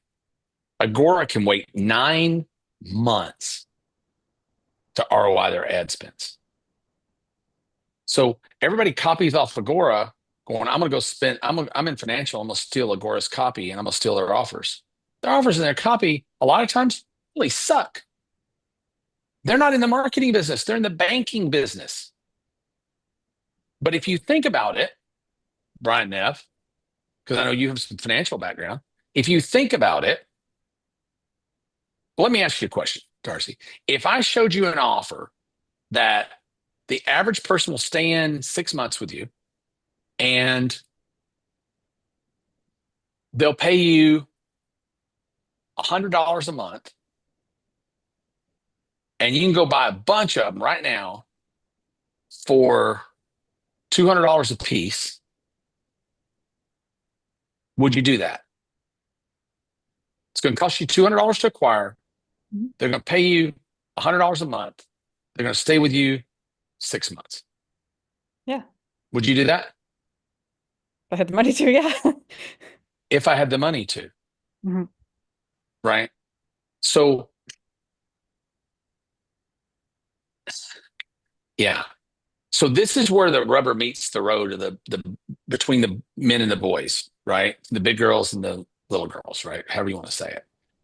Agora is in the banking business. They know that they'll make back $556 per new person who buys a $50 newsletter from them this year on average. And this is a large, you've got to be doing it's law large numbers too. So you got to be doing a lot of numbers. You got to really optimize and you got to know your numbers. I have so many multi-million-dollar businesses, and Em and I have talked about this a lot. Walk into my office paying me $10,000 a day or want to pay me $100,000 a year or whatever. And I'm like, okay, what's your cost to acquire? Well, it's pretty high. How long does it take you to get ROI back? It takes quite a while. They don't know.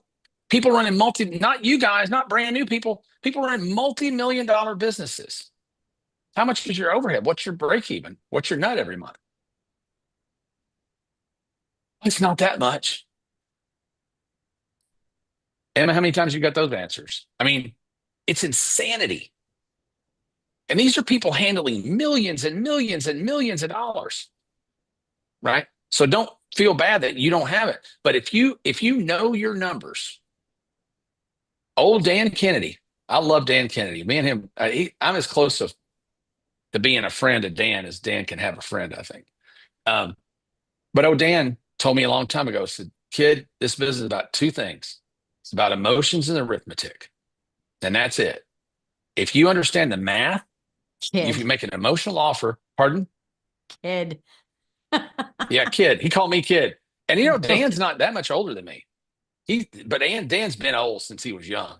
But it's crazy. If you've got a business that's this is the way I always tell people. If I told you, hey, I got a house, Neff, I want to sell you in Key West. It's $100,000, and I got it rented out to this tech millionaire for $25,000 a month, but I really need to sell it. I'll take $100,000 for it. Would you buy it? You'd mortgage everything you had to do it, wouldn't you? In a minute. But if I tell you, Neff, I got this offer that's costing me $400 a person to acquire, and they pay me $100 a month, and I keep an average of 9 months, you'd probably balk at that. People can't get their heads around it. When I was dealing with Agora so much, Bill Bonner and Michael Masterson, what the hell's his real name? Oh my God, it's blanked out. Alzheimer's, Ford. It's Mark okay, Ford. Papa. Yeah. Mark Ford. So I love Mark. I got to spend a week one time, 10 days in Dubai with Mark Ford. What a brilliant guy. Anyway, I would try to get them to sell other things. Why don't you sell this? You got all this list. Why don't you sell this? Why don't you sell that? They said, why the hell would we want to do this for? We're in the best business in the world. We make a $250 investment. They pay $250 commission for a $50 newsletter sale, by the way. $250 commission, 500% commission on a $50 sale. Because they know that when a calendar year, mathematically, they get back $556. Nobody would even consider paying a 500% affiliate commission. But they do because they're in a different business than you are. They're in the banking business. So your consumer thing you're asking about, Darcy, is if you can afford to acquire, they're great, but they don't stay around a long time, and you can't sell them for a whole lot of money usually. The reason I want B2B better is most people who become a barber are going to stay a barber for a really long time, especially if they go to school, have a big investment. I promise you, Faulkner is in probably multiple chiropractic associations or whatever, because he's a chiropractor. He's not going to, when he joined the National Chiropractors Association in chiropractic school 20 years ago, he's probably never dropped out, because people tend to stay in things that revolve around their income, their careers for a longer period of time. And they tend to pay a lot more money to be members of those things.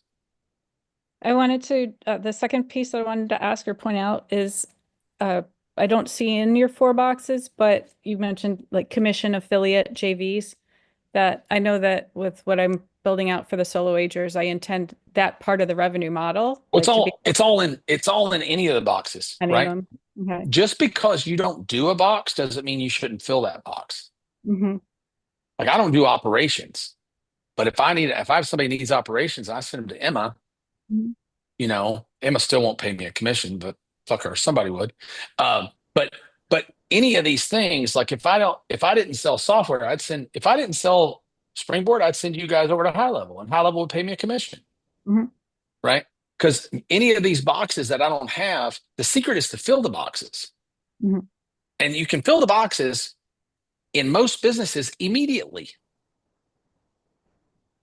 If you are willing to do it with partners and take a lesser piece of the money, right? But it is harder because when I'm going through a funnel and I'm going step 1's here, step 2, step 3, step 4, a lot of times I can sell 1, 2, and 3 in the funnel. And people are much more likely to buy inside the funnel. If I wait till tomorrow to come back and offer them step 3, I'm going to sell 25% as much. Because when people are buying, they're in flow. So they tend to keep buying.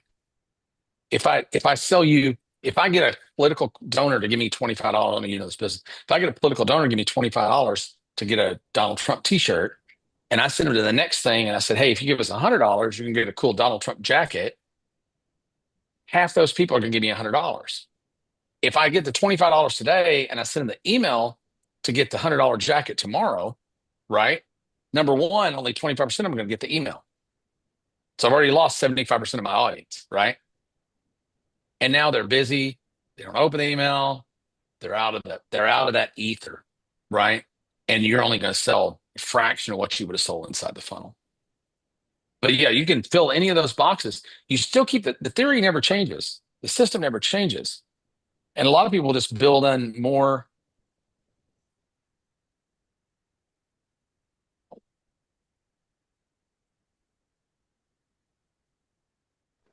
Yeah, there we go.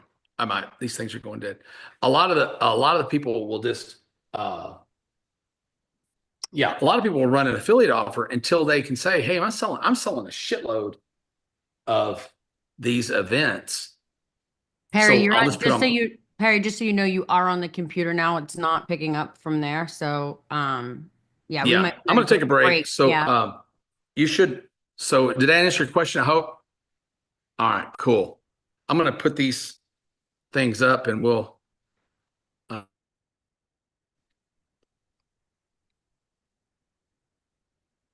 me see. There you go. I should be able to wrap up from there. So, do you guys want to come back and do demos, or should we come back and do demos? Emma, I'm gonna let you decide by what they say.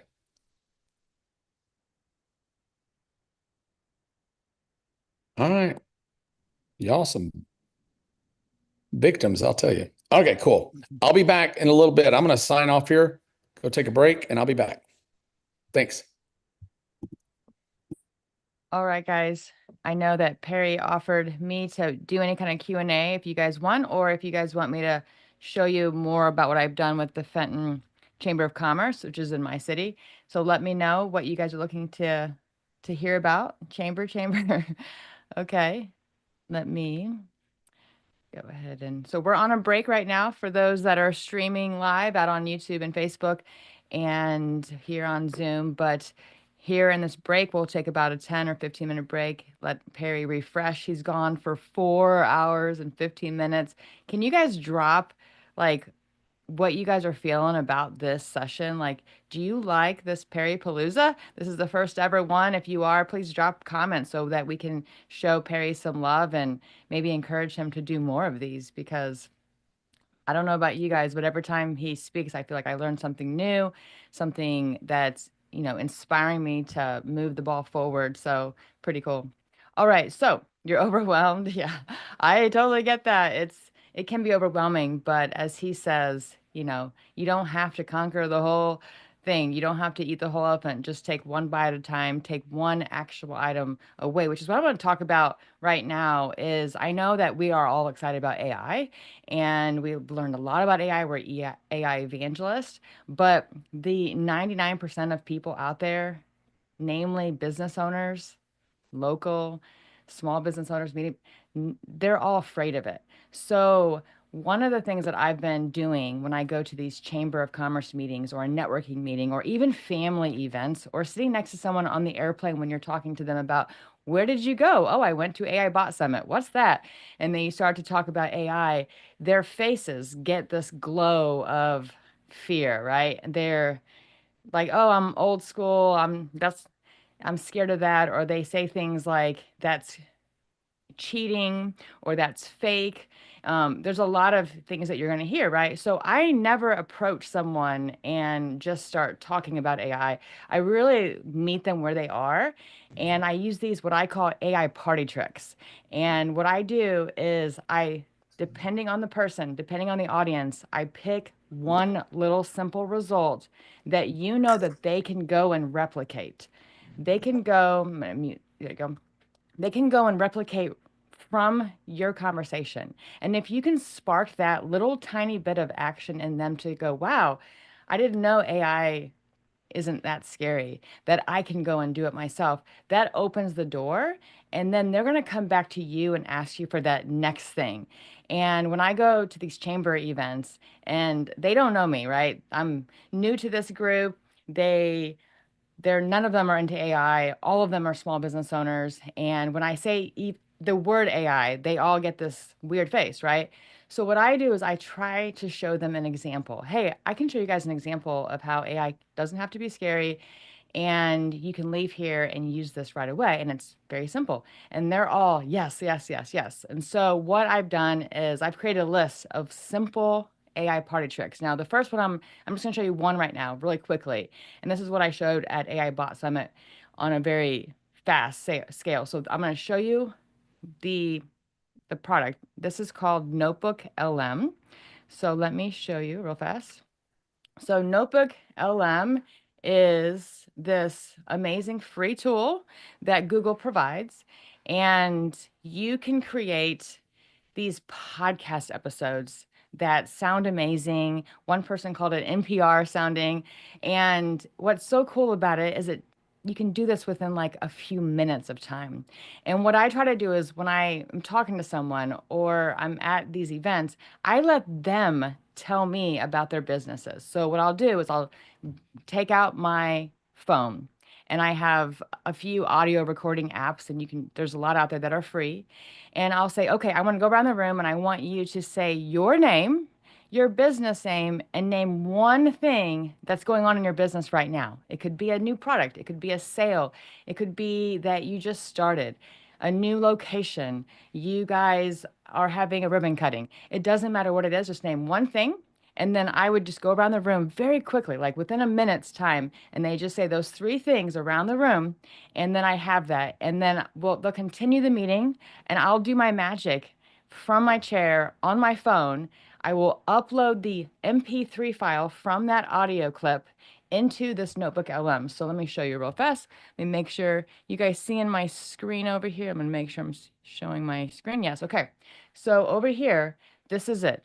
And I can drop the link here if someone else might have done it already, but I will drop it just in case. Everyone in the meeting, here we go. Okay. So this, very simple. And the reason why I chose this one for the chamber is because one, it's mind blowing. When they hear the output of this, their minds are instantly very curious, and you become the most interesting person in the room. And then you have a line of people after they hear this asking you questions about AI. I wish I was going into being a done for you AI agency. I'm not, and I don't want to be, but I'm telling you, they are begging for people just like you guys to go to these meetings, open up their mind to the possibilities of growing leads and sales through AI, but in a non-fearful way. So this is one of the many things. I'll give you more examples just that you can go and research after this. But quickly, all you do is you open this on your phone and you just click create new and you upload. You can type it in. So you can type in the text, you can upload the audio. So what I'll do is I'll upload the audio and it'll spit out instantly this. So I'll show you this one for Fenton. Okay, so this is where I was at Fenton Chamber of Commerce. I loaded an audio file. This is a different one. When you're on your phone, it's a different notebook than your computer, but this is an example, and you just upload it. You can, like I said, upload a note, upload an MP3, you can upload a PDF, you can do anything. And then all of a sudden, when you hit go, you'll go over to so here's your sources, and then you'll do the two-way podcast. And I can show you, let me load this real fast, stop share. I'm gonna share a file here, hoping that it'll share sound. Let me go to a file and Dropbox. Oops, that's not it. Hold on one second. I'm gonna play it on my computer and then I'll have the audio and we'll see if we can play it. I won't play the whole thing. I'm just gonna play just, I'm gonna do like the middle. Hold on. Someone who could just like tell me what's going on. Yeah, yeah. Well, good news because people keep sending us all this Fenton Chamber of Commerce news. Cool. And we're going to break it all down. Sweet. So we've got all sorts of things this time. Okay. Upcoming events, of course, Mm. things that have already happened, Oh. new businesses, and even like a little behind the scenes look at something that could be really interesting. Okay. I'm intrigued. Lay it on me. Okay, so first up, something that caught my eye. Yeah. Greater St. Louis Inc. Yeah. paid Fenton a little visit. Oh, really? Yeah, their director of engagement, Okay. Brooke LaPlaca, got like the full tour. Wow. We're talking Wally's Russells, Oldie Town Fenton, Fenton Gravois Bluffs, Nice. even the industrial parks. Interesting. Yeah, so we'll get to the why of that visit. Yeah. But first, I'm gonna fast forward to the middle, but I can share this file with you. You guys can listen to it on your own. Mattresses, accessories, and they carry all the big brands. Like what? Tempur-Pedic, Buterist, Sealy. Nice. You know what I find interesting about this one? What's that? They're committed to supporting local dog-focused nonprofits. Yeah, I saw that. Do you think? So the point is that I am able to wow them with this trick. And I have another video that I created that gives you the steps, so it's a little easier. This was just to show you kind of what we're doing. Let me get off, stop sharing. Hold on. There we go. Okay. And so I'm telling you guys, I have wowed every single group with this, even my brother-in-law. And I see some questions, so I'll get to those questions. But my point in showing you this is to pick one simple result that they can do themselves. And if you can teach them just one simple thing, and examples would be like Brian F. and I were talking about the ChatGPT task feature and how he sets alerts for nonstop flights to Miami, right?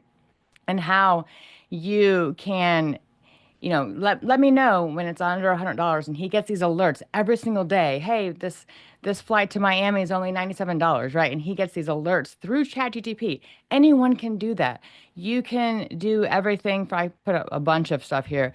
So like auto-generating a weekly meal plan. If you know this person's into fitness, if this person's someone who, you know, loves to cook, you can create these auto-generated meal plans in GPT, right? And you can show them how to do that from their phone. That's the beauty of this, is you show them right there how easy it is. And so I did that for this chamber. I showed all the ladies that were at this luncheon. I said, okay, this is all I did. And I showed them how to do it. And I watched one person do it right there. And her mind, I could not tell you that I had a line of people because her mind was so blown that the chamber director wanted that file to post to their page because she just was she thought that it was so cool because it called out all the people in the room, and that just gave them that, wow, like that was about my business. How cool is that, right? So there's lots of stuff that we can do. Motivational text, you can write a personalized book. I'm not talking about AI specific stuff, really. I'm talking about them. So you find that person, what they're interested in, and you use ChatGPT, which is the easiest thing to show them, something, a small result that they can go and do again and again and again. I showed the gym owner that was sitting next to me how to create 365 posts for her fitness students, right? And she said that she'd been tirelessly trying to find the content, and she just gave up because it just wasn't easy. And I showed her how to make photos and graphics inside of ChatGPT on her phone. She literally went home, she just went down a rabbit hole, and she told me she created her whole curriculum for her students and all the posts to go along with it. So it was really cool. And then she wanted to hire me. She's like, can I hire you as a consultant to come in? So you guys too can in turn do this stuff. You can do more advanced stuff too, like the custom GPTs and assistants. Perry and I were talking about creating profile photos for people, right? You can use Aragon or Flux or Try It On AI, Headshot Pro, Remini, Canva even has these AI headshots now. So like you can do all these different things and create them. Mark Shalinsky made a whole bunch of these that look amazing. I could not even tell that they were AI, honestly. And so you could do this and wow them. And then they can leave that meeting or leave that sitting and they can go and do this. They will be calling you the next day saying, "You blew my mind. I was afraid of AI. Now I'm open to it. Show me more." And that's exactly what's been happening to me. And if you guys are wanting the business of doing AI for people and these voice bots and things like that, this is an easy way to just open up their minds.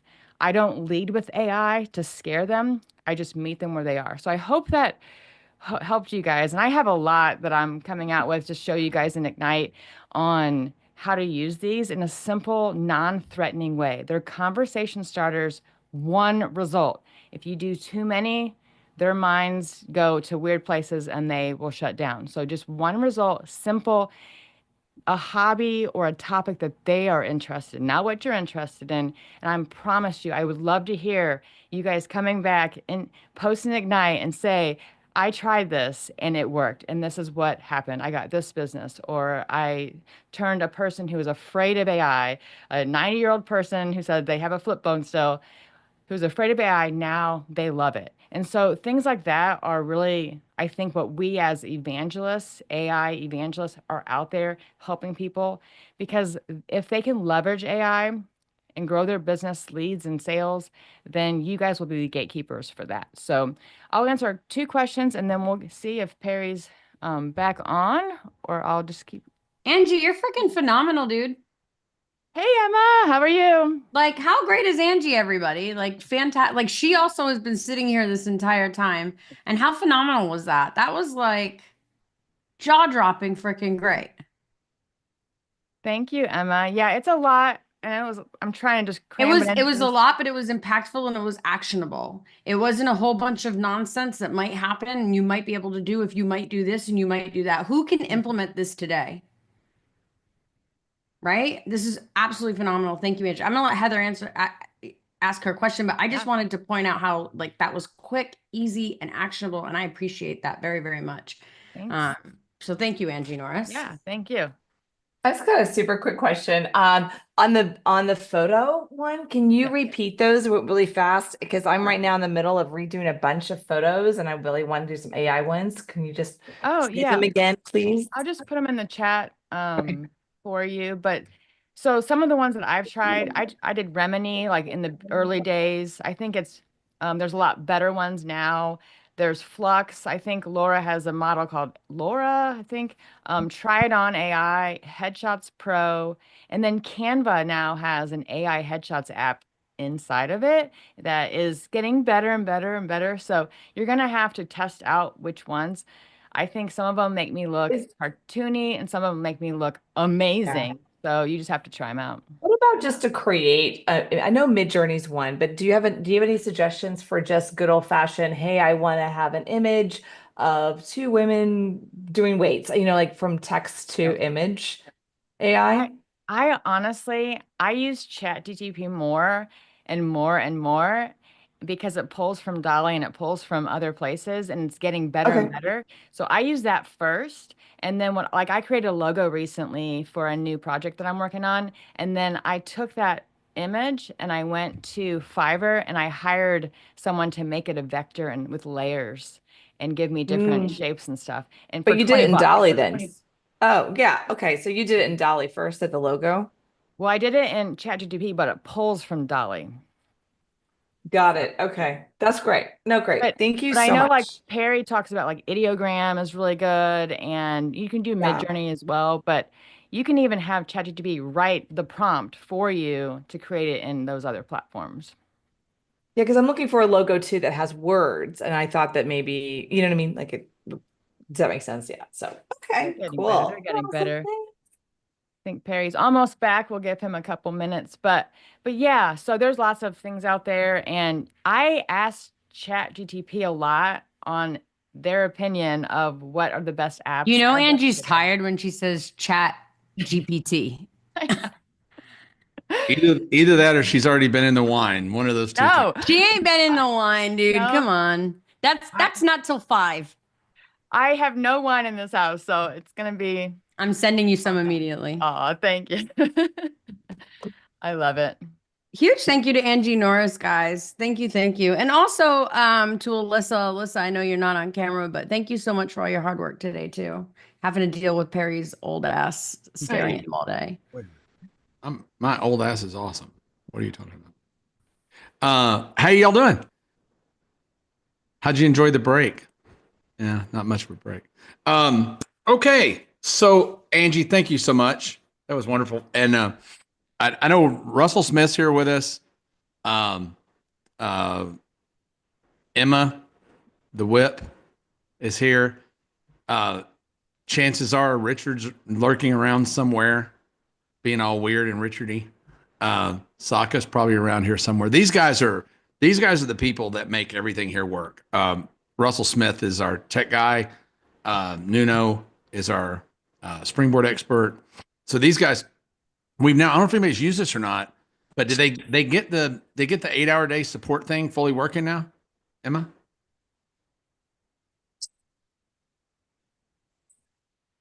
Sorry, I couldn't unmute myself. We are working on that. We will likely have that by mid next month. We're working on that currently. We have to have the right people who can be on calls and everybody can understand. We have really great people, but they're having a hard time with communication. So we're working on that. Should be by mid next month. I said when we get to 1,000 members that we would do that, and that way 8 hours a day, 5 days a week, you'll all be able to hop on and get tech support. And I want it to be not only for Springboard, I want it to be for any tech that you guys might have. Would you at least have a tech-minded person that will try to help you with it, but particularly for Springboard. I think Russell was trying to say something. I cut him off. Oh yeah, as we're getting that, I've been supplementing myself and providing Zoom calls for people that need it. So we've just been scheduling it out through the past couple of weeks. So we do have that support if you do need it right now. Russell, the love muscle, baby. I love you. All right. All right, guys. But I want to be really clear. We don't have anyone sitting on calls for 8 hours a day right now. That's not happening just yet. So yeah, not yet.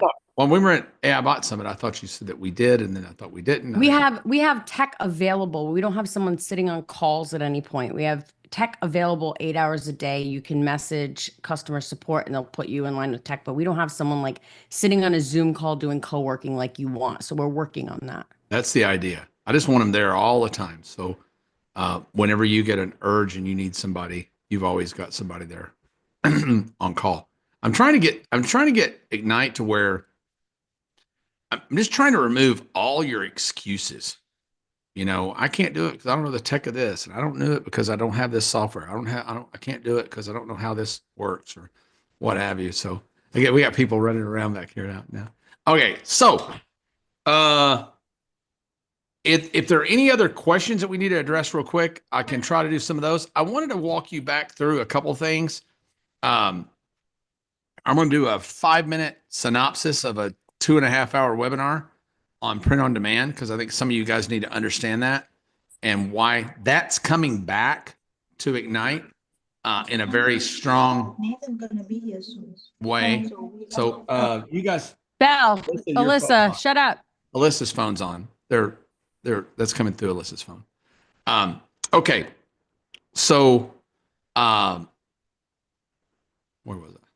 Oh yeah. So that's coming back to us really, really, really soon. We had to get a whole lot of things worked out to make POD really work the way we want it to work. And for those of you that are in POD right now, the cost of gang sheet transfers have really plummeted. There's a couple of sources. I'll try to find them real quick. I was running across the other day that were really, really, really good. We've got some gang sheet people now that'll do a 6-up or an 8-up gang sheet for like, I think it's $6. So you're talking about 75 cents a transfer for full color. But let me explain what I mean by that. Do we want to talk about that? What do you want to do first? Here's what I was planning on doing. I was planning on doing some bot building with you guys where you can stump the bot builder, or you can say, build me a bot that'll do this, because I hate doing that. I'll try to build you a bot that can do something that you just hate doing. I can talk about on-demand or tripwires, particularly front of funnel stuff. I don't think we're going to have time to do. I was going to do some software building with. I think we're going to do another workshop really, really soon, redoing. For you guys that are members, for you guys that aren't members, you're not going to get this, but you're not going to understand what I'm saying. But we've done a lot of stuff lately, like 60-minute SaaS and some of these things that need to be updated. And instead of completely redoing them, I think I'm going to try to do every month or so a 4-hour or a 1-day class that's like an update to the 60-minute SaaS thing. Because right now, like we built that using Bolt.ai and now Bolt.new rather, when we did software, and now Lovable.dev is actually better. So you don't have to learn the whole principle all over again, but it is good to learn Lovable. So what would you guys like? I'll give you the menu. The menu today is GPT building, which everybody seems to really, really like, and it's so useful to you. And it just keeps getting easier and better.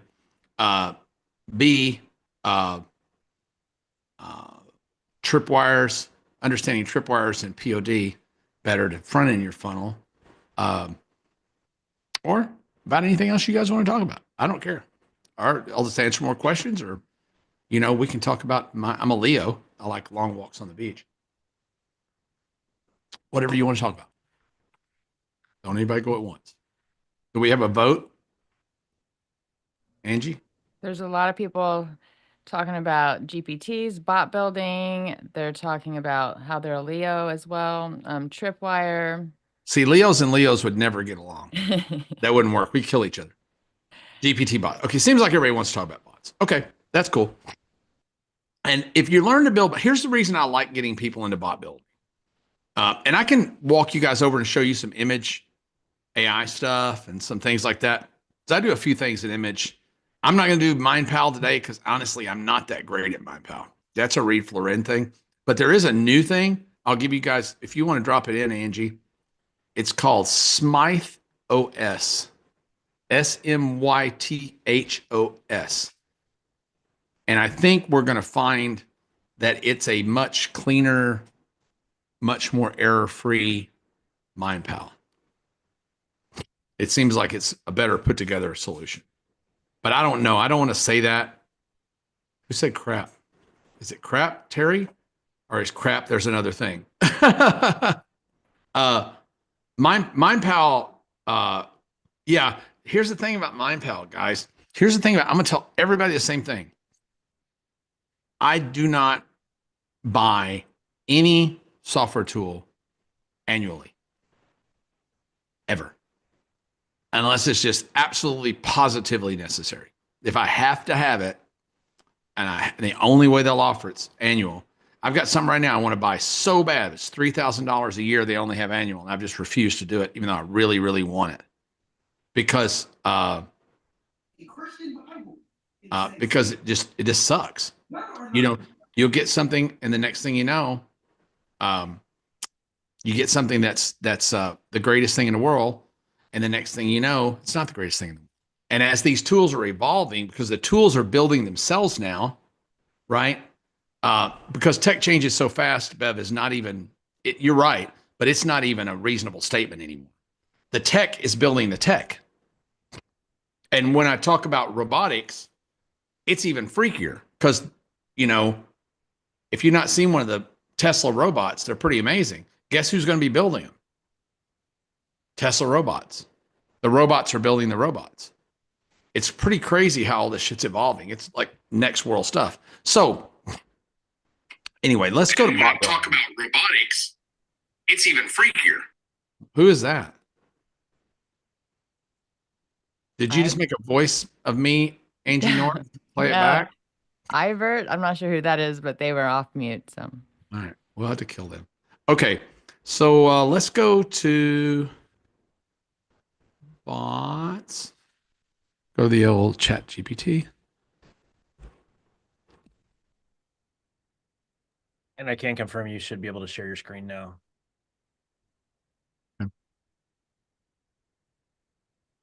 1 second.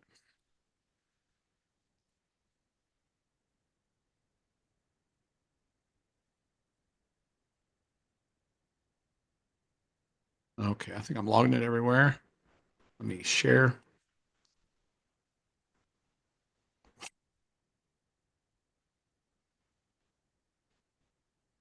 Okie dokie, artichoke. Can you see stuff now?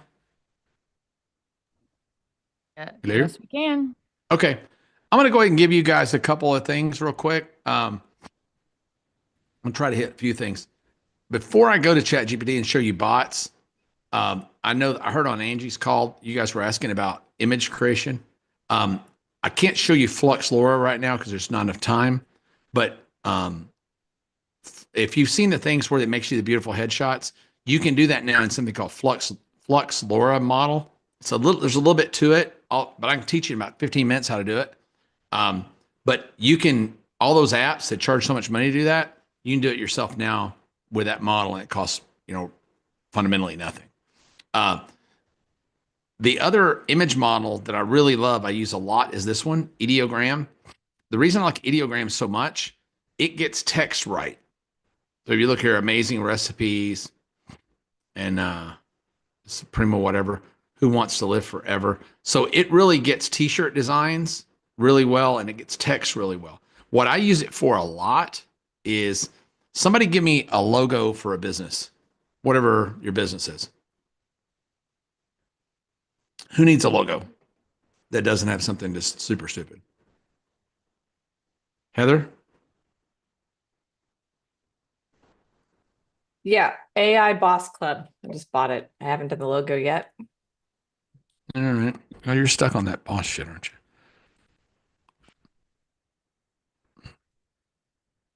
Well, AIBoss.club is going for 469,000. I couldn't get that one right now, so I got .club. How come?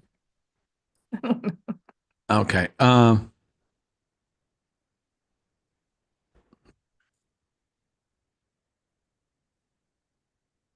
And what do you want it? What do you want it to emote?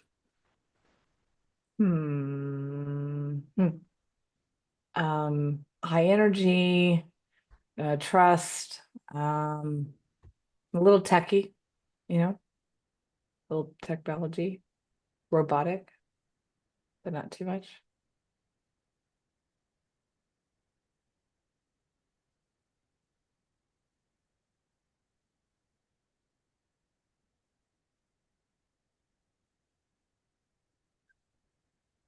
And I always leave the auto on here. So Magic Prompt is going to basically rewrite this prompt, right?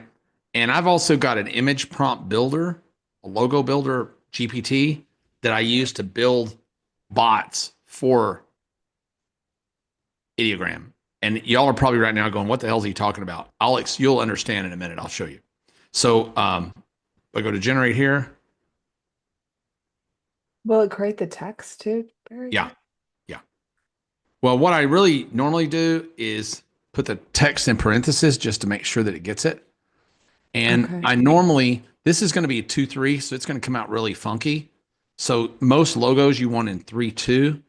So I'm going to recreate it in 3.2. Okay. But there's some, right? Looks a little weird. It's a little too cartoony, right? Yeah. Yeah. So, but you just keep messing with it, and it'll give you more of what you're looking for. Can you select one and kind of like do more like that kind of thing? Like go down. You can. It's not as good to iterate in. It's pretty weird because sometimes it just gets it right, and sometimes it'll just get it totally wrong.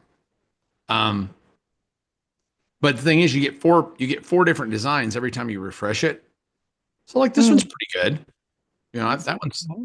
That's decent looking, right? Right.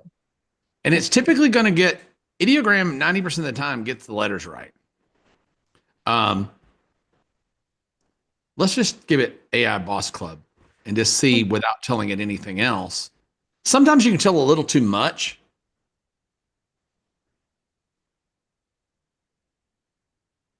Are you giving it colors? No, right? You're just letting. I'm not. I'm letting it pick, but you can give it colors. I'll show you how that works. Okay. And then we'll get out of here because this is just. But I'll tell you, this really works well because,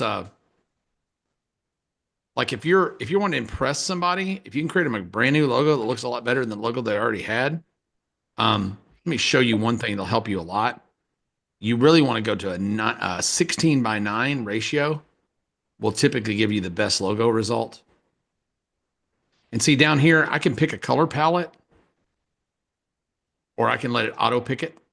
Okay. So let's use blues, right? Do you change the model there? The 2.0, does that matter? I don't know. It probably does, but 2.0 is the newest model. So you usually use the newest one. And you can choose to display it publicly or not. I'll leave them private. And then you can actually turn this off or turn it on rather. Sometimes it uses, sometimes if you turn it off, you're usually going to get less imaginative, but sometimes more useful. Does that make sense? Mm-hmm. This is really good. Thank you. Oh, we did some of these for some of our Make It Real people that have just been freaking fantastic.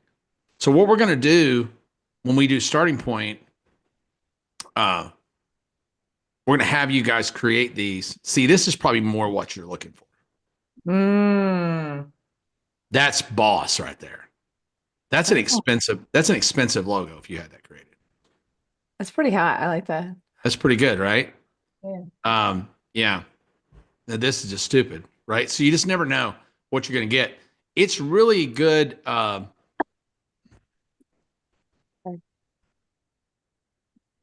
Sometimes instead of saying logo, just give me creative text for that. It gives you ideas, at least, maybe. Gives you a ton of ideas. Yeah. What we usually do is I'll iterate in here until I get a logo that I like.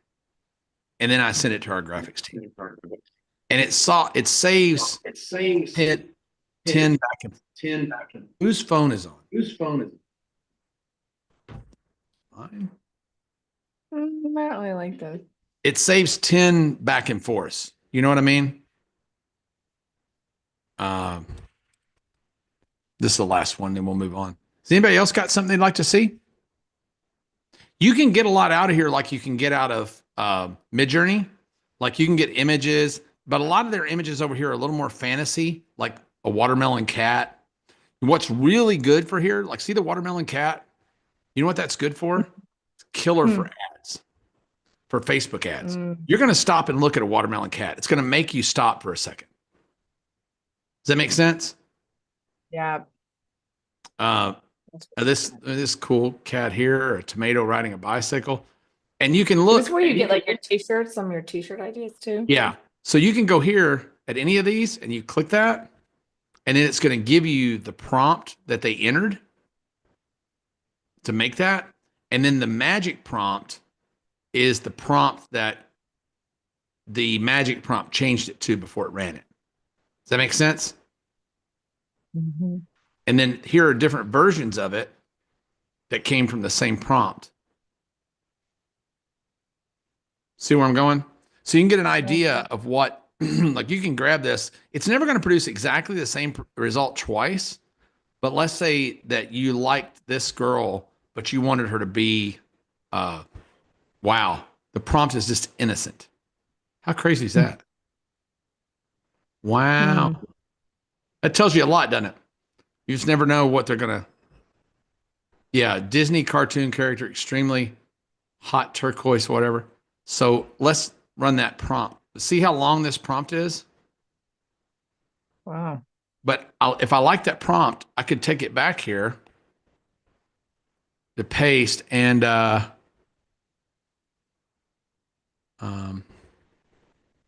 why is 16:9 the better for like a logo? Because most logos are 16:9. The vast majority of logos, vast majority of logos are actually 1:3.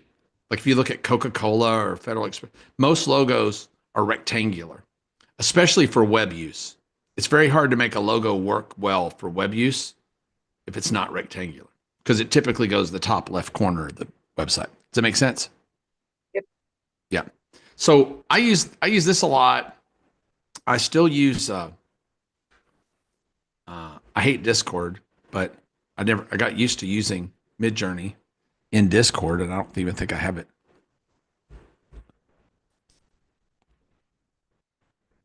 It works on my phone now. It doesn't. I use Discord more for photorealistic stuff.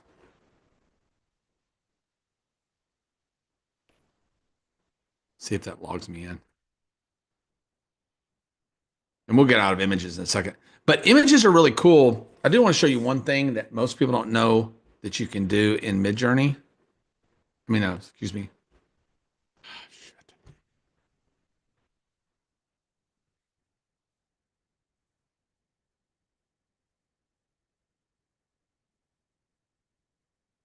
See if this lets me in.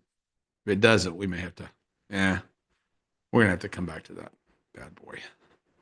I don't remember that. I can't believe I didn't have that logged in. But I've been using lately in Midjourney, the describe feature. If you guys have used Midjourney a lot, I'm going to go off camera here for 1 second and see if I can log into this because I got to put my password and everything in. And then we'll go to bot building. I really want to show you this. I just had Discord open right before I got on this call.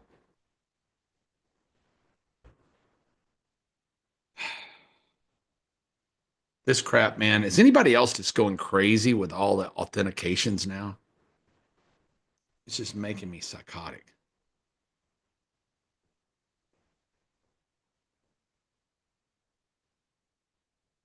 Okay, it's going to log me in. So like you'll see here when I'm in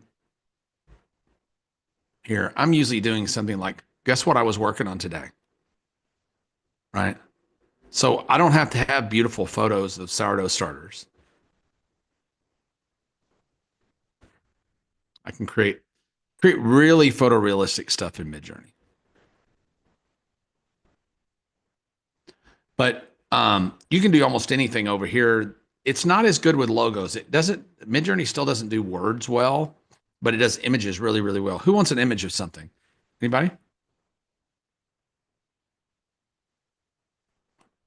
Nope. Going once, going twice. No takers. Okay, Michelle. Can you do an image of a tech Sherpa?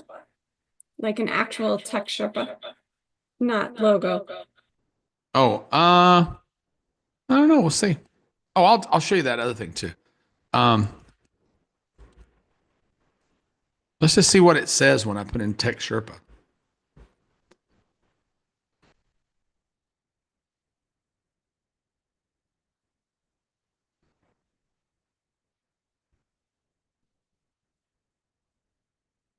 These are so good for if you ever just want to sit at a bar and freak people out, just tell them to tell you something and watch what happens. And a minute later, you hand it back to them. Sherpas really get tied into mountain climbing a lot. So there's your Tech Sherpa. Not very good. This guy's probably the closest thing you had here. Not too great. You'd have to give it a, but like if you just did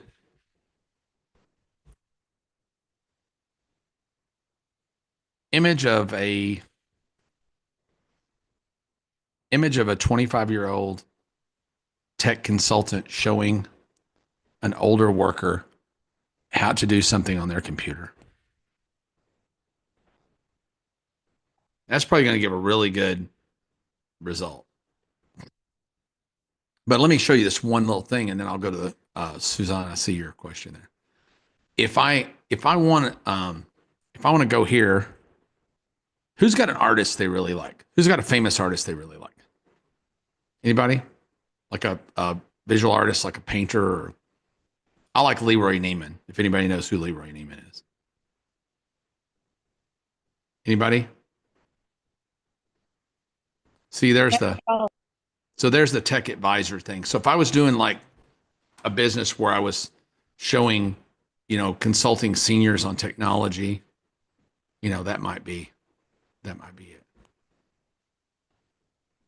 It gives me 4 of these, and then I can pick one. If I like the bottom one, I can upscale number 4.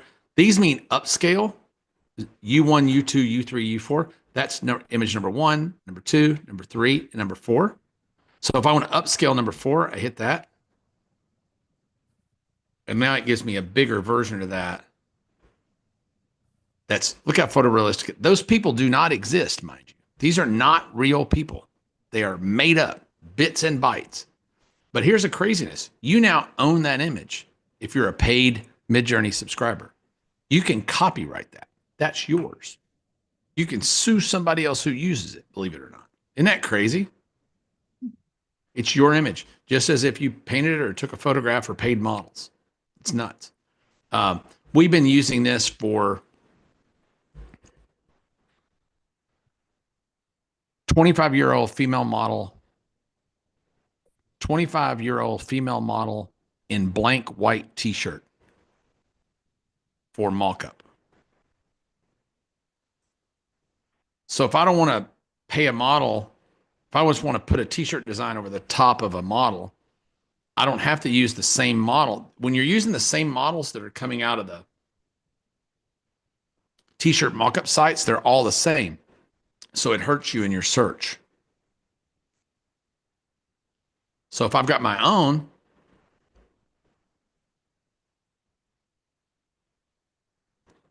I can now put a design over the top of that image.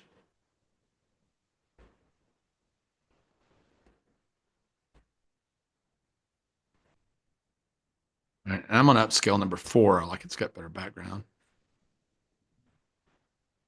I could pull her right into Canva and put a design right on top of her shirt. And she's unique to me. I own her. She is my creation. I don't have to pay a model fee. I don't have to pay a photography fee. I don't have to pay nothing. She's mine. And there's a company called Fabrica, something Fabrica, Creative Fabrica, I think it's called. They've got millions of t-shirt designs built in for like $10 a month that are all commercially licensed. You could drop them on top of her and build a whole line of garments. There's so many ways you can make money with this stuff. It's just insanity. But people, if I take this though, and I say, if I don't use that thing, I found this loaf of bread, right? It's a really beautiful photo, but I don't own that photo, right? That's somebody else's photo. But I want to use a photo like that. I could go in and play around and try to figure out how to get it to make me one, but I can go here and just instead of / imagine, I do / describe. Click right there, click on image, drag this into there, and hit go. And what it's going to do, it's going to do the reverse of what it normally does. It's going to look at that image and determine what it is, right? It's a round loaf of sourdough bread. This is 4 different prompts that would probably get a similar result, right? And I can say, imagine all of them and hit one button. And that's a copywritten image, right? I can't use that, somebody else's. And I've been sued for that more times than I can count. Russell Smith, what's she laughing so damn hard about? Did you just hit a kid on a bicycle or something? Why are you so happy?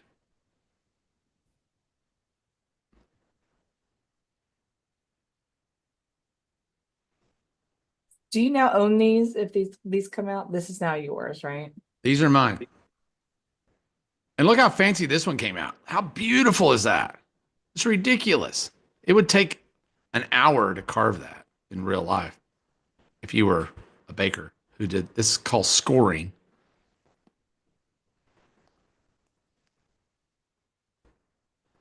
But yeah, I love this one, number 1 here. So if I upscale number 1, I'll show you something to really freak you out. So that's going to upscale. And now I got this big, beautiful image of number 1, right? Now I could, underneath the ones that say V1, V2, V3, V4, that means give me a variation. I like that one, but give me another variation of that one. So I'm going to go back here to one. I kind of like this one, but not really. So let's get a variation of number 2. And it's going to give me a variation of that one. And it's working on that right now. So there's 4 different variations on that design in different shapes and stuff. So I could choose, maybe I'd like one of those better. If I don't like them, I could just hit this recycle button and it'll give me 4 different ones. Right? But watch this. This trips me out. So this is, what do you imagine the setting is? What do you imagine that this loaf, where do you imagine this loaf of bread is sitting? Anybody? My counter. Yeah, on a counter where? My counter in the kitchen. Kitchen. Let's find out. You can ask it. No, you don't ask it. Zoom out. It's going to zoom out. No way. And if you zoom out enough, it'll give you the whole room or the entire setting. It's when you show people this shit, they freak out. So see how it's all cloudy? Watch now. Wow. That's cool. And it's creating the background. That's really Now, cool. if I want to upscale number 4,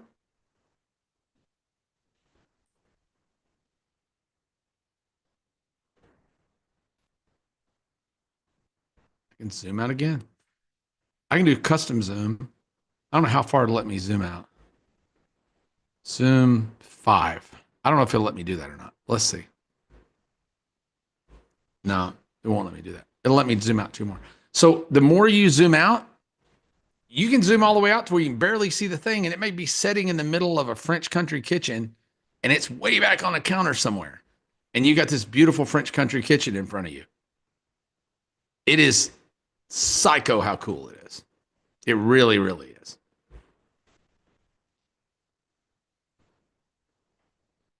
And you can make it different shapes. You can move it around now, and you can vary by region. I'm not going to get into that, but you can literally now draw a circle around a certain area. Like if I don't like that blanket, let's say I don't like the blanket. But see how far out you've gotten? Isn't that crazy? So we're going to upscale number 2. Yeah. And then Can you ask it to be in a certain place? Let's say you want to put this into a certain kind of kitchen, or can you have to do it in the initial prompt. Who's got their phone on? I don't know who that is. But if I want to vary a region,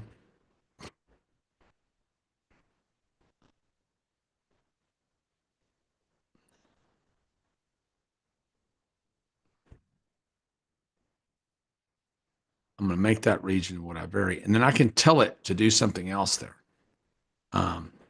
So I'm going to ask, I don't know if this will work or not exactly this way, but I'm going to ask it to be a square loaf.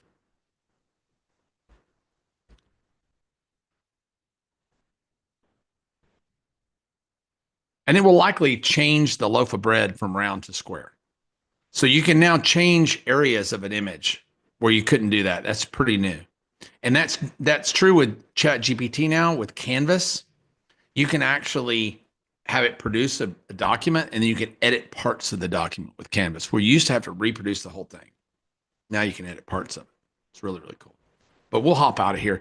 Is there anything else in images that people don't understand or have a challenge with? I mean, I could spend the next 4 hours. Yeah, there you go. So how crazy is that? But now it made it red and green and ugly. So there's something weird, right? But it did give me oh no, I didn't. So look at that. I changed the whole thing to square now instead of round. But it kept the composition of the image. It is changed. If I said remove the blanket, it would have removed the blanket. If I said, take away the grapes, it would have taken away the grapes. So you can do all kinds of stuff like that. Very soon, you're going to be able to edit these things beyond imagination. And when you tie this into Canva, after, you're absolutely murdering it. Suzanne, what's your question? What does the image thing work like with concepts? If you had more of a concept to do. Yeah, you do it like, you just go /imagine, So self-love would be my concept. Self-love. Mm-hmm. Self-love. So that probably means something completely different for you than it does for me. I'm joking. That was a bad joke. Right, Maybe not. Maybe not. Oh, maybe. Oh, that's what I'm talking about. I'm not drinking yet, but I'm about to start. It's 5:06. You know what that means? It's bourbon time. So who knows? I think you got to get a little more, you got to give it a little more clarity than that. However, what you might do, what's the point? Is there a point? I guess the overall point is body confidence and making good decisions for yourself. But Okay. I'm Well, just hold on. curious. Let's try this. Basically, yeah. So you're not drinking bourbon at 11, right? Even though you wake up and you're like, "Where's that shot?" No, I'm gonna wait. Okay, hold on. Create a mid-journey prompt for me that will emote an image, produce a beautiful, tranquil image that emotes self-love and self-care. Mm-hmm.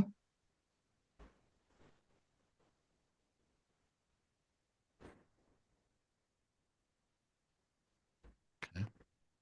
I like the wildflowers around her. Go back over.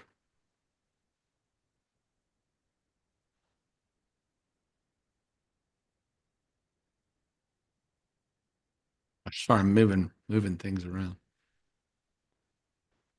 No, that's good. So you create the prompt in Chat GPT, and then you're gonna go to the other one to create the image. Yeah. But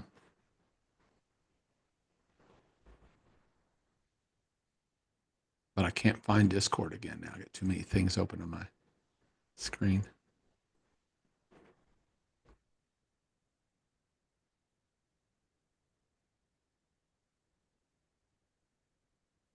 Boy, did you see that? I said DIC in there. Aren't you glad this isn't your computer, Emma?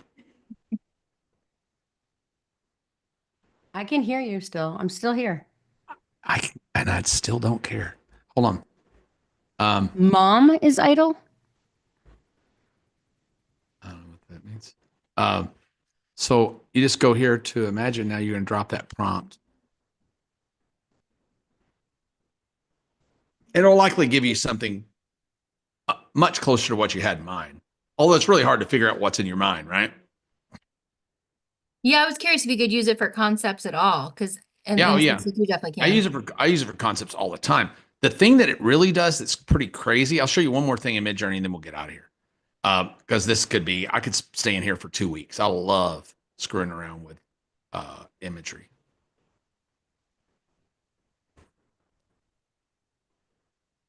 See, it's a woman in solitude. It's about to jump into the lake. Mm-hmm. She's lonely because she treated her man poorly. That's what that is. He vanished. He vanquished her to an island. She can never come back home. Just joking. But kind of cool, right? But you just play with it until you get kind of what's on your mind, right? One of the things that's really crazy right now that's just now developing, I was talking about this at I Bought Something, and I didn't get to show it.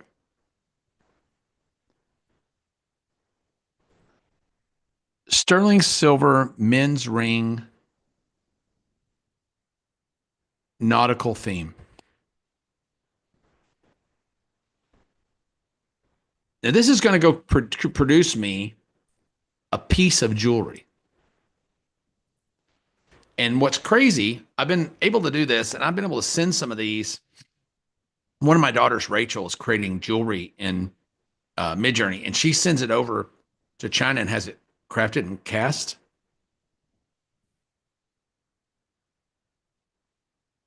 But how beautiful is this?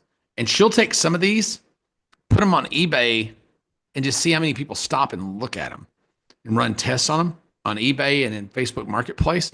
And if the images get a lot of looks, she'll pull it back down and then have some casts. But here's the trippy part. Look at the photorealistic quality of this, by the way. It's nuts.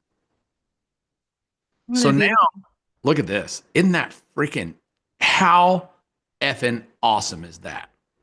So now there's a service that you can give this flat image to, and it will use AI to imagine what the balance of the ring looks like, front and back.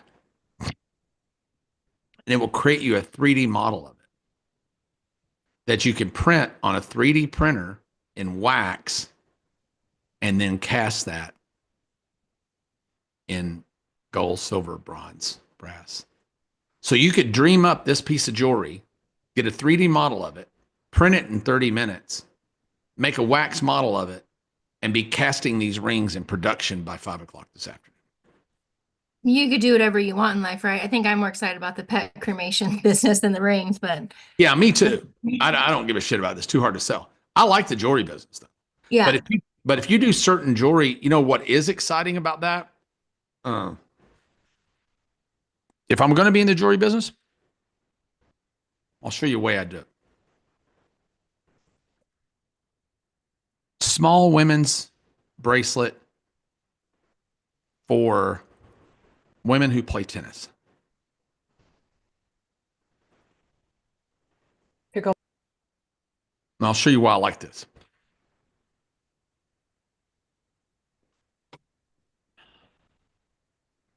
People who are into certain things are manic about it, right? Yes, telemark skiing, pickleball, whatever. Pickleball, right?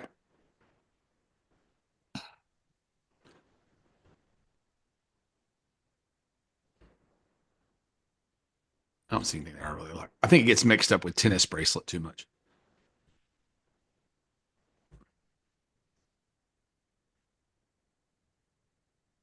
Sterling silver necklace with pendant of pickleball racket and ball. I feel like I should buy one for my grandma. I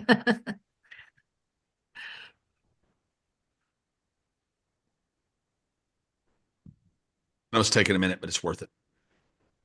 Because here's the thing. If it's a fairly small piece of jewelry and I'm willing to buy 500 of these, I can probably get them made for $1 in China and get them back here in 2 weeks, right? So if you wanted a tripwire that looks like it's worth a lot of money, that looks like it's worth a lot of money. You follow?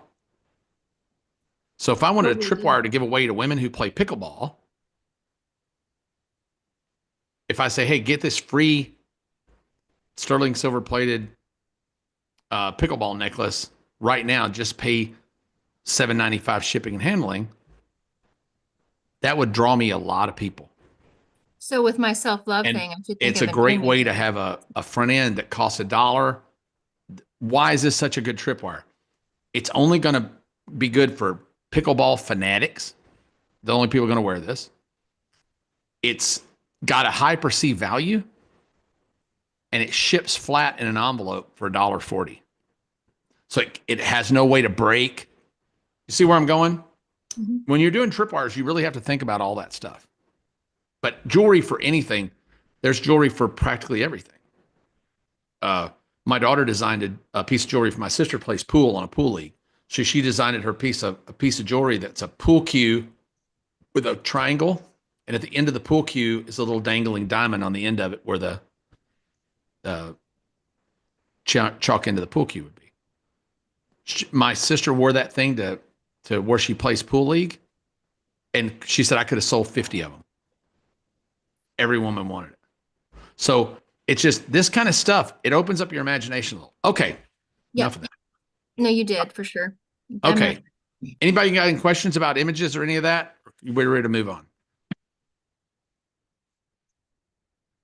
All right. So building. Where do you do headshots real quick? Where do you do headshots? I like your headshots you got. I used a different app that I'm using now. That's what I use now is called Flux Laura. And that's my newer ones came from there. But it's a little more tedious a process, but you don't pay that per fee and all that. I used an app for it. I can't think of the name of it now. But they were just running. So these apps that are on Facebook and Instagram and all that shit, they're building a front end app with something like Bolt, tying in Flux Laura in the back and charging you a bloody fortune for what cost them a penny an image to make. You follow? Wait, what Yeah. do you do in Canva when you're done with what you just showed us? It depends on what I'm doing. So I'll do a lot of stuff in Canva where I'll pull in. Let me see. Let me go to my Canva. See if I got anything that's I can show you guys. I almost always start. Okay, so Shauna, who I love, I was playing around with something yesterday, and I pulled up her little logo of her swag monster, and it's good for dropping in large amounts of text. So I created her a book cover in Canva. But you could pull in any of these things, like all of our AI expert or AI employees, AI experts that we're putting into Springboard for you guys, your whole team. These are all AI generated, every single one of them. So we've got all those guys. This is one of our pesticide products. That all was designed. The first part, the background and stuff, was designed in AI, and then I dropped the wording over the top. I'm still a ding dong that does so much of his own graphic design, but I'm not usually doing the graphic design that ends up being what we actually use. I do the initial thing. Like this is TechServe. This is one of our service companies here in Texas. That was all done with AI. That was done with the ideogram, but now we're using a different variation of that. Our Mother's Country Store sourdough, the 138-year-old Tuscan sourdough starter, So I'm really doing all this shit, guys. All this shit I talk about, I bet y'all think, I don't think he's really doing all that shit. We're really doing all this shit. It's pretty crazy. But I couldn't do 10% of what I can do now with AI. This is, by the way, running contest as a lead generation device. We didn't talk about that. This works like a champ. Like you can put this banner, we put this on homemade recipes and got, you get hundreds and hundreds and hundreds of leads that log in to win a $559 thing a month that we give away, right? So building all these graphics, most of these are done with, most of these start out, that was pure AI. That was nothing of that was me. That was just pure AI. And then I'll come in. Usually what we're doing is laying over the wording. So like this image back here that you can see, that's the slow cooker, that's pure AI. But I didn't do the words because I had too many words. This is for a cookbook that we're giving away on homemade recipes. So I had too many words. So I just dropped all the words in. One thing that I'll show you that is really cool. Welcome. I'll pull this one up and then. So let's say that you want to change this to Mother's City store. You wouldn't do that, but let's say you would. You can go here now in Midjourney. You take this image that you did in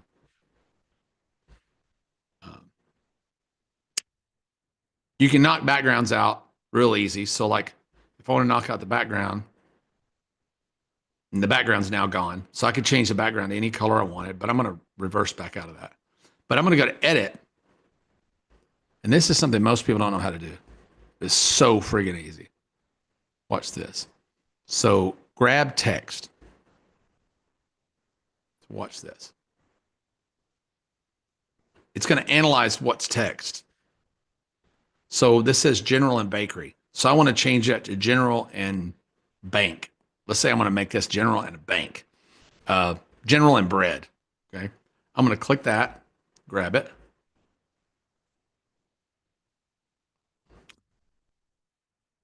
And now that's editable.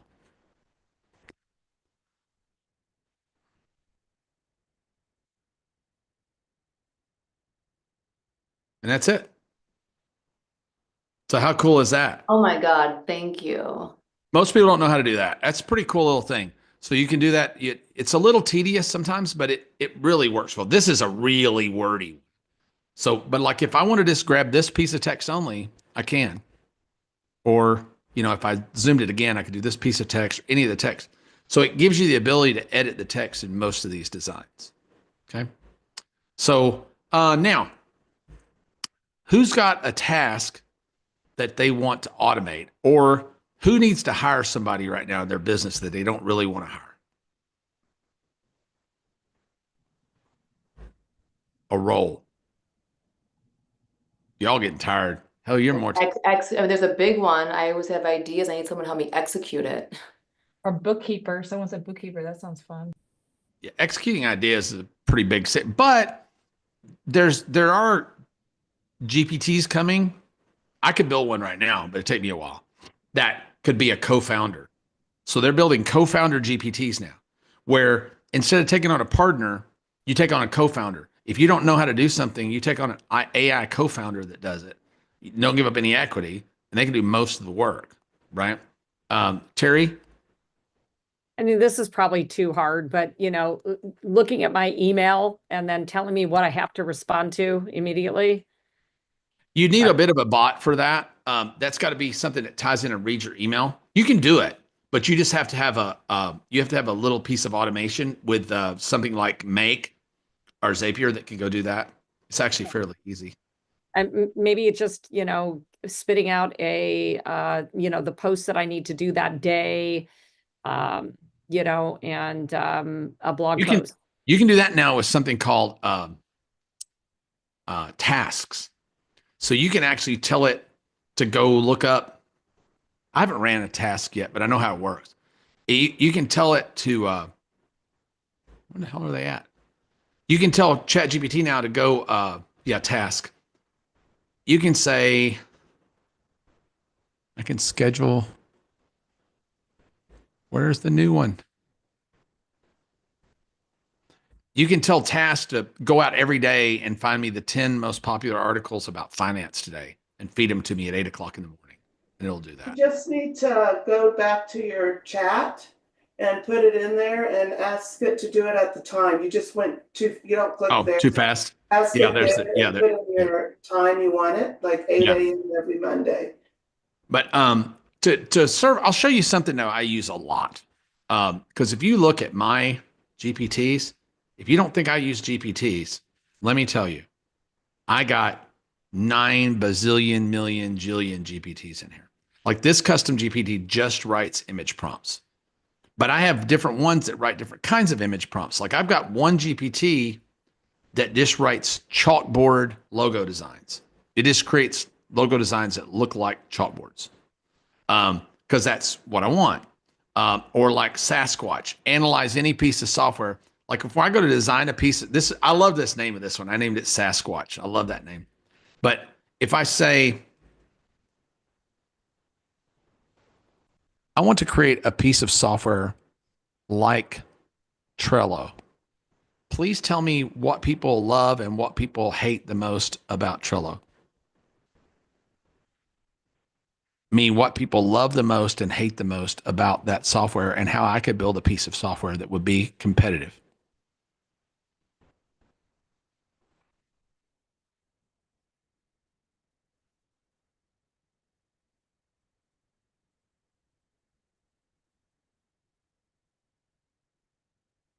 So it's going to give me a whole competitive analysis plan. And I can ask it to continue to elaborate. Can you continue to elaborate on this? This is pretty interesting.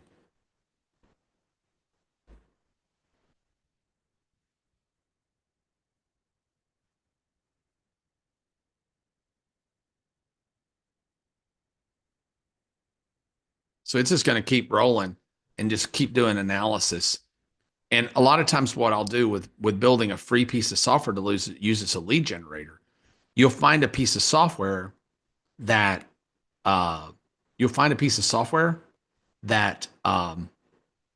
does 50 things and people only use one thing and the software is $50 a month. I'll just make a piece of software that does the one thing and give it away for free. So it's so much easier.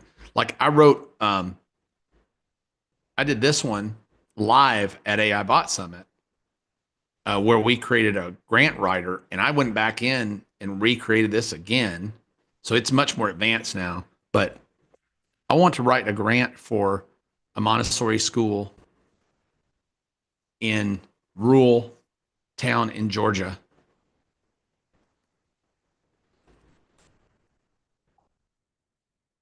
A rural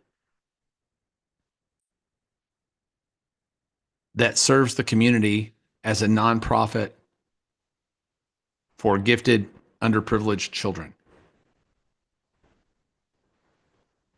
Now, it's going to come back now and ask me all the questions that I need. That really, the one I did on site in site was not very good because it didn't ask me, so what's the legal name of the organization? Could you share the official mission? And if somebody answers these 5 or 10 questions, it's going to go write an incredibly in-depth grant for them. And it's going to ask in here, who's the organization you're trying to get the money from? You can upload their requirements and things like that. It really does a really good job and will produce a really great grant. Can you share that one, Perry? Do you mind dropping in the chat? Not at all.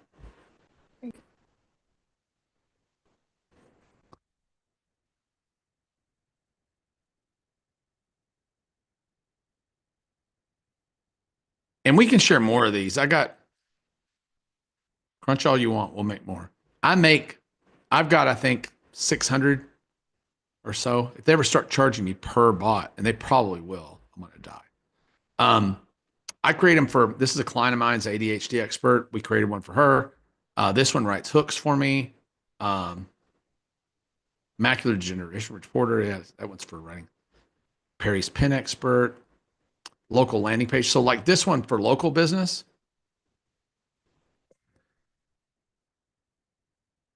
Pool table moving service in Austin, Texas.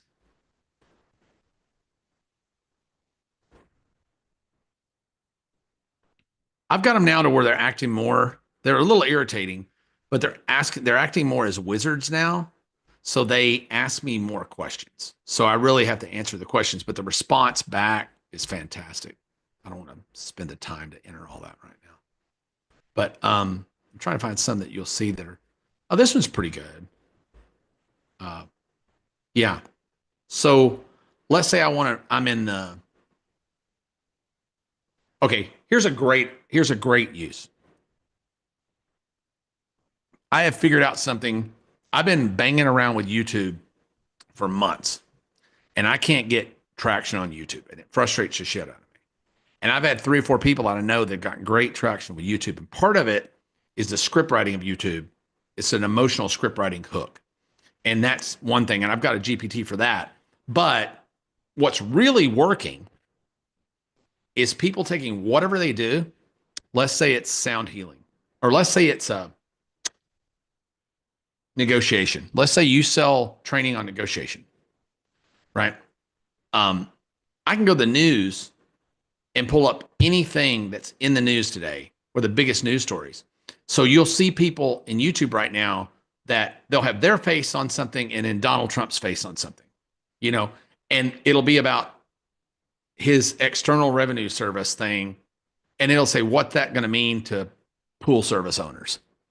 Or they'll have Elon Musk and them on a thumbnail, and they'll say, how you can use Tesla robots to trade stock for you if you're a stock trader. So when you combine daily events, right, with the right hook structure, I know people that just started YouTube channels and they're getting 10,000, 20,000 views a video, and I've been around here banging my head against the wall, getting 1,000 views. So it really is the way to do it. But so I can pick a genre here. Like, somebody give me a business that we haven't talked about yet. Any business. I can do it.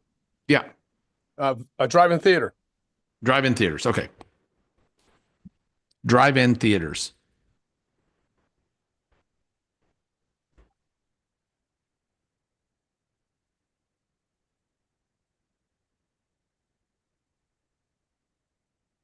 Look at it. It knows I'm in Round Rock, Texas. Isn't that crazy? So it's just going to give me a little background research. But if I want to, that one didn't produce as well as I liked it. But there's one I have in here that creates these. Yeah, advertising market researcher, provide tailored in-depth market research reports for investors. Brand voice creator, you've seen me use that one 100 times. Magazine, blog planner. Hold on one second. Yeah, writes 30 days of newsletters from one blog article. Short form creator. This is my long form creator. It's really fucking awesome.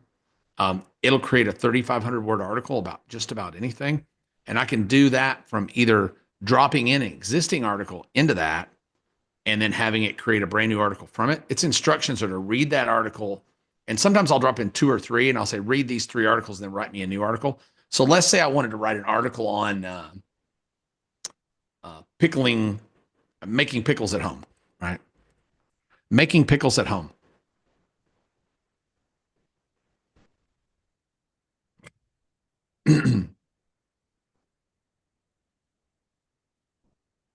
So this is going to give me, like, it doesn't write an article, it writes a guide. It writes a 3,500 word guide. This could almost be an ebook. It's going to tell me everything I'm going to need. 2 main kinds of pickles. And I just pulled this out of my ass. We've never done this one before. But it's going to write this just amazing article that will be the best article probably on the internet about how to make pickles. And 3,500 word articles are the exact size that are ranking the highest right now in Google. Short content's not ranking well, long content is. I'm going to let this run for a second because I'm going to show you what I would do with this next. Because a lot of these I move from GPT to GPT with.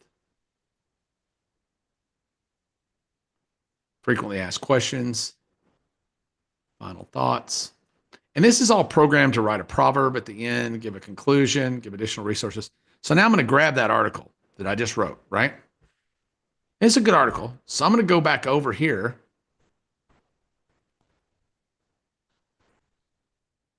And I'm going to try to find my SEO tool. If somebody sees it. Does anybody want that one? That 3,500 word article writer? This is my 20,000 word book writer.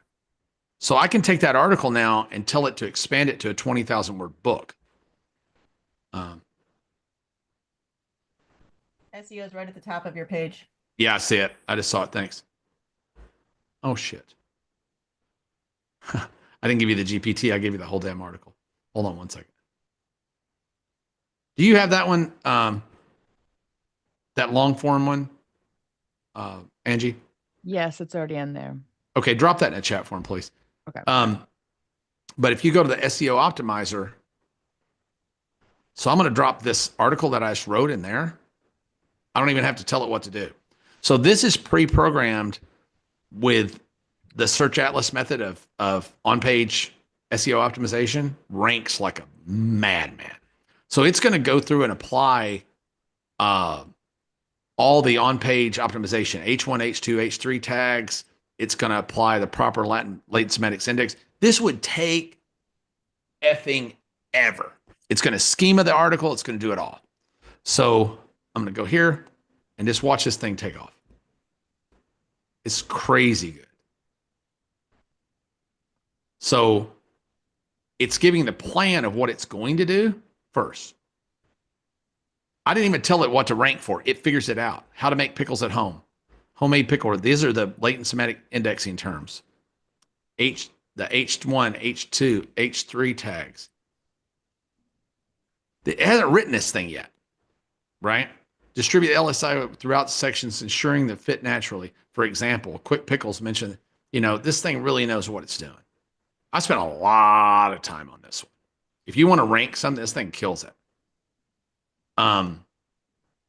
It tells them to try the next thing, or homemade sauerkraut line or whatever. And here's the schema markup so that it's perfectly schemaed. for SEO, which if you don't know what schema is, that's a different conversation. But so that's just the instruction of how it's going to do it. This looks great. Create the article.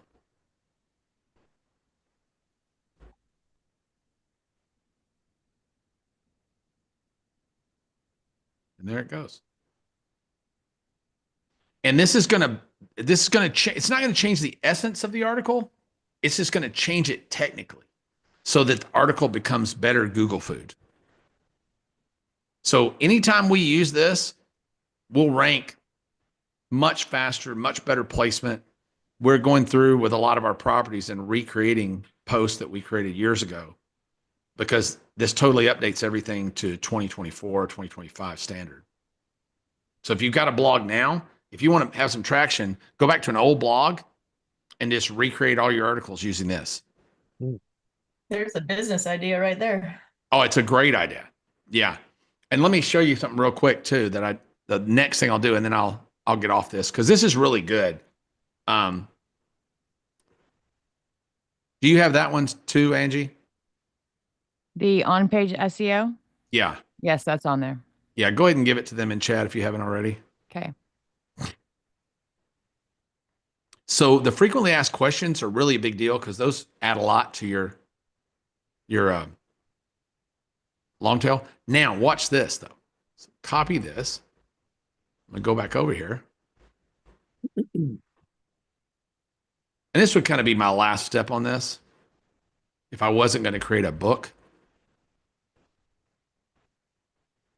Oh, come on. There we go. Yeah. I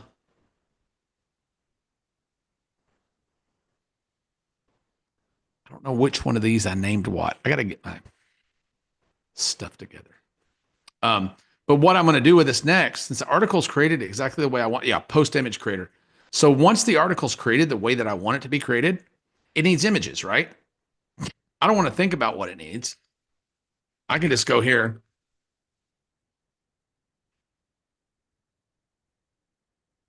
Call me from Las Vegas. So I'm going to go here and drop that article in and watch what it does.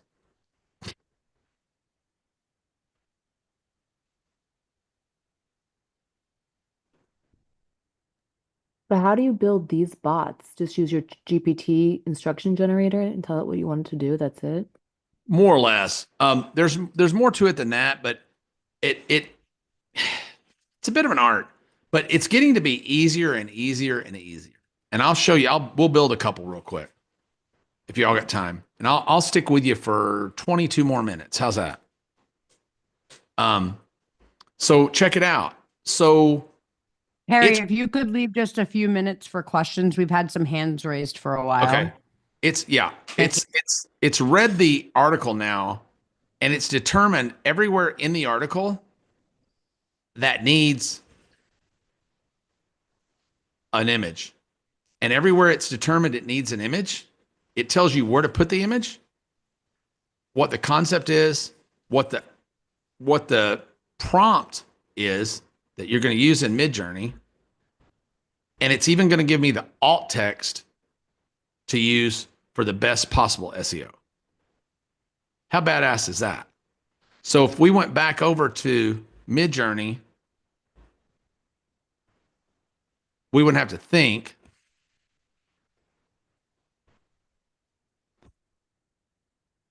We just drop that in, and it's going to create us an image for that post. I don't know where that image is supposed to go in the post. I didn't pay attention, but that's that. And now you've also got, we'll create a bot here in a minute, but Claude now, most people don't know this. Claude has an entire app, has an app building system called projects, and projects are like custom GPTs. The only difference is you can't share them outside Claude unless the other person has a Claude account that's in your account. And that sucks. That's the reason they're not growing as fast. But you'll find that they are the very best at writing. Claude is the best at writing. It writes so much better than ChatGPT does. So like master storyteller, I can go here and say, tell me a story about a Hawaiian shirt company that started in 1889.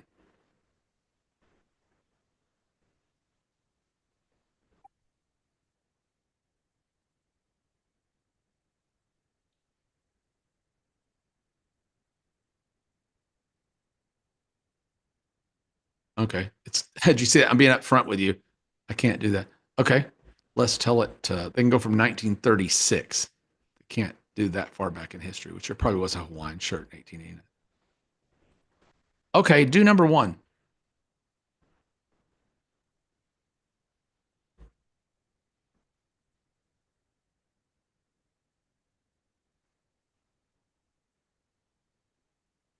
And there it goes. And it's going to write a far superior story to ChatGPT. And this is a real story about a real Hawaiian shirt company. And you can tell it to elaborate more, yada, yada, yada. You get a lot of examples out of this. It's pretty good. But going back to here, let's go ahead and answer a couple of those questions, and then let's create a couple of GPTs. I'll create one for you. I'll create you an employee. Anybody that wants an employee, I'll create you a GPT employee that's good at anything. Look at that. There was, remember we did the pickle one? The pickle image? Isn't that great? That was one of the pickle images in that pickle article. Okay. Paul. Yeah, I was wondering what tool can I use to create some social content across numerous businesses that I own. So I own 3 or 4 local businesses, 4 actually, that I need to write, that we're always writing social content for. We're spending So all easy. time on. Give me one of them. Well, I put one in. One's the drive-in theater. I also own a flea market. All right. There that we would you want it to attract flea market shoppers or flea market vendors? both. No. The bot can't do both. Well, right, we can do either or. Right, you can either You're gonna or. need two. You're gonna need two bots. So let's say vendors. Okay, I'm gonna show you the easy way to do it. There's a hard way and an easy way. Were you at AI Bot Summit? Yeah, in and out. But so I showed the hard way and the easy way. I'm using the hard way less and less and less. That's where I go give the thing a bunch of personal context and all that. It does give you a better result that sounds less AI. But I'll tell you, now that I'm using AI Pro mode, which I don't think most of you guys have because it's $200 a month. But when I'm using AI Pro mode, you get enough O1 in your normal account. I write all my prompts with O1. And that's the main reason that I had to upgrade, because O1, they only let you use so much of it in a $20 account. It taps out. But when I go here, I want to do this. I need to create a ghostwriter to write social content and blog posts for my big text flea market. Period.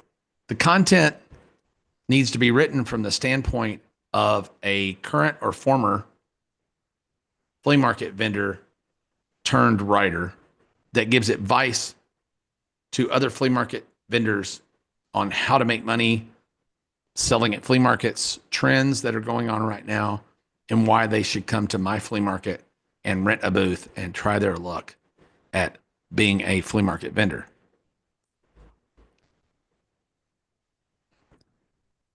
Yeah, that's right.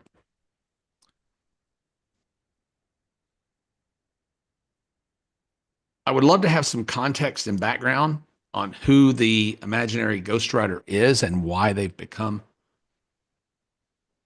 an advisor now. Period. I want them to be able to really connect to other people on an emotional level that want to start a business at a flea market like them. Period. Give them a name, a physical description, and some background. Period. They will need to write content every single day for my social media channels. Period. The content should be friendly, funny, have some good lessons mixed in, and maybe some stories, period. It should be written at a 5th grade level,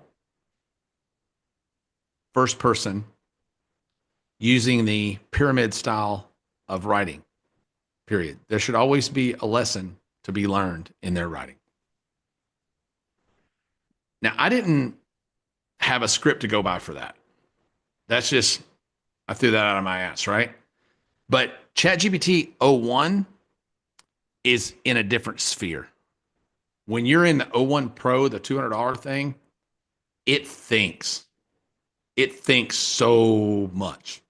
So what we're going to do now is just let it rip, tater chip. The one thing about 01 Pro that sucks, it's really slow.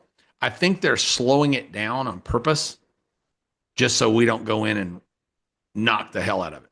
So while this is running, I'll take a question from Kristen, and then we'll come back to you, Paul, and I'll show you how we put this into work, okay? Okay. So I have 2 businesses. Well, I have 2 businesses that I'm going to talk about right here. In both cases, What's the other one you're not going to talk about? That's what I want.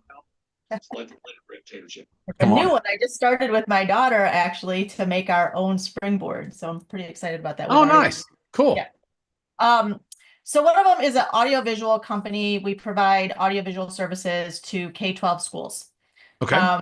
We have salespeople. I've used all the bots to write some super freaking cool emails. I mean, they're outstanding, amazing. Here's the problem. Both of my salespeople are like deadpan, boring, and we pretty much all know each other in this industry, or we're going to meet each other at a trade show. So I can't send out these like crazy weird emails that don't sound anything like them. But then if I make them sound like their voice, they just sound so dry and boring. And I'm trying to figure out like, how do I navigate that? I would probably create a ghostwriter nobody ever meets. I'm crazy Annie. They keep me in the office. Nobody will let me really talk to customers, but I'm going to tell you what's really going on. If that's what you want, you can really have fun with this. One of the most famous sales letters in the world, I want to say I think it was Gary Halbert or Dan Kennedy, did the S Mouse letter.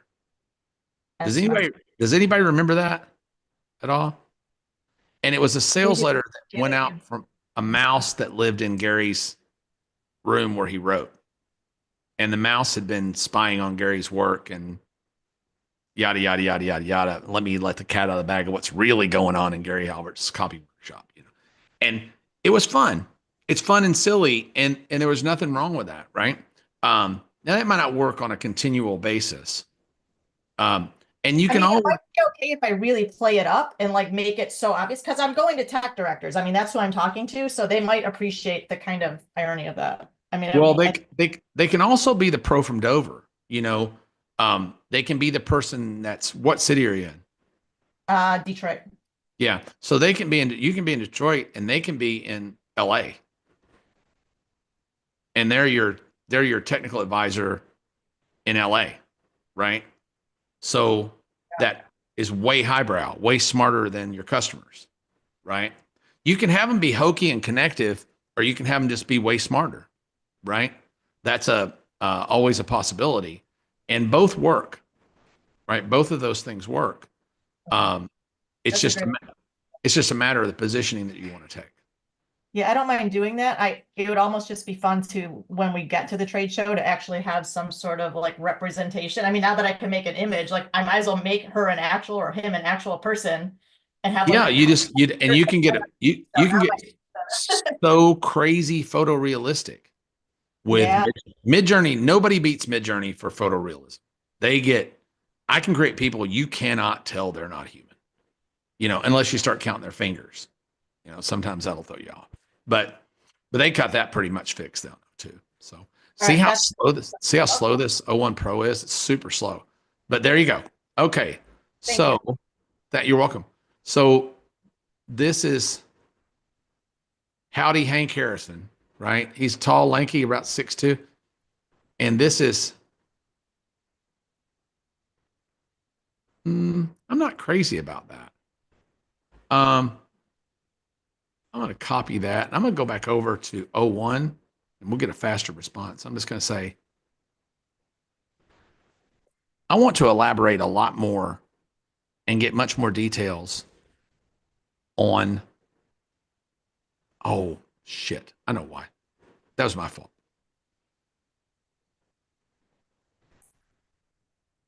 Please view this profile of a ghostwriter that I have for my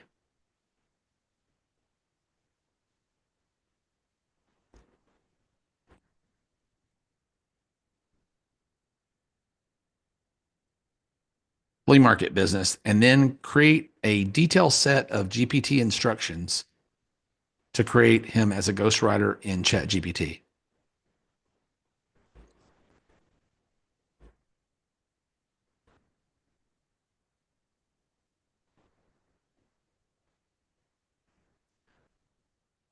Yeah, that was the problem. I didn't tell it to create a detailed set of instructions. I'm sorry. Oh. So it's going to give you something completely different now.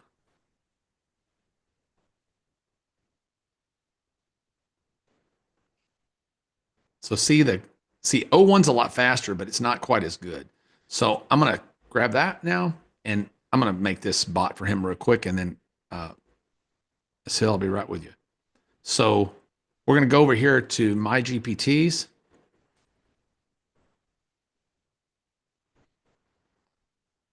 Post those instructions there.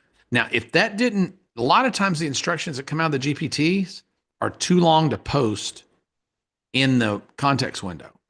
So I'll do this. I'll double tap this. We'll do this 2 times, and I like double tapping it anyway. Well, I did when I was younger. Okay. I'm going to go here, and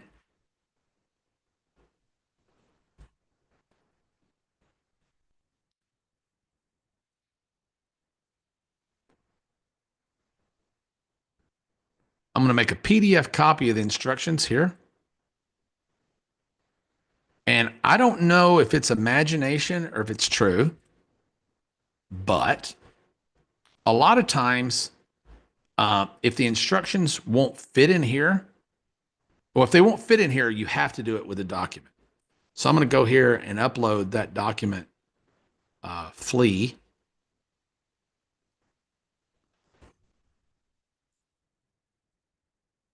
Didn't I just drop it in there? Hold on.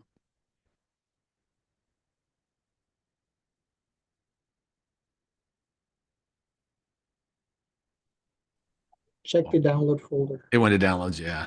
Let's see.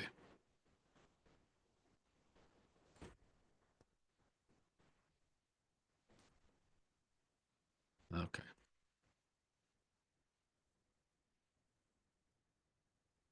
And I'm going to upload that. Now, if I wasn't able to drop anything into context here, I would go in the context window and say, follow the instructions exactly in flea.pdf attached here. And that's all I'd put in the context window. But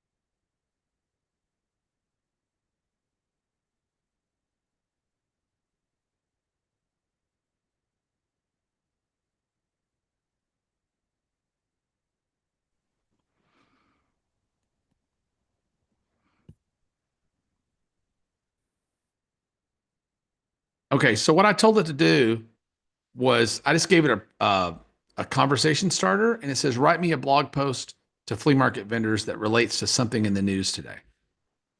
So I'm trying to tie together flea market vending and the current news, because that'll always change.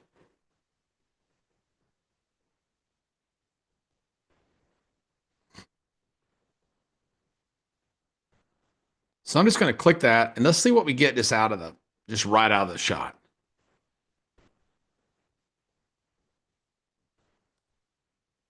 Big winter storm that's sweeping across the Gulf Coast, even hitting us here in Texas. Now, you might be wondering, Hank, what's a winter storm got to do with selling at the flea market? Well, partner, turns out quite a bit. See what I got there? Yep. Would that help you? Yeah, and I was wondering, is there a way that I can share it with my social media team? Share what? Share the bot so they can use it. Yeah, it's totally free to them to use.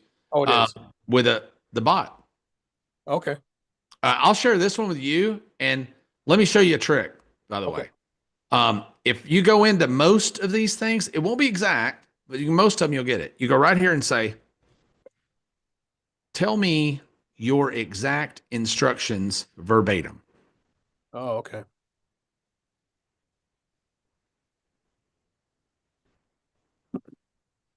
So you're able to steal my instructions right out of that bot. Okay, cool. No, it'll work with 04 too, or 01. I mean, it depends. Well, this is not all GPTs right now run 04. Okay. There's a way to make them run higher levels, but you got to do it in Playground with GPT assistants. It's a different animal. But these are the instructions. I'll drop them here in the chat. And these, by the way, these are going to, oh, it's too big. I can't. Sorry. But I'll drop this in the chat. And these are going, by the way, people are like, I think some of the people on YouTube or whatever are like, you gotta get those? No, you can't. I share these with Ignite members. They take a shitload of work. They cost me a lot of time to do. I'll share some every now and then, one or two, but outside with the public. But generally speaking, I build these for my own use and to share with Ignite members. So don't be a cheapskate. Join Ignite. That's the answer. Okay. I'm already in, but well, I don't believe you. You got your ID card? I'm just fucking with you. Okay. So there you go. So Miss Hill, what can I do for you? How's the craft business? It's going. Good. Yeah. So I don't know if I can create a GPT for this, but my biggest bottleneck right now is video editing. Like I wish, like if I could create a bot, or is there AI where I can just drop in raw footage and have it cut out the ums and ahs and do a preliminary cut, with transitions or whatever, and I could just refine it. Hold on.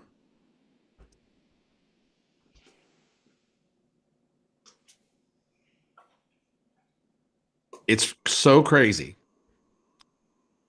This service, Descript, how many people on here use Descript? See all the nodding heads? So Descript will do a couple things. You drop in your footage here, and it's literally got a thing in it that says take out all the ums and ahs. Okay. And you hit one button and they're gone. Right? And it'll do something else that's really cool. It'll do a lot of things. It's a great video editing tool, but it's more for editing long form video for the most part. It'll put in captions, it'll do all kinds of stuff. But one of the things that it does, it's really cool. If you do a video and you say, hey, you can get my course right now for this $49 in the video. And later it didn't sell for $49. You need to sell it for $29. You can go in the script of the video and change the script from $49 to $29 and rerun it. And it'll say $29 when you play the video. Okay. It's crazy. So it saves you from a lot of edits. The other one is CapCut. So if you want to do short form videos, anybody I use CapCut, but it takes me a long time. Like it takes me forever to do short form videos. So I'd probably try to take a training on it from somebody. If you, I don't do training on CapCut, but there's a bunch of really good CapCut videos on YouTube. There's a fortune to be made right now in just taking people's long form content and creating CapCut shorts from it. Mhm. They're paying a fortune for that. The delta on that is crazy. I've been charged everywhere from $5 a video to $75 a video for shorts, and I can do shorts myself with CapCut in minutes. I mean, I could probably take a piece of content and do 4 or 5 good shorts in an hour. So at, say you charge a reasonable fee at $30, you can make $200 an hour just buying CapCut and running it. And CapCut is, I don't know how much it costs, but it ain't much. It's oh shit. Let's do everything except tell you how much it is. Somebody that's on CapCut can tell you, but it's not much. It's what, $30-$40 probably. Between CapCut and Descript, you could have a very good sort of bootleg and just tell people, say, hey, look, I'm not a Premiere editor. I'm not an Adobe Premiere editor. I'm going to give you good, fast edits, and they're going to cost this much. And if you want, cinematic, whatever, I ain't your guy, right? That's just the way it is. And people, there's a lot of money out there right now for what I call quick and dirties. There's a lot of people that want quick and dirty services that don't cost a lot of money, right? And they can, something that's affordable. And where people make a mistake, they go sell something cheap, but don't tell people, don't expect, Cecil B. DeMille to do this thing, right? It's going to be quick, fast, in a hurry. You're going to get a good product. And the rawer it is right now, the better it's doing anyway. You know what I mean? Mm-hmm. So fast cuts. I'm going to send you guys a video on Ignite in a little bit. I was blown away by this guy's video that's teaching how to engage on YouTube. It is so freaking smart. Okay. Like the first 30 seconds, he does a 30-minute video on the first 30 seconds of a YouTube video. And it's a really amazing system. But I'll send that to you guys when we hop off here in a little bit, if I don't pass out and fall off of my chair. Okay. Anything else, Miss Hill? No, that's it for now. Thank you. Yeah, video scripts are real easy to write too, by the way. Like a lot of my stuff now, what I'll do, I don't even try to type something. When I'm writing something, no matter how complicated it is, I just pull out this microphone and I start writing with a microphone. I'll say, hey, Emma, I want to talk to you about the other day. Emma and I met for 4 hours and I had 4 pages of notes and I needed to do a recap to send to her. And I sat down, looked at my notes, said, hey, Emma, I'm going through my notes right now. And here's what we did. Here's what we talked about. I want to make sure that we're in alignment. So on this, we're doing this. On that, we're doing that. I think we're doing this on this. We didn't really decide on this. And I just talked 4 pages of Google Doc that was unreadable. And then I took that, dropped it into ChatGPT, and I said, you're my assistant and editor.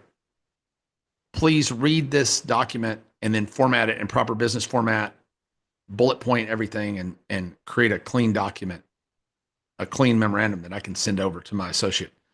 And it went, got it, bleh. And then it was just perfect.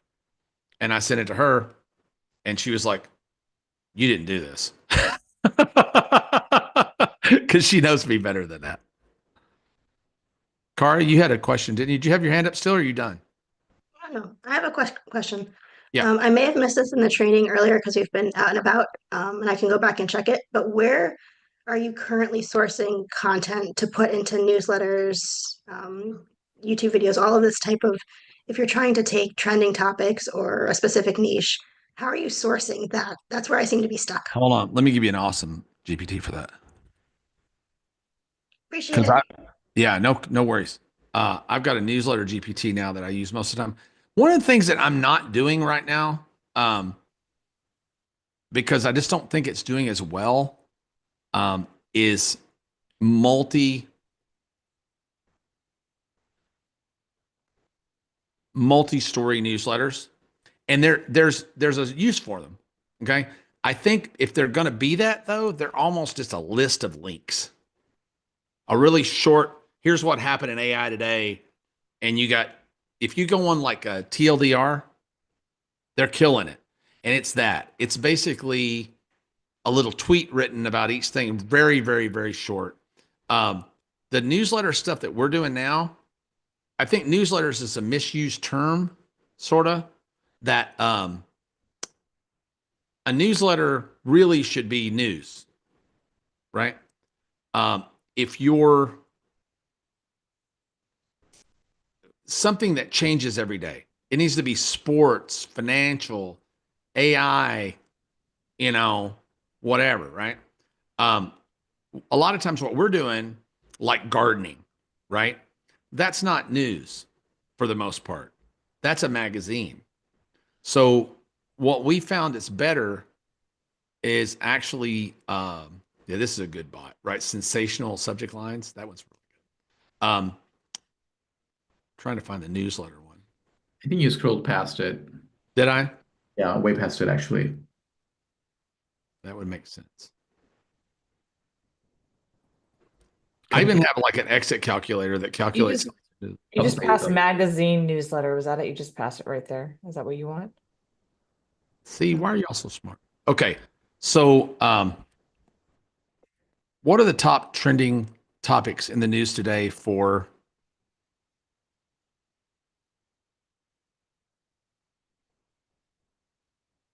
taxes?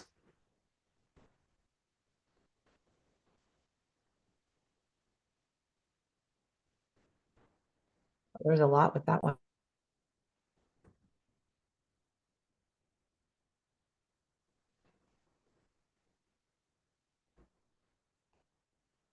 Okay. So let's say that I was my business was tax reduction and all my people want to know about taxes, right? Then,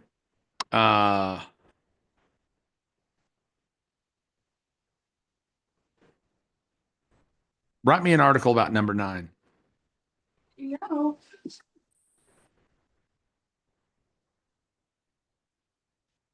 And I know this is in the news today, right?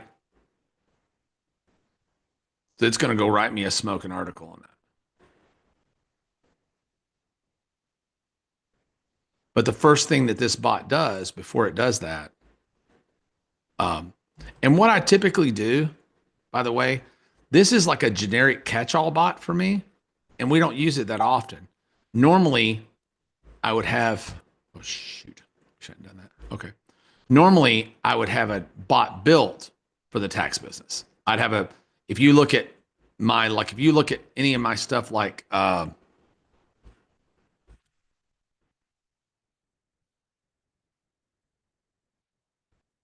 yeah. So my cocktail master, right?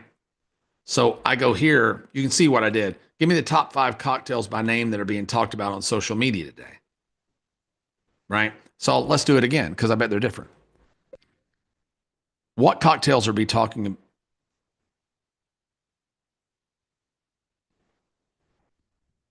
What cocktails are being talked about on social media today by name?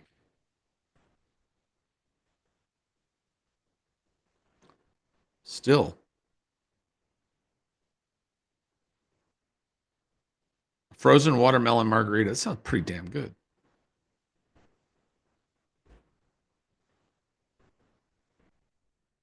Do number 4. It's that simple.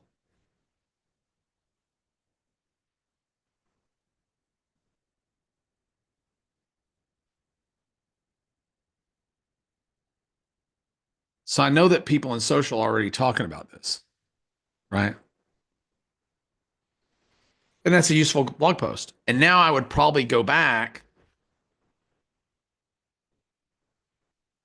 So this gets so easy, right? If I take this now, the Mid-Journey,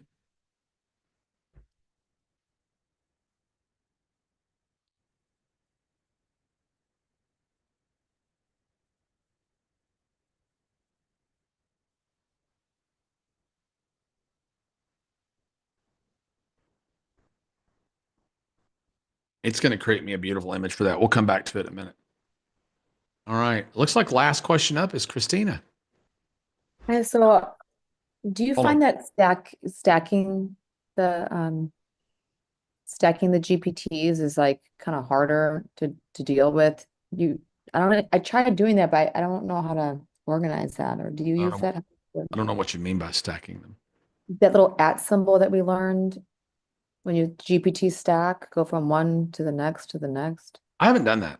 So I haven't learned that. That's probably something Reed That does. was Molly did that. Molly was showing that on stage. Well, I hate Molly because she's smarter than me. So if you like Molly so damn much, why don't you? I'm just kidding. I guess the question would be, so it's an art. I mean, I guess you just continue playing with it until it does what you want it to do, pretty much. Look at that.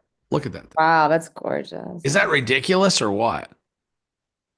Mixologist.org or mixologist.com or something like that. So we got a newsletter coming out for cocktail people. But yeah, that's kind of what I would do with the newsletter. I don't know how to do that, honey.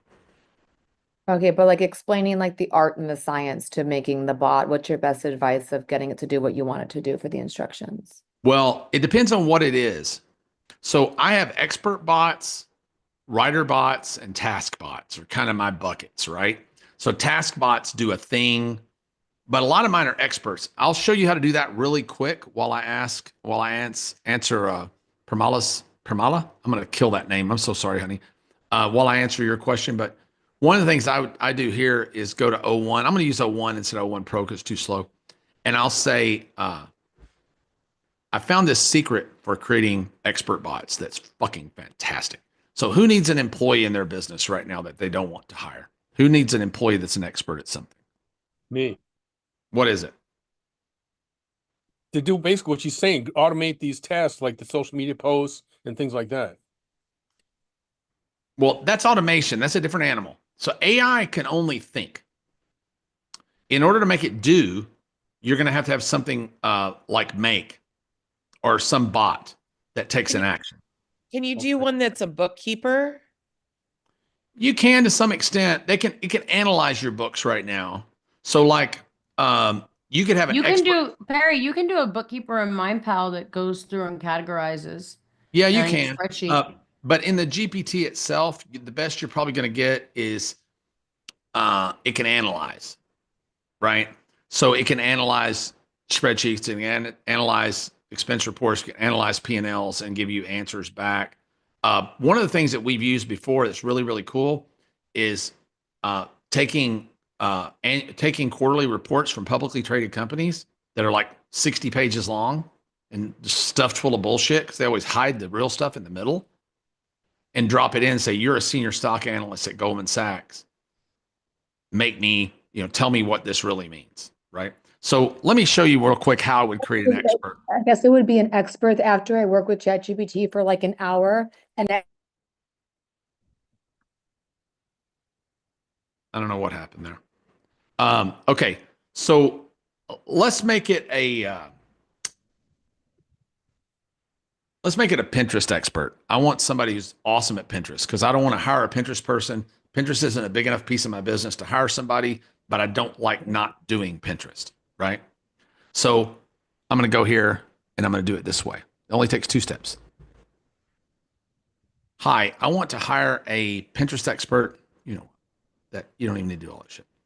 Write me a perfect job description for a Pinterest expert. This is someone who lives, breathes, eats, and sleeps Pinterest. Someone who's had great success at running Pinterest pages, creating pins, doing pin swaps. This is a person who knows how to optimize Pinterest to its highest level, but it has to be somebody with a great deal of experience.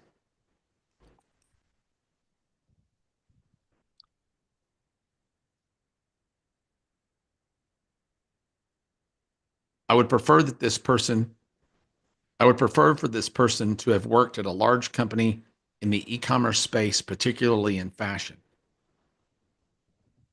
Period.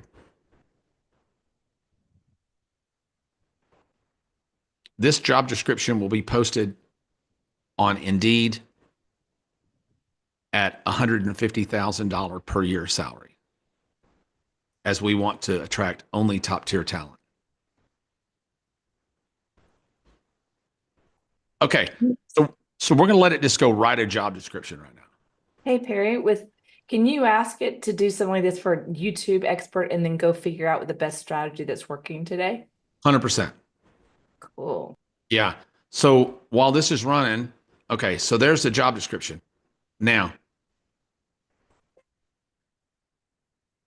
take that job description and create me a very detailed set of instructions for a custom GPT that can do the same job when prompted by me to do so, period.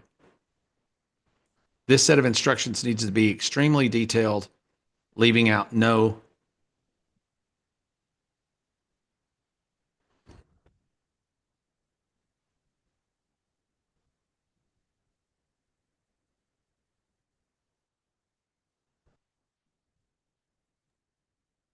Have you used the GPT to create the Claude project or something like that? So you can take the same instructions and drop them into Claude, the exact same instructions. And I'll do that a lot of times to see what I get, what's better. I typically, if it's a writer, the Claude project will usually produce me a better person. But look at this instruction sheet. It would take you forever to write this prompt. Super detailed, right? So since this is too big, it's not going to fit in the context window. I can already tell you that.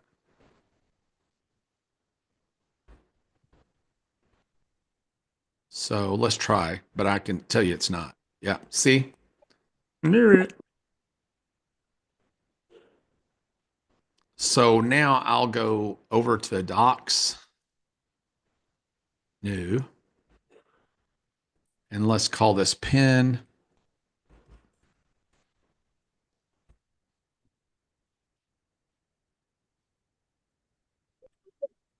Print that as a PDF. And you could do that. You don't have to do this. I got in the habit of doing the PDFs, but I like saving all my documents. And now you can actually just tie it to a Google Drive. But I've gotten people like, what do you do that for? You just do it to Google. Yeah, I know you can do it that way. I just got used to doing it this way. So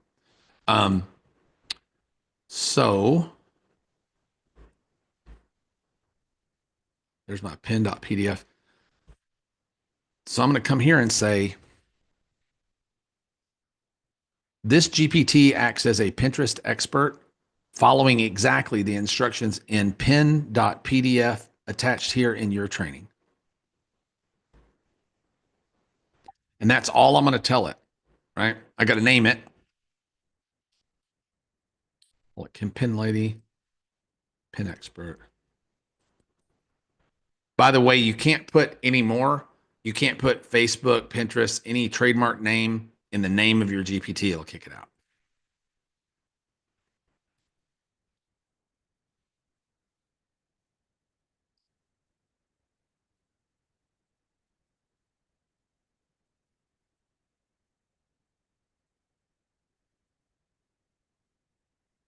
And it's creating right now. It's done. Let's go over and give it a image.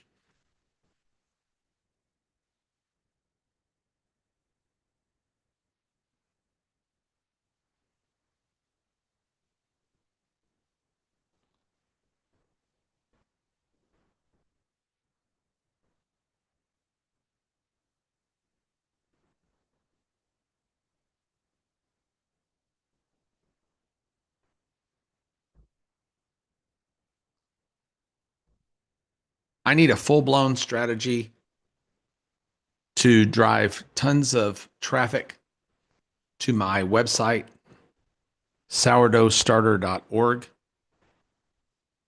It's a nonprofit project for people to swap sourdough starters from all over the world.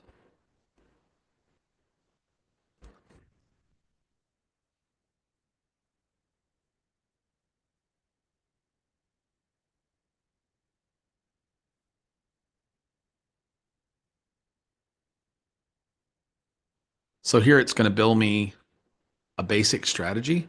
It's going to tell me who my ideal user is, Pinterest SEO and keyword strategy, how frequently I should be posting, static pins, video pins, pin ideas.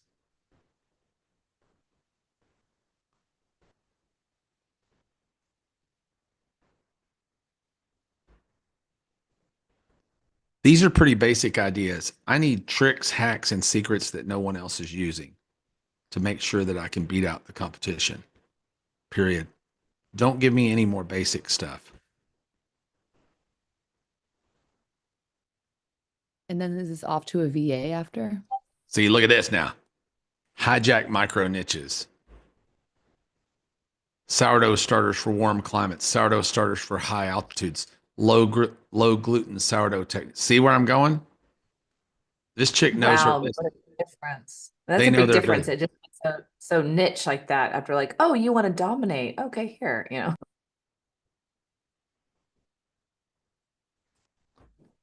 Have you tried this with YouTube yet? Like I want to dominate, you're an expert. Have you tried it? No, but it would work similarly. But look at it go, man. Want me to dive deeper? Create even a more detailed action plan for one of these hacks? So I could pick any one of those. Let's do number one. Yes, for number one.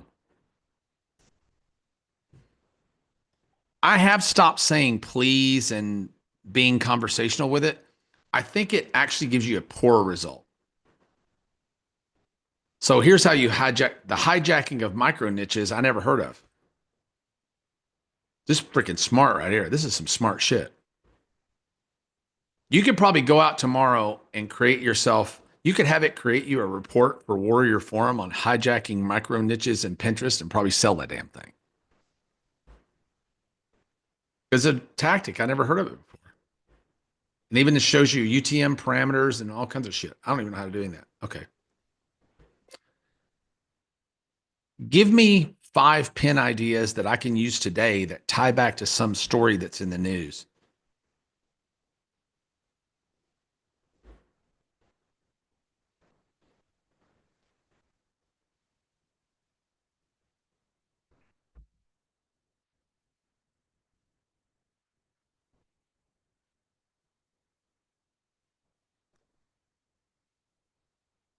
I don't know what's what.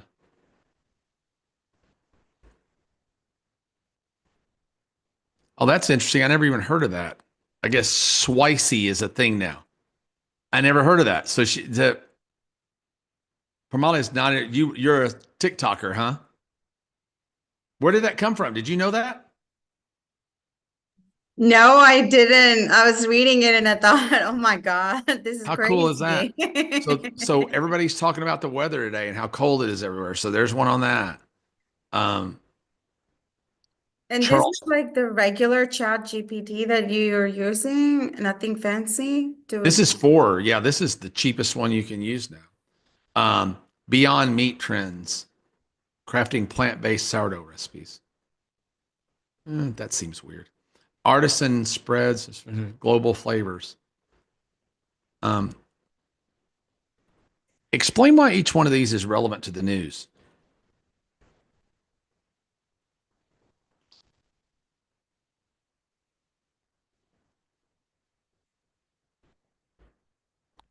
Swicey is highlighted as one of the top food trends in 2025, according to.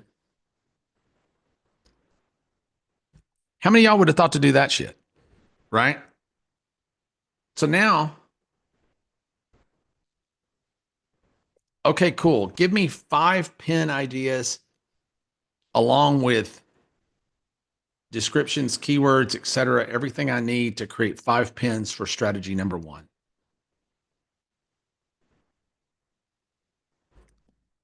Idea number 1.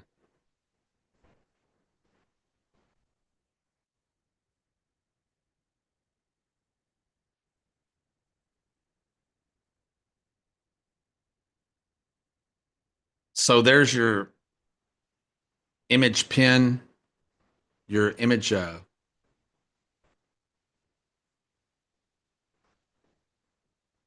maple sriracha sourdough,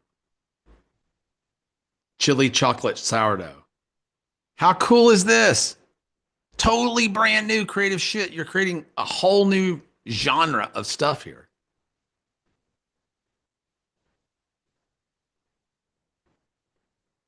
So pin number 5, I like. Look at this. General hashtags for all pins. Okay.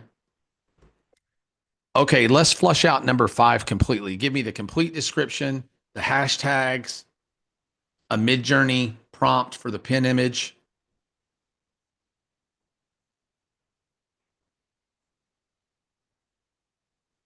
And anything else that I need to really make this thing rock.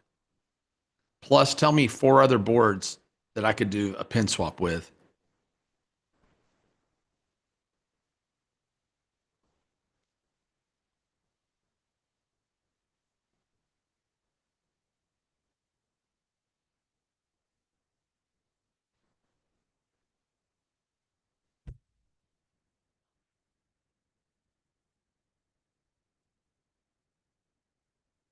So now you have a Pinterest expert working for you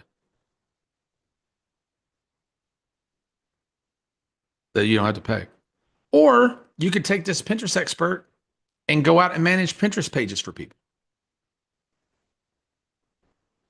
and charge so much a month to manage those Pinterest pages.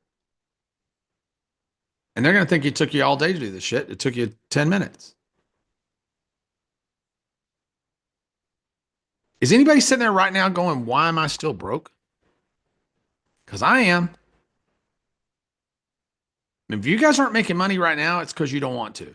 This is the truth of that. I don't mean to be an asshole or anything, but that's just true. If you're not making money right now, it's not the fault of the technology or the atmosphere or anything. There's no excuse. Everybody's a graphic artist. I haven't even gotten into like video production, what Runway's doing now. And Runway launched their image creator, I think yesterday, that's creating this cinematic imagery that's so freaking beautiful. I mean, high level artistic photography, beautiful stuff. Nothing like anything else does images inside Runway, and it's kind of free in your Runway subscription. So there's just no more freaking excuses, y'all. They're really not. This is the basket of sourdough glazed with glossy whatevers. These are the spicy sriracha garlic knots or whatever that it gave me the pin for. Oh yeah, I wasn't done yet. So number 1. It wasn't done, and it stopped on me. Look at how beautiful that is. Right now. Yeah, I am. Okay, so I'll be back. I don't know why I can't mute him, Perry. Paul, you want to mute yourself, please? Okay. So Pamela, did I answer your question? No, so thank you so much. But this is good though. This I'm just mesmerized by everything. My blood is like wanting to go out and then do a whole bunch of stuff. But I have a question for you. I might have missed this in your lectures because there's so much of information overload. So I'm trying to process everything while working full time. So do I go and pay membership for each of these softwares that I have been trying to Yes. explore? Or Yes. is there something packaged that I click on in your Ignite Mastermind? Not for the AI tools, but the AI tools are so cheap. If you guys don't have all of them, you're nuts. I mean, you can get the top 5. You can get the top 5 AI tools for less than $100 a month, and they can do the work of 100 people. I mean, you're crazy not to have them. Anybody that's Okay. not doing that is just like brain dead. I Um, see. You know, So when you Chat say, sorry. GPT, Claude, Ideogram, Midjourney, and probably Runway. Those are probably the Runway for video. And Runway you can do without if you don't really need video right now. But if I had a gun to my head, Uh-huh. I would start with ChatGPT and Midjourney. Okay. The next round would be Claude and Ideogram. And they're all like $20 a month. It's pretty much they've set a standard at $20 a month. And then I don't remember how much Runway is. I think it's a little more. And then if you get into specialty stuff, but the thing with this is, guys, you can buy any one of these tools and start a done for you business.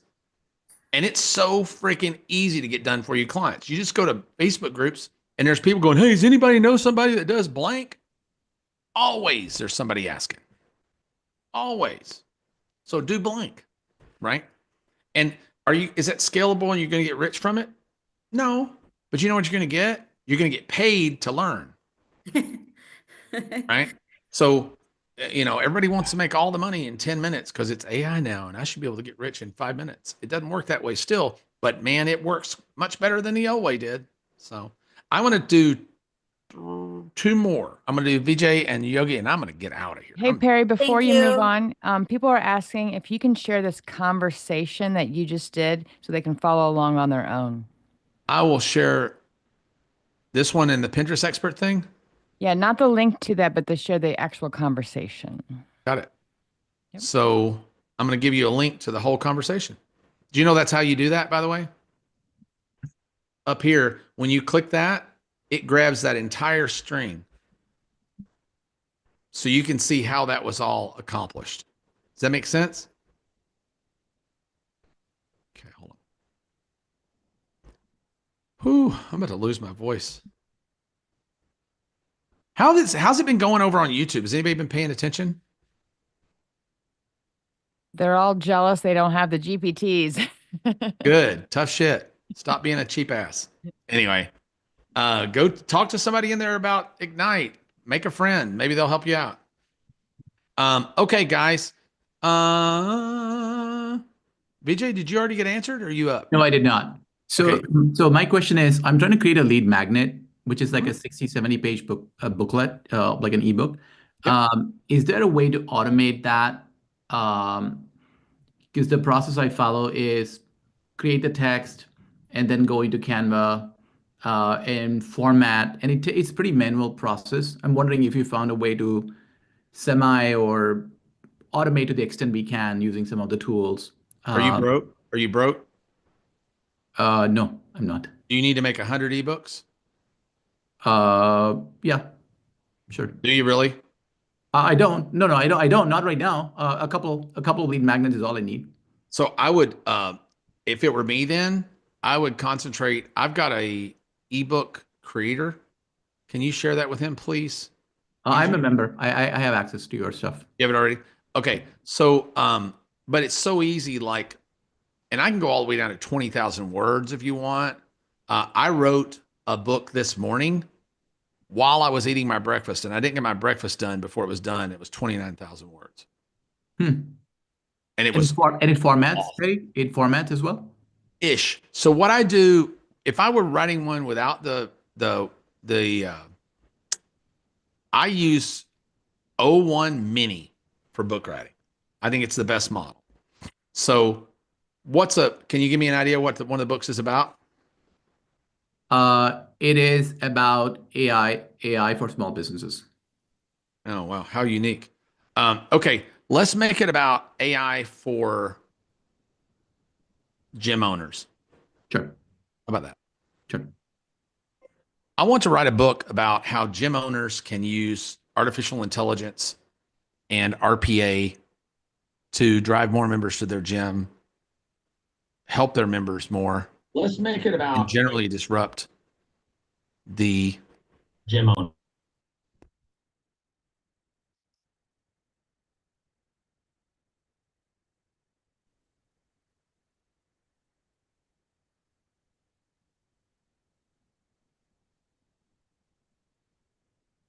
Can you please create me the most detailed possible outline for that book? So I always write the outline first. By the way, who in here right now is really effing happy that they're an Ignite member? Y'all better raise your hands, you sons of bitches. I'm up here all night long. What are you doing? No, I am. I'm messing with you. Okay. They're going nuts in the chat, Perry. They're going absolutely crazy in the chat. Absolutely. Me. Hell yes. Heck yes. Do you see why? I am. All right, you can hush now. Do you see why I use O1 Mini? Did you see how freaking fast that was? And it is like, and now I would go back here and I would say, I like this for a basic, but let's add real world examples and case studies mixed in.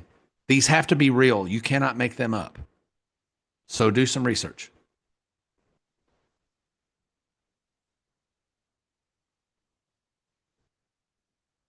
And man, O1 Mini just screams.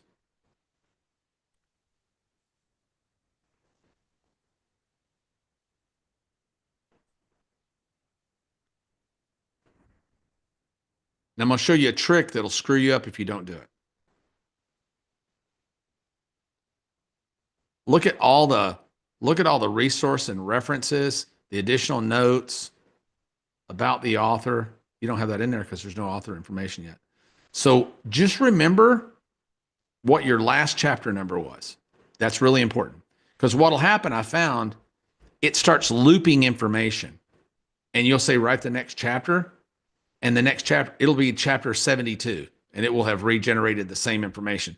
So the way you have to do it is just remember on a piece of paper to the right, and you probably won't have to do this in another 2 weeks, probably. Let's see. This looks great. Write the introduction.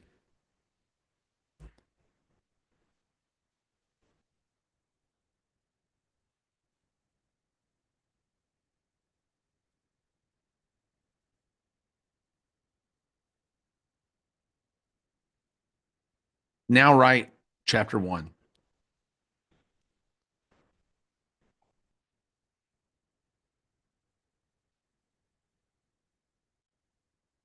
And on so on and so on and so on. Now write chapter 2, chapter 3, chapter 4, chapter 5.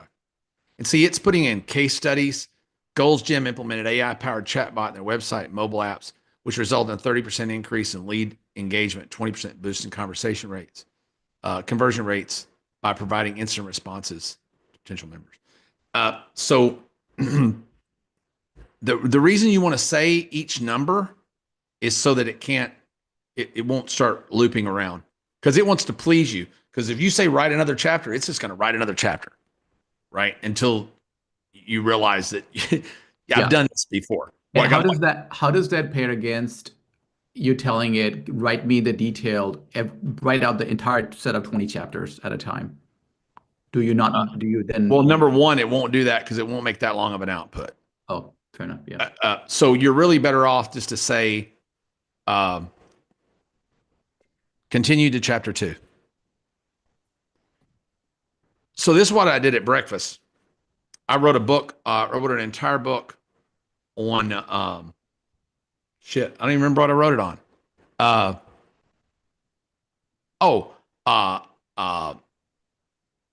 Answer engine optimization. So basically SEO for AI. Like Perplexity. Okay. No, more like getting your stuff found in AI results. Good. Got it. Follow. So I wrote a whole book on that this morning, and the research portion of it was amazing. So normally what I would do, I don't have the time to do it here, I would do some research prodding. I want to write a book. Let's go do a ton of research about this. Right. And I would approach it like you would approach it where you're sitting down writing the book. But I want you to be my research assistant and go do all this research for me, because I want to write the best research book possible. Here are the top 3 books I'm competing with, and our book has to be better than that one. Right. And believe it or not, I don't know how it does it, but it's already read every book. I don't know how it does it. I'll ask it. It's crazy. I'll say, are you familiar with the good book, Getting to the Top of Google?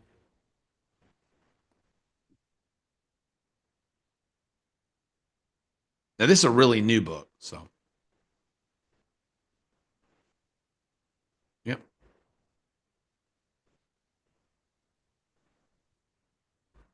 And there's some more books. Take your knowledge of these books and really dig into it for research, and write me an outline for the ultimate SEO book for 2025.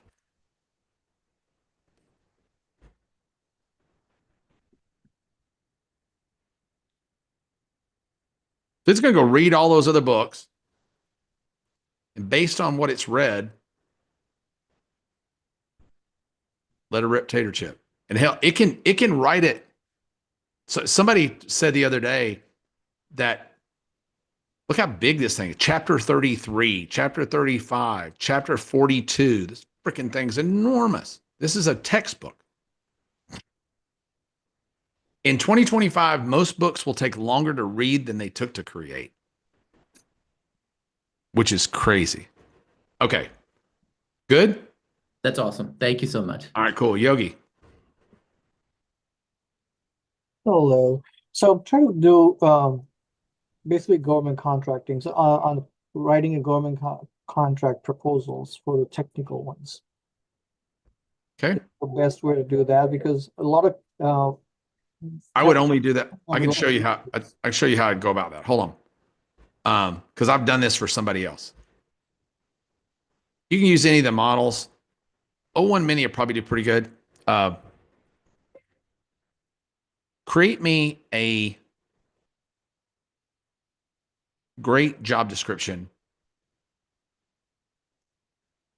for a person who researches and applies for government contracts, period. This person has to have at least 10 years experience in the field and a very high success rate in winning these contracts federally and at a state level, period. I would prefer somebody who's worked in Washington, D.C. at the highest levels of government contracting, but can still do the work in small to medium size government contracts, especially as it pertains to minorities winning these contracts.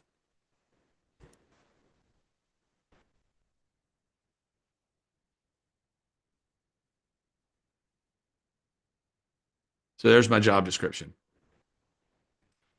Now I'd like to take that job description and write a detailed set of instructions for a custom GPT that when prompted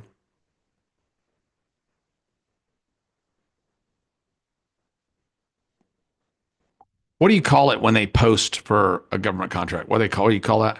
Request for proposal? Yeah, RFP. RFP. With an RFP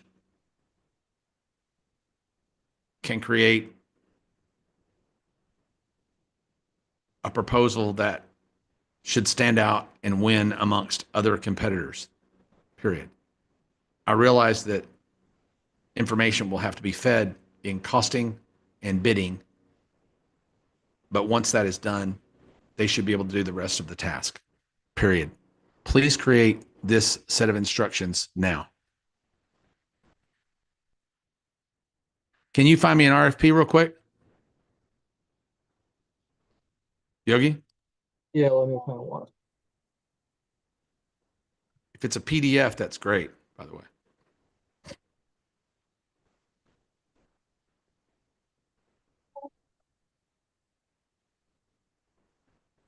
You seeing this, Emma? Yes, Perry.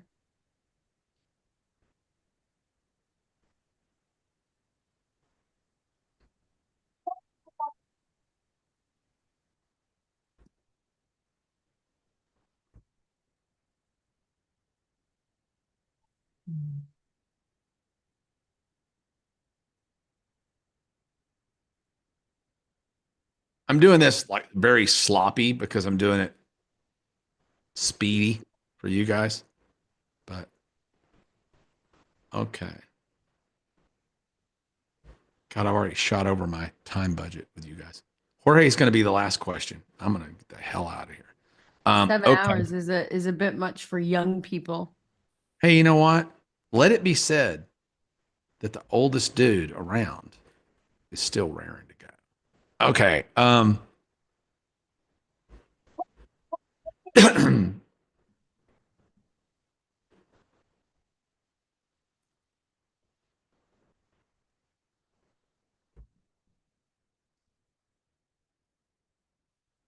This bot responds to government contract requests for proposals.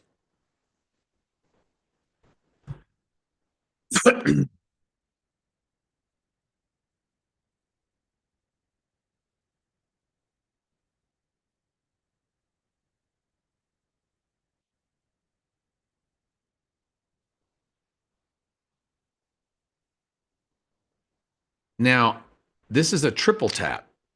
So the more I feed instruction to this thing, the better it tends to work. So a lot of times this create side has been giving me hell lately, but it seems to be working today. So I'm going to drop this in here.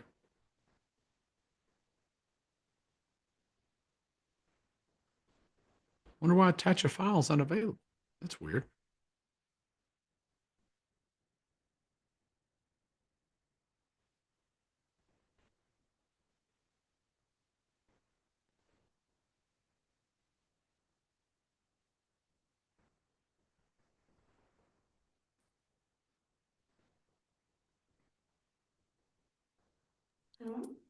So Yeah. can anyone create custom chat GPTs if we have that membership? Is there a special tool? You have to have a $20 membership to create Okay. custom GPTs. You can use them on the free account, but you can't create them on a free account. Thank you.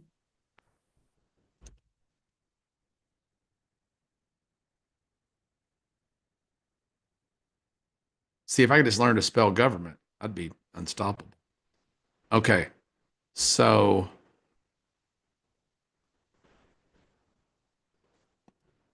in order to complete these tasks, you need to follow your instructions in gov.pdf.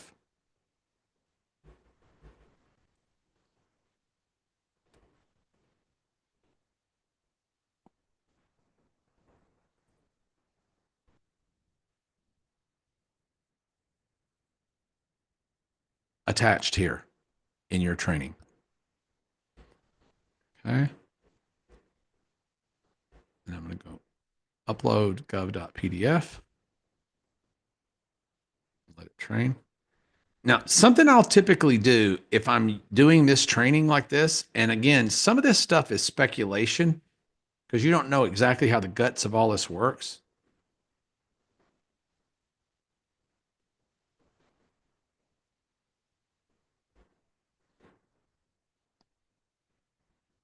Please explain to me exactly what you think my expectations of you are.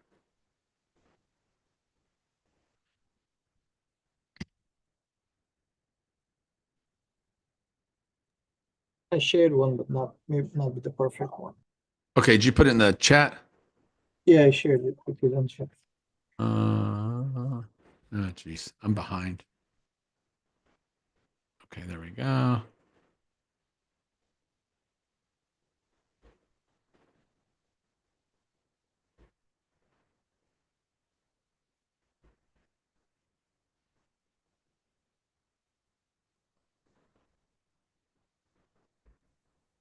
Is what we're looking at, period RFP, is that what that is?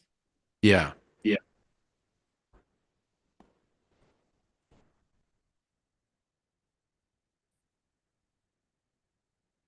I don't know if that's saved right or not. We'll see. Yeah, it looks like it did. Okay. Okay, that looks pretty good.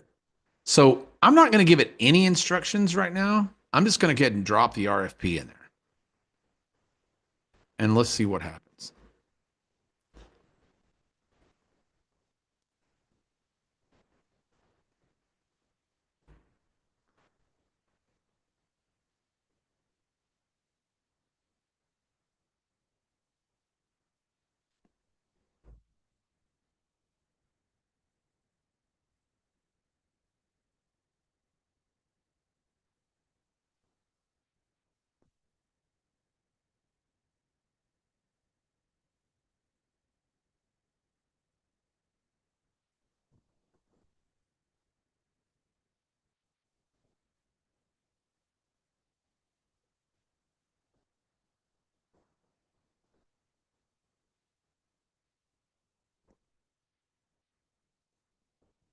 Number one. So I'm providing a compliance checklist. I absolutely have no idea what that means.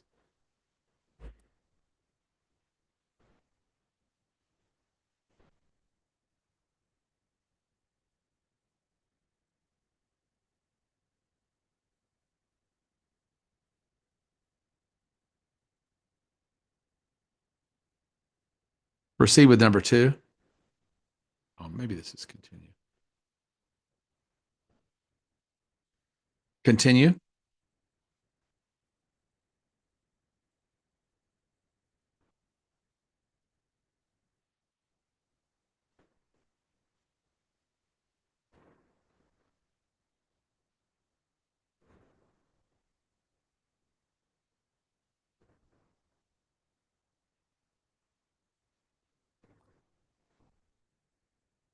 Yes.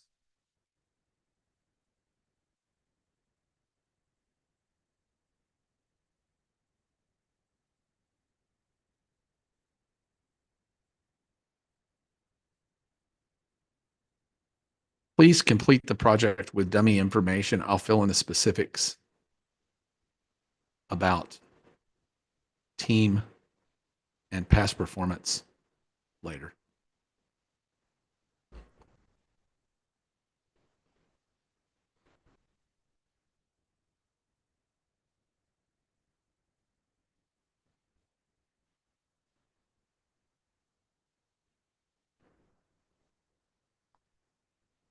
Does that look kind of like it should? Yeah.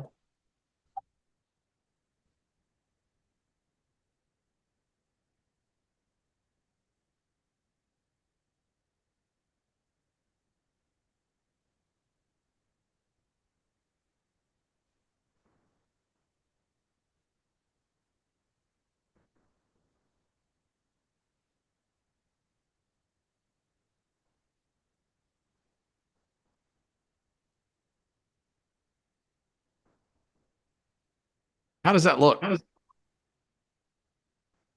It's this one is a RFQ, so it's good, pretty good for the RFQ. Normally RFP has a more technical information than this one.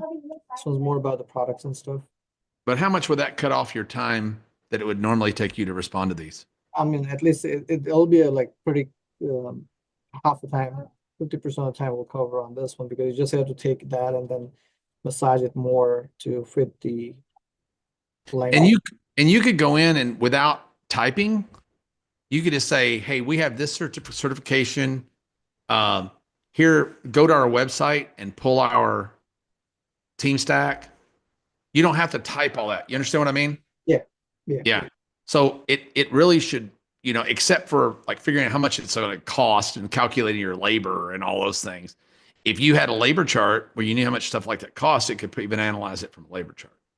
Yeah, the only issue is coming down is like you can't put real information because of the regulations, that security stuff. So that's okay. Yeah. But it's an idea. So okay. I think the other person that had a question vamoosed, and I think that's just fine with me. How's everybody feeling? Oh, he said he was good. He was Huh? good. It was answered. Jorge. Oh, good. Jorge said it was answered. Groovy. Can you share All right, the I'm going to stop sharing screen and just say thanks for being here. And I hope you guys had a good time and learned a whole bunch. And I feel caught up with you now.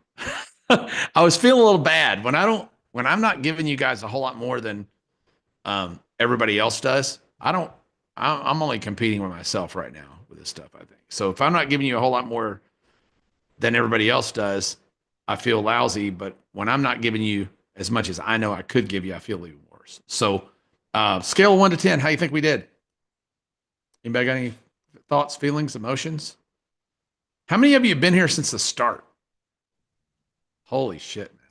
Wow. Y'all some troopers now. That's something else. I wouldn't even be here that long. If I didn't have to be, I would have left a long time ago. All right. So coming up really soon, I'm getting with Miss Emma. She doesn't know this yet, but we're putting together something called Starting Point, and it's going to be. I heard you with this shit earlier today. It's going to be basically an online version of a very mini version online. Going to be a pretty full blown version that mini version online. You can do yourself. Of Make It Real. Because we're just not getting Make It Real to enough people. We're really not. Who's been to Make It Real? Who on here has been to Make It Real? Yeah. The people that are going to Make It Real are just doing so much better than everyone else. So I just want to make sure that everybody gets the same shot, everybody gets the same chance. And if you can't come to Make It Real is a couple $1,000. You're sitting in a room 3 days. We're holding your hand. This is going to be you having to do a lot more stuff yourself. But and you're not going to get the accountability that some of the accountability you get and the hand holding that you get and they're done for you in Make It Real in Starting Point. But you guys will get a place to start. And I'll try to pull most of y'all out that are doing something stupid and say that's stupid, or the way you're doing it is boxing you in, and you can make it a whole lot better if you turn these 3 knobs, right? And I'm really good at that. And Emma, I'll try to get Emma. Her time is actually more limited than mine now. But I'll try to get Emma to come in and do as much of what the magic she does, which most people would tell you they've been to Make It Real. Emma's portion of Make It Real is more important and better than my portion of Make It Real. You get a lot of my stuff off the, it's ideation, and, Emma's where the rubber meets the road. So just trying to get her time in there to help you guys, it just makes a giant difference. And I want everybody to have that, even if you can't fly in, even if you can't choke up another couple grand. We can't do it for any less than a couple grand live. It's too cheap. It's just too much work. So, but if you can't do that, we're going to try to make a version that gets you at least part of the way there. Because the hardest thing, man, is getting started. It's like they say in the gym, the heaviest weight in the gym is the front door, right? So we got to get you started.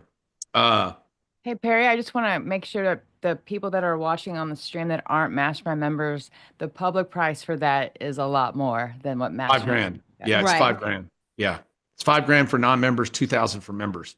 So, and that's 3 days with Emma and I locked in a room with a spit swapping makeout match. It's amazing. A cage fight. It's similar to a cage fight. It really is. No shit. What date is that? I don't know. We haven't. I don't think we've got any. We do have dates. We absolutely do have dates. Do we? Okay. Yeah. So I never know. I just get told where to go, as you can tell. I want to say thanks again. Trisha's been on here like a trooper in the middle of the night. Angie's been on all afternoon, avoiding her children. Neglecting her children. Russell, the love muscle, I don't know if he's still around or not. He shouldn't be. I hope he's not. I hope he's doing something else. He's here. Russell, go eat a gummy. Have fun. All the other folks that are here. Alyssa's been here with me all day long. I'm going to cook those guys a really nice steak. Emma, if y'all want to come get steak, I'm making steaks in a few minutes. I'm passing out, dude. This has been a long time. Dude, you and me and the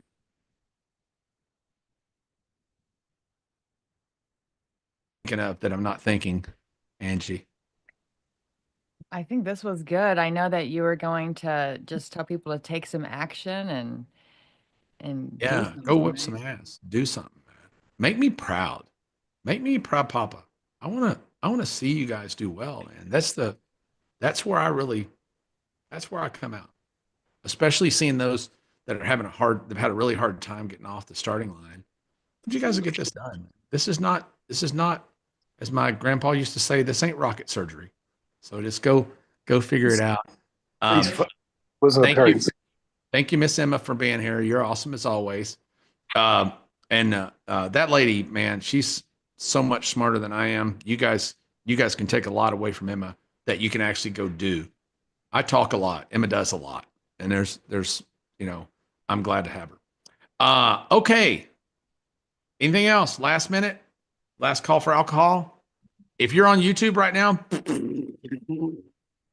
you didn't get a lot of good crap, but you got some good crap. So hopefully you got turned on to us and you like us, and that's awesome.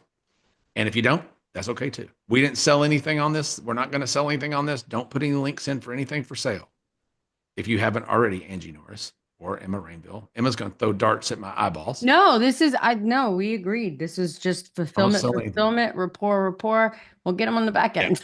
Yeah, we're gonna get you. We're gonna get you. Come on in now. See, to the spider to the fly. All right. Thank you all so much. Love you. Y'all take care. I'll see you soon. Thanks.